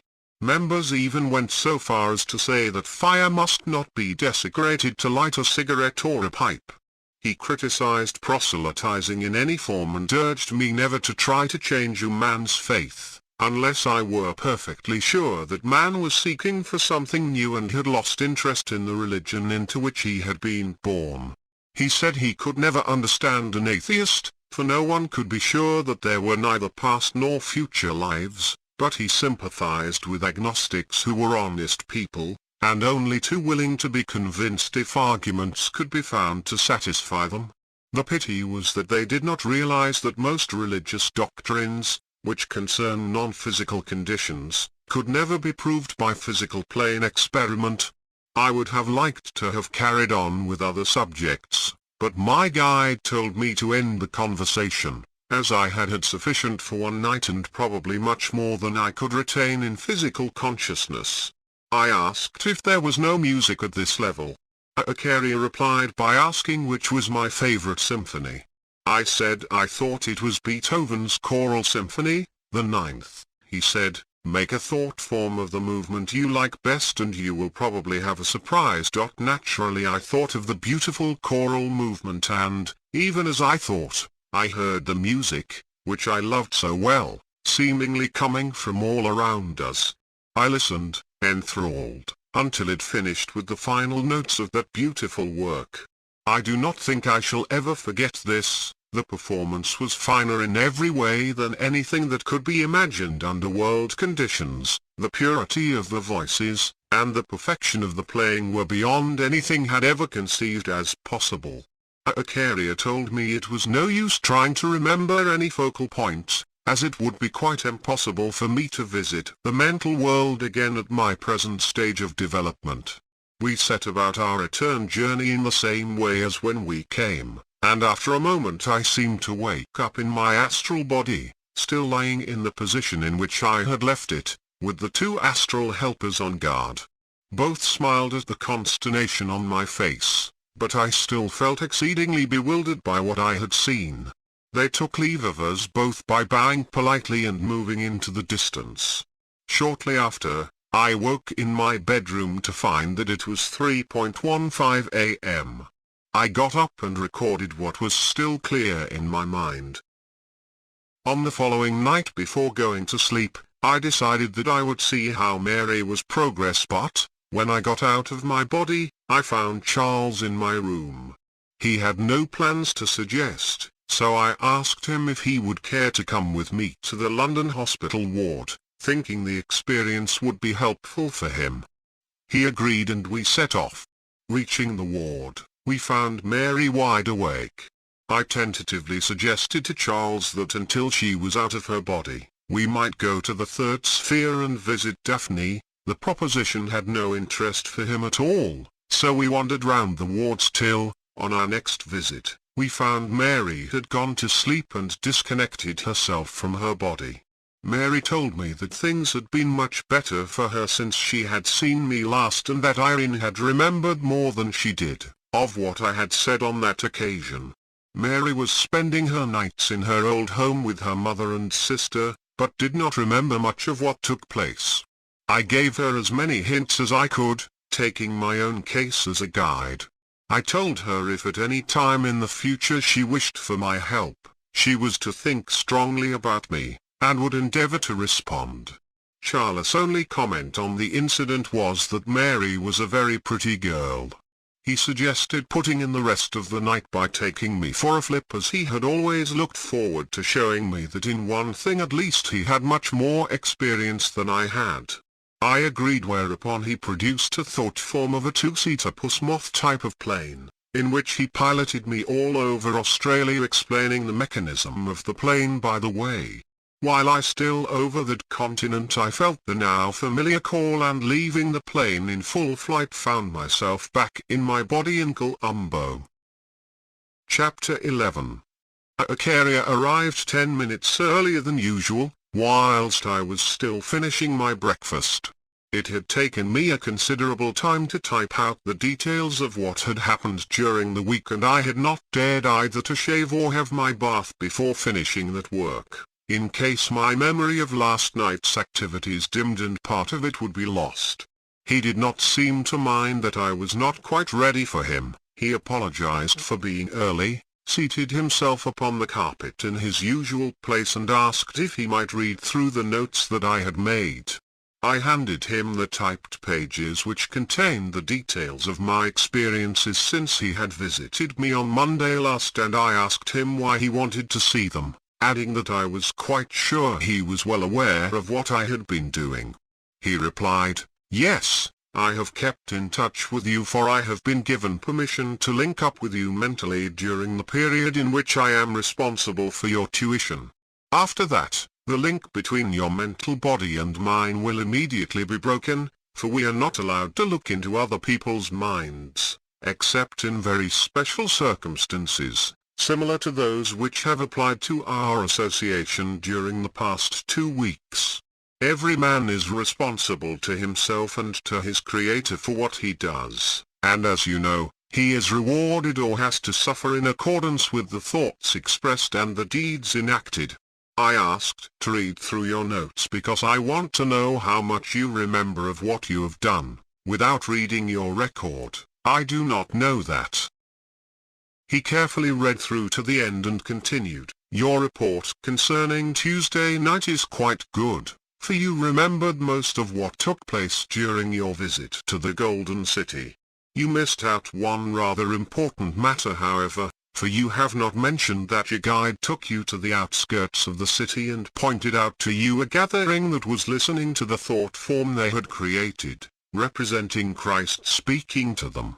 Both you and Daphne listened for a short time to what was said. You remarked to your guide that all that Christ was saying had already been recorded in the different Gospels of the New Testament. That in itself should have been sufficient proof to you that it was not the great being, who was known on earth as Christ, who was speaking, but merely the expression of that founder of the Christian faith that was part of the thoughts and minds of his most faithful followers. I am sure that had Christ himself been speaking, and he does live and is still in control of the spiritual development of this planet, the impression of what he said would not so easily have been erased from your memory. Ask Daphne about the incident, when next you see her. She will certainly have remembered it. I am pleased with your description of Wednesday night's experiment, for it is better than I expected. I warned you of the difficulties you would experience in finding words to express mental activities, but I think that all who read your records will understand a little of what you have tried to describe. I am certainly satisfied that you have grasped most of what I tried to tell you in my last talk. Your peregrinations, wanderings, of last night need little comment from me. They have their value though, for you now understand that you have to consider the outlook of other people and to a great extent fit in with them, in the astral as on the physical plane. I am quite sure that your protégée Mary will be calling for you again in the very near future, and I know that you will endeavor to assist her with the many problems which she will have to face. It will be excellent experience for you. Today, in my last talk, I shall first tell you about the third death and what happens to the ego after he has dropped his remaining vehicle of consciousness, which we call the mental body, and lives for a period clothed in the only permanent vehicle he possesses, the causal body. I want you to listen very carefully to this, for many students seem to find it difficult to appreciate this information. The third death is very similar to the passing from the astral to the mental world, for the man just gradually loses consciousness and, having slipped out of the mental body, finds that he is in his causal body.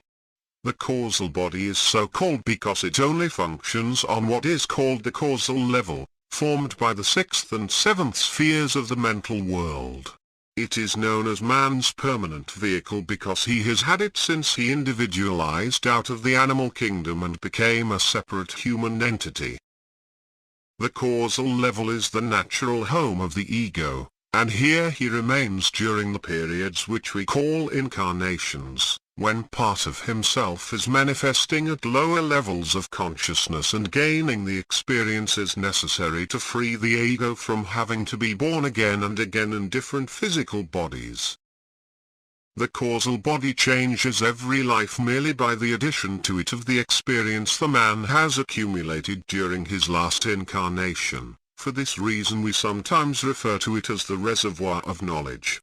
An evolved man can tap this reservoir at will and draw down to the physical level the experiences of his past lives. This enables him to avoid having to learn certain things every time he has a new physical brain, for, in itself, the brain has no memory of past experiences.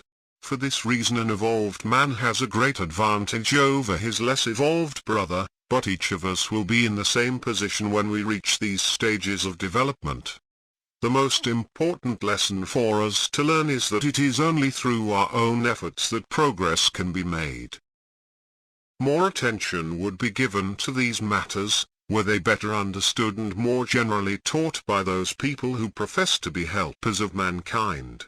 Few of us are able to conceive the fact that the personality discernible at physical level is but a tiny part of the real man, the ego, yet this ego, or individuality, overshadows and guides that personality to the best of his ability, within the limits allowed by the free will which is granted to all men when they have reached the standard of the human entity. At the causal level past, present and future are in reality one. Let me give you a physical plane example to illustrate this. Imagine for a moment a river that twists and turns every few hundred yards. A man stationed on the deck of a river steamer, puffing its way on the journey it must accomplish, can see only that stretch of river in which the steamer is sailing at the moment. The stretch that exists beyond the bend to its rear, which it has already traversed, is unseen by him, and likewise, the course of the river beyond the curve, which the steamer is now being guided is also unseen. Let us suppose that another man is taking the same route in a helicopter. He would see the whole course of the river in one long sweep, the parts at the rear of the steamer and the parts well ahead of its present position being equally clear to his vision. To this man the scenery that the steamer has passed is just as visible as the scenery which meets the eyes of the passengers at the present moment, or that such people will see in the near future. To him there is no past and no future, all is indeed the present. The unevolved and the evolved man resembled the passenger on the steamer as compared to the one on the helicopter. At the causal level the ego is shown a full record of his past life in a series of pictures, rather as episodes on a film strip projector. These pictures show him exactly where he failed in his past life and where he excelled. They also show what his next life is intended to do for him and what changes in his character must be achieved before further progress can be made. The unevolved man sees all this, but owing to his limited intelligence does not grasp its significance in the way it is understood by the intellectual person. He is like the steamer passenger. On the other hand, the evolved man, like the man traveling in the helicopter, sees immediately why he made the mistakes in his past life and not only the results of these errors. He determines that he will not fail in the same way in his next life. So the lessons he learned from these pictures of the past life are built into the structure of his permanent atom, that reservoir of knowledge, which contains the essence of his experiences in his past lives, and when the time comes, in a future life, for him to make decisions on similar problems, the voice of conscience, which is the warning sent to him by the ego speaking from the plane on which his reservoir of knowledge exists, ensures that similar mistakes are not made a second time. He realizes why it is desirable for him to be born next time into a particular group of people or nation, because through such a birth he can obtain the environment that he needs. For this reason there is never any lack of cooperation on his part, when he is shown his future life. He knows only too well that the life arranged for him is the one, which is best suited to ensure his greatest progress. To attain this in the shortest possible time is what every ego desires. Although we all enjoy our time lived at the egoic level, we have to leave it again in obedience to the law of evolution. We all want to leave when our time comes, for we feel within us the desire for further expression and experience. We know that progress in our evolution can only be achieved through countless lives lived in the physical world. We realize that we cannot respond fully to the vibrations ruling at the causal level, until we have evolved to a stage where it is no longer necessary for us to be reborn again. That time comes when we have learnt all the lessons which life at the physical level can teach us, and then our attention is drawn to other spheres of activity, far beyond the physical or astral levels.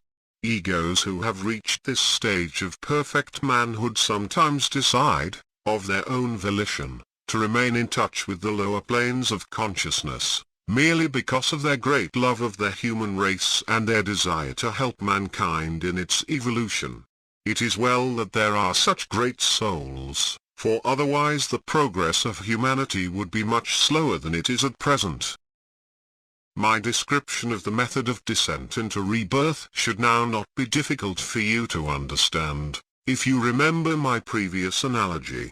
The naked ego must clothe himself once again, in other words obtain 3 new bodies through which he can function on the planes of consciousness applicable to them. The first body he must obtain is made of mental matter, his underclothes, and to achieve this he turns his attention to his permanent atom, in which, as you will remember, he has retained molecules corresponding to all the spheres which exist at the mental level.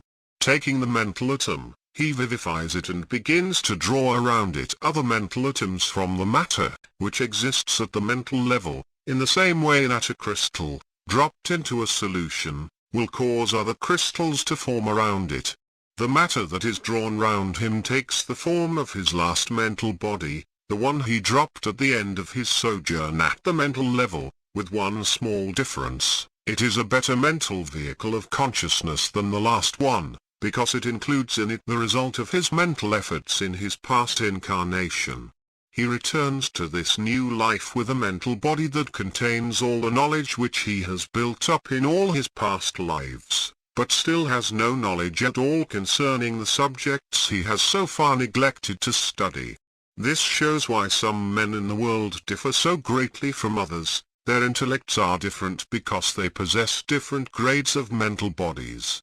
Therefore a man who is the possessor of a fine intellect, acquired through experience in many lives, should never take advantage of one who has less experience than himself. His task is to help, not to hinder, all his younger brothers.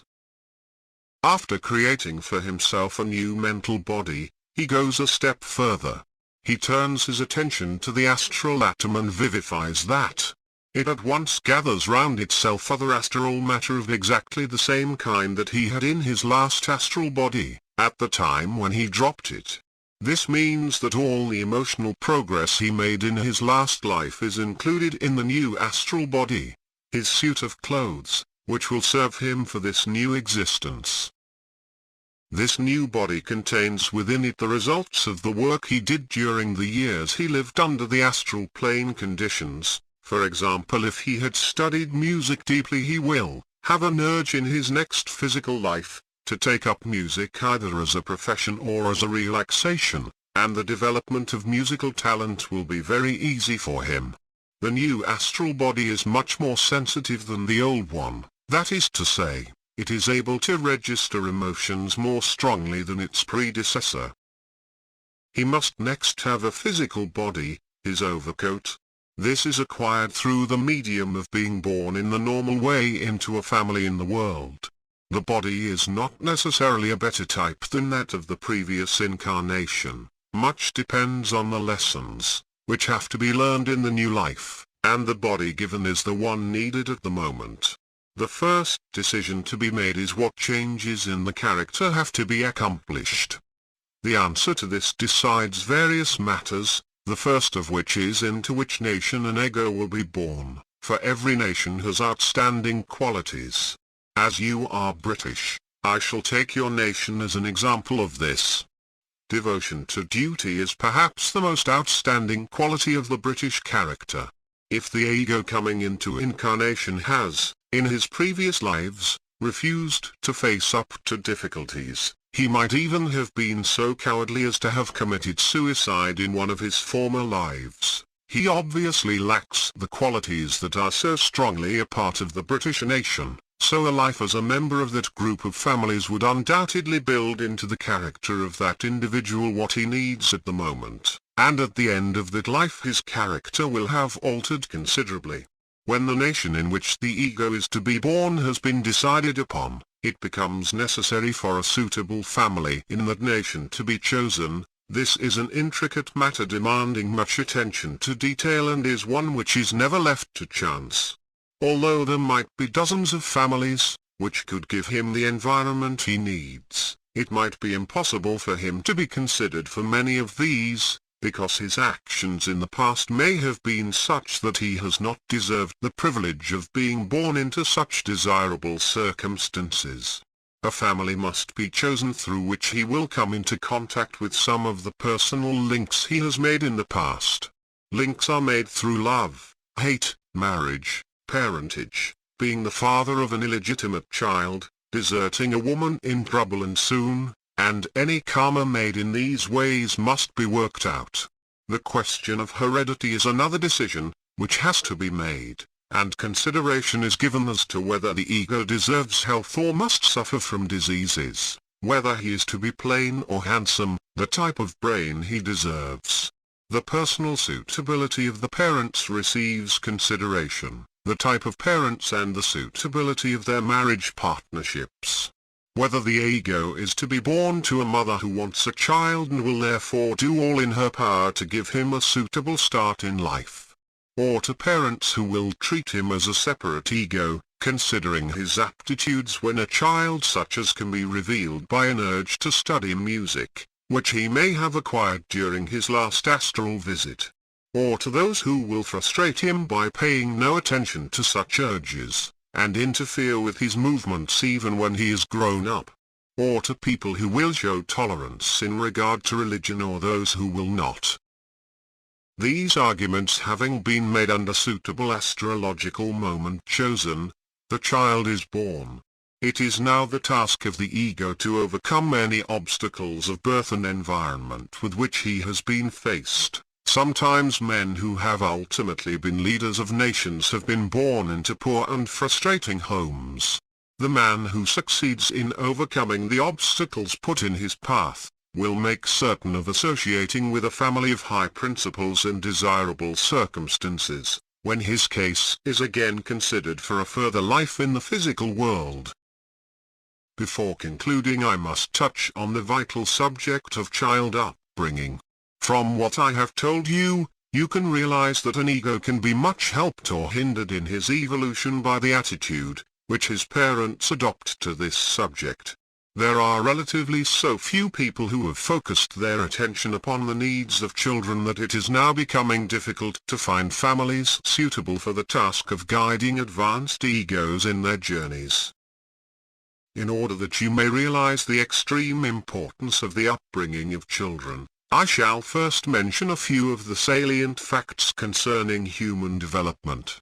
The development of man is divided into 7-year periods, each marked by the appearance of a new power or quality.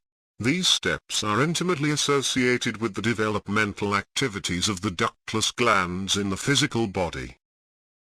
What is termed birth is indeed only the birth of a visible physical body, which comes to its high state of efficiency in a shorter time than do the invisible bodies of the ego.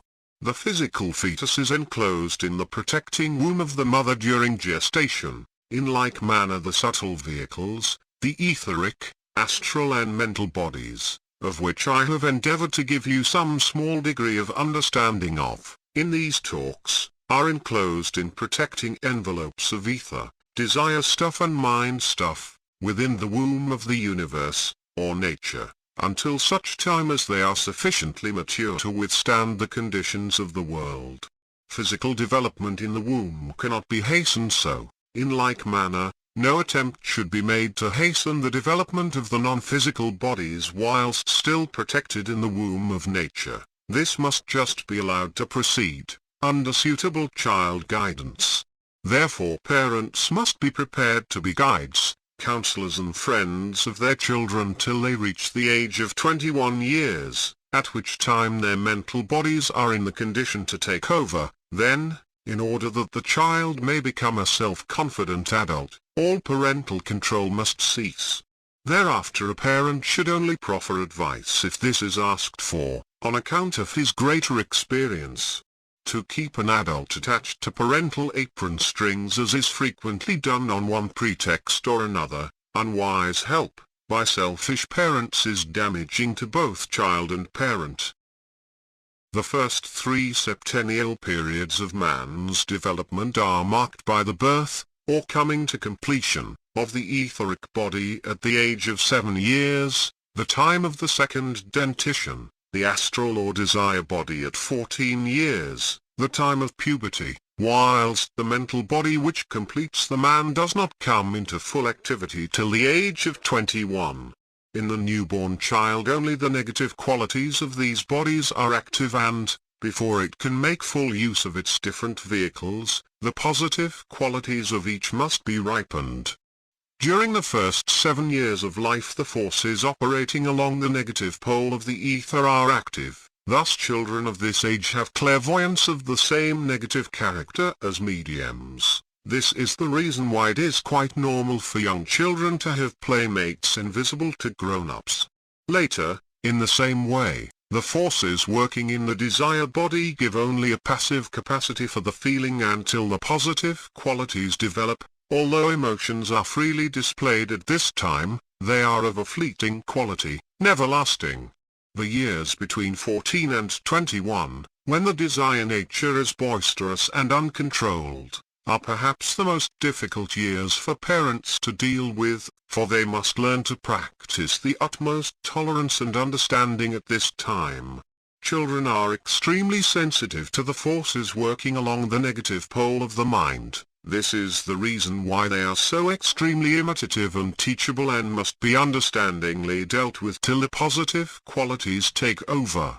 As soon as this happens, the ego is ready and eager to stand alone, and must be allowed to do so. He will make mistakes, we have all done so. It is one of the most important ways in which we learn our lessons. In the early days of man's appearance on earth he received little assistance from his parents, who themselves had insufficient experience in evolution to give help to others, but in these later days conditions are so different that parent-craft should be regarded as a science which it is necessary for all to study. The parents who practice planned parenthood and have only 2 or 3 children to care for, who have the necessary time to study and are prepared to do so, are able to equip themselves with the knowledge through which they can become suitable guides for children. Parents must realize that children are not playthings given to them to do with what they will, but they are fellow beings, who have been entrusted to their care and guidance by the powers that be. The suitability of the guidance given to these fellow beings is one of the most important tasks humanity is given to perform. Under the law of karma, parents will be held responsible for the manner in which they carry out this work, and their own journey along the evolutionary path will be hastened or retarded accordingly. All normal girls look forward to marriage, having a home of their own and children. This is good, because it is of primary importance that a small child should be reared in a household where it is loved and wanted.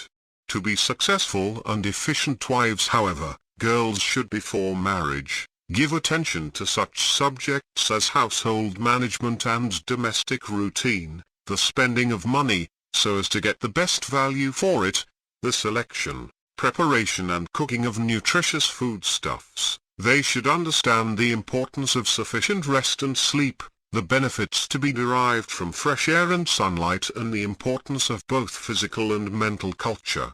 But in order to be successful mothers, they require studying still more deeply, for they should begin to delve into some of the mysteries of nature. In this study, they should not be alone, for family responsibilities should be shared equally between fathers and mothers. Each has a part to play and a contribution to making the upbringing of children. Wise parent-craft can only be practiced by parents who have made at least some study of human development and who are willing to make some personal sacrifices adequately to perform the tasks allotted to them. Parents must be prepared to teach by their own example, because there is nothing in the world so imitative as a child. In fact, imitation is its main method of growth, so they must train themselves never to do anything they would be unwilling to see copied. In the guiding of the emotional development of a child, there are two subjects which should be freely discussed in the home from the child's earliest years. One is sex and the other is religion. In their preparation for parenthood, parents will have studied biology as affecting the plant, animal and human kingdoms, hence should have no difficulty in telling quite small children the principles of reproduction of the different kingdoms, as suited to their years and understanding. For the very young they can make up fascinating fairy stories dealing with the plant kingdom. They can show the child the pistillate flowers, which they will liken to girls, and the staminate flowers, which they will liken to boys. They can show them the pollen in the anthers of the flowers and the pollen baskets on the legs of bees. In the same way religion can be dealt with in an ordinary manner. No child can be expected to understand the doctrines and dogmas of the different religions. The consideration of that can wait till he has reached the age of thinking for himself. Religious instruction applicable to the age we are living in, and the one soon to come, is to be found in the life and teachings of Christ during his earthly sojourn in the body of Jesus, in that of the Lord Buddha and the other founders of religions. If we all knew and appreciated nothing else, we should have splendid patterns to live up to. Therefore let the teaching of religion to the young is that of the great dramas of the lives of these teachers' lives, which were sublime lessons of the possibilities of man. As with sex instruction, this must be presented in a form suitable to the stage of understanding of the child, from the Bible, from stories written in more simple language, and above all from parental example.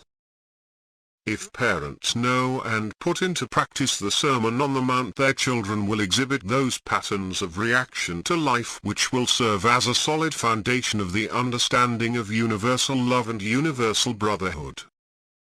The parents who have acquired tolerance and understanding through schooling themselves to see through the eyes of their children, approach things from their standpoint, touch with their fingers, question with their minds, will, when their task of child education is finished, be in the very best position for getting to know themselves and for helping their fellow men tolerantly and wisely, which should be their task at this period of their own development, a task which can in its turn bring into being the positive qualities of their own spiritual make-up. I have been able to give you only a very brief outline of the importance of parental guidance and example in child education. In the time at my disposal I am unable to go more deeply into the question of methods for such education. All I can do is to point out that the need for this has at no time been greater or more urgent than it is in the world today. If parents continue to shirk their responsibilities, if they are unwilling to sacrifice their pleasures in order to take up the task of parent-craft, and if there continue to be as many broken homes as there now are, in which the love and understanding necessary for this task are no longer present, then consideration will have to be given to the question of whether upbringing of children, in age groups, in institutions by trained and understanding people might perhaps be the wisest solution of the problem. It would seem as if this is at least a field of inquiry, which will have to be explored. Naturally there are arguments which can be brought forward in defense of both systems, but if the considered decision is in favor of home training, then some steps must surely be taken towards fostering wise and instructed parent-craft. I am satisfied that you know that we are not in the world by accident. You have realized that countless lives at the physical level are necessary if we are to gain sufficient experience to free us from the necessity of continuous births and deaths. You have proved for yourself that death, which is feared by so many people in the world, is a mere passing from one state of consciousness to another, and that this passing should never be dreaded by anyone, even though it is sometimes preceded by a certain amount of physical pain. You are aware that the inequalities of life are not caused through a divine creator favoring some and not others, but that the inequalities are due to the different stages at which men stand at the moment on their journey towards perfection, or are produced by unwise actions on the part of such individuals in their past lives. I am sure you now realize that no work you do at this level is ever wasted, for at the end of each incarnation you carry your sheaves with you, to become part of the permanent atom, which is your reservoir of knowledge. After I leave you today, you will once more be the sole arbiter, authority of your destiny. I hope that you will continue to follow up the link that has been remade between you and Daphne, for you can help her in many things and she can help you. You are both destined to work together in a future life, and the more you come to understand each other now, the more progress will be made when the time comes for you to live your lives together under physical plane conditions. It is just possible that before you pass over to the next world you may come across someone living at this level to whom you may feel attracted, and whom you may even want to marry. If this does happen, explain to Daphne what you contemplate doing, for deception has its repercussions, even in a case where one person is living in the astral world and the other in the physical world. Deception is always unwise, for it creates difficulties, which may take lives to eradicate completely. I do not think you will find that Charles will trouble you much more. As you happen to be an older ego than he is, it would be difficult for him to follow you along the road that you imagine to be the most suitable for him. But you can still help him, and you will probably link up with him in a future life, as love creates a very strong link. Do not forget the responsibilities you have taken upon yourself with Mary, for although I do not think that they will be in any way arduous, yet they must not be neglected, for you accepted the opportunity. The astral helper whom you call Jim can be of great use to you and you to him, so cultivate his friendship whenever the opportunity offers. Remember that the knowledge, which has been given to you, has not been given for your use solely. You have a responsibility to others less fortunate than yourself, and to sincerely trust that you will never forget this. All true knowledge should be shared, not kept for the special benefit of the possessor, and I can assure you that you will not only be the happier for sharing your knowledge with others, but they also will benefit from your assistance. You may find that many to whom you offer this bread of knowledge do not wish to eat it. Such people are not yet ready for the knowledge you offer, but that should not stop you from giving them the opportunity of listening to what you have to say. It is now time for me to bid you farewell. This does not mean that we shall never meet again, for the link that has been made between us during these last weeks will have its inevitable result. A link once made is seldom entirely broken.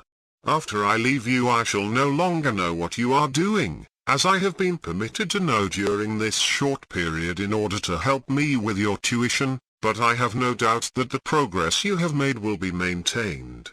If, in the future, you find that you need me at any time, make a very strong thought form to represent me and send out your desire for contact into the surrounding ether.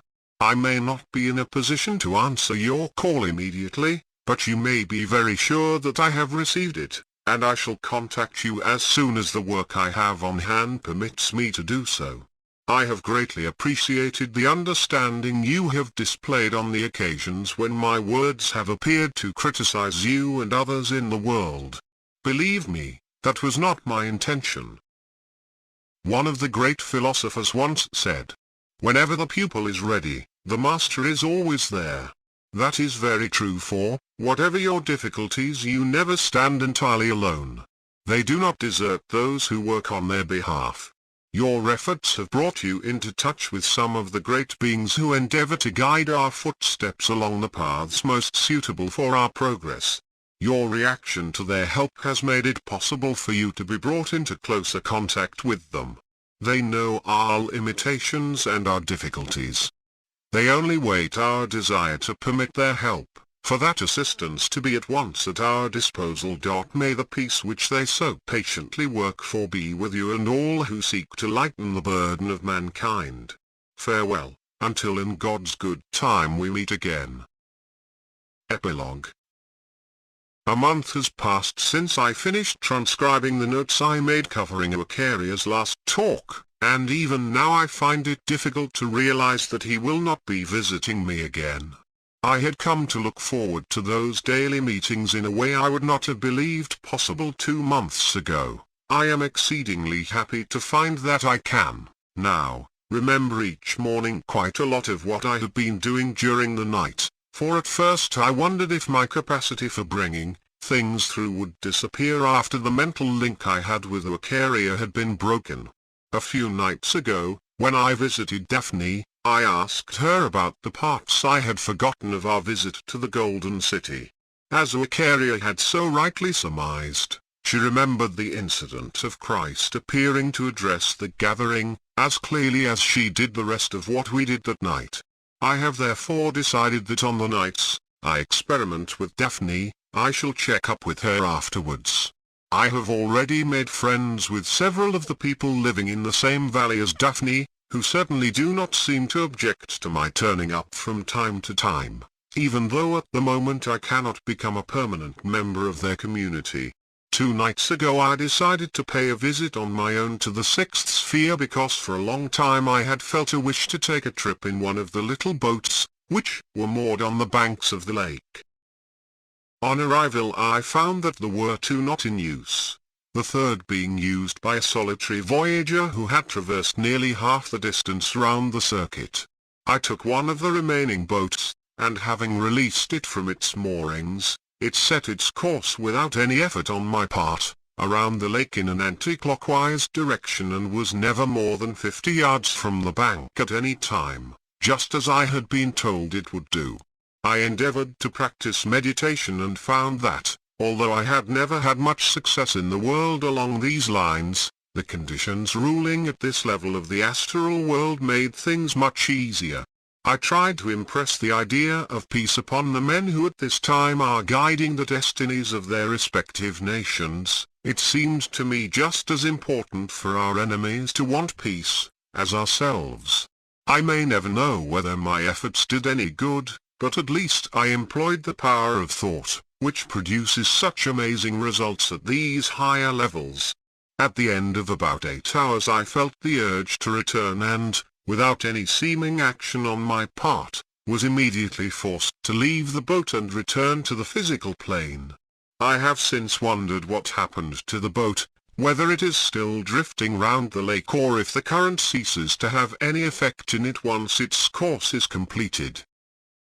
I have seen Mary several times during the past month, for Acharya's prophecy that she would call for me again in the near future, came true within a fortnight from the last time I had seen her in hospital.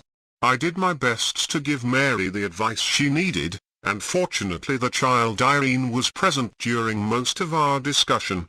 She is a much more sensitive person than Mary, so I feel it is likely that she will remember much of what I said and will be able to repeat it to Mary when she wakes in the morning. I was commandeered one night by Jim, to help him with some more casualties. This work is most fascinating, and although I imagine that the procedure in dealing with cases where young men were thrown out of their bodies so abruptly, would always be the same, I find that the technique varies with every individual. I am gradually learning what to do and have told Jim that he can call on me whenever they are short-handed. I feel this is another way to show my appreciation of the help that has been given me, and I welcome it as every other opportunity which comes along. I have not seen Charles again and have no means of getting in touch with him apart from sending him SOS if necessity arose. Presumably he is carrying on with his normal life in the astral world, and I sincerely hope that not only will he be happy there, but that as time goes on I shall be able to be of some assistance to him. It is interesting that the cause of my extreme misery, which culminated in the visit of Acharya, now seems to be less important to me than other links I have made. It shows how a little knowledge can change the complexion of one's outlook completely.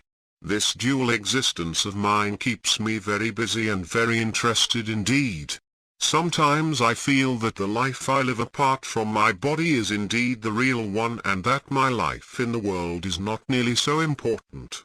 I must guard against this, otherwise I shall become a dreamer and may lose sight of the importance of learning the lessons this life has to teach me. It is quite impossible for me to express my gratitude to the great beings who govern this planet. The whole scheme of government seems so logical that each step we take would appear to be the natural conclusion of the one before it, and it is difficult to imagine how things could be otherwise. What I cannot understand is, why the information, which has been given to me, is not more generally known in the world.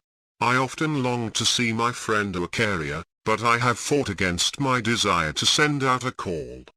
What a wonderful life that man leads.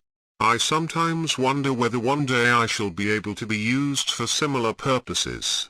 If my desire ever becomes a fact, I hope I shall serve the Master, whomsoever he may be, as faithfully as Acharya is doing. I have not forgotten that I have been told to share any knowledge I acquire with others, and in this way show my appreciation of the help that has been given to me. I shall continue to record my experiences, and if I find that they are of interest to others I shall certainly consider publishing a sequel. My task of recording the strange things, which have happened to me during the past weeks, is now completed. Whether those who read this record will accept these happenings as true or otherwise, is not my affair. I am satisfied that by recording them, my duty is done. I feel quite sure that those who have ears to hear, will benefit therefrom. Let us not forget the promise given to us by the greatest of all masters when he said, "Be of good cheer, for those who guard the destinies of the world do not sleep." The end. We hope you enjoyed hearing this audiobook.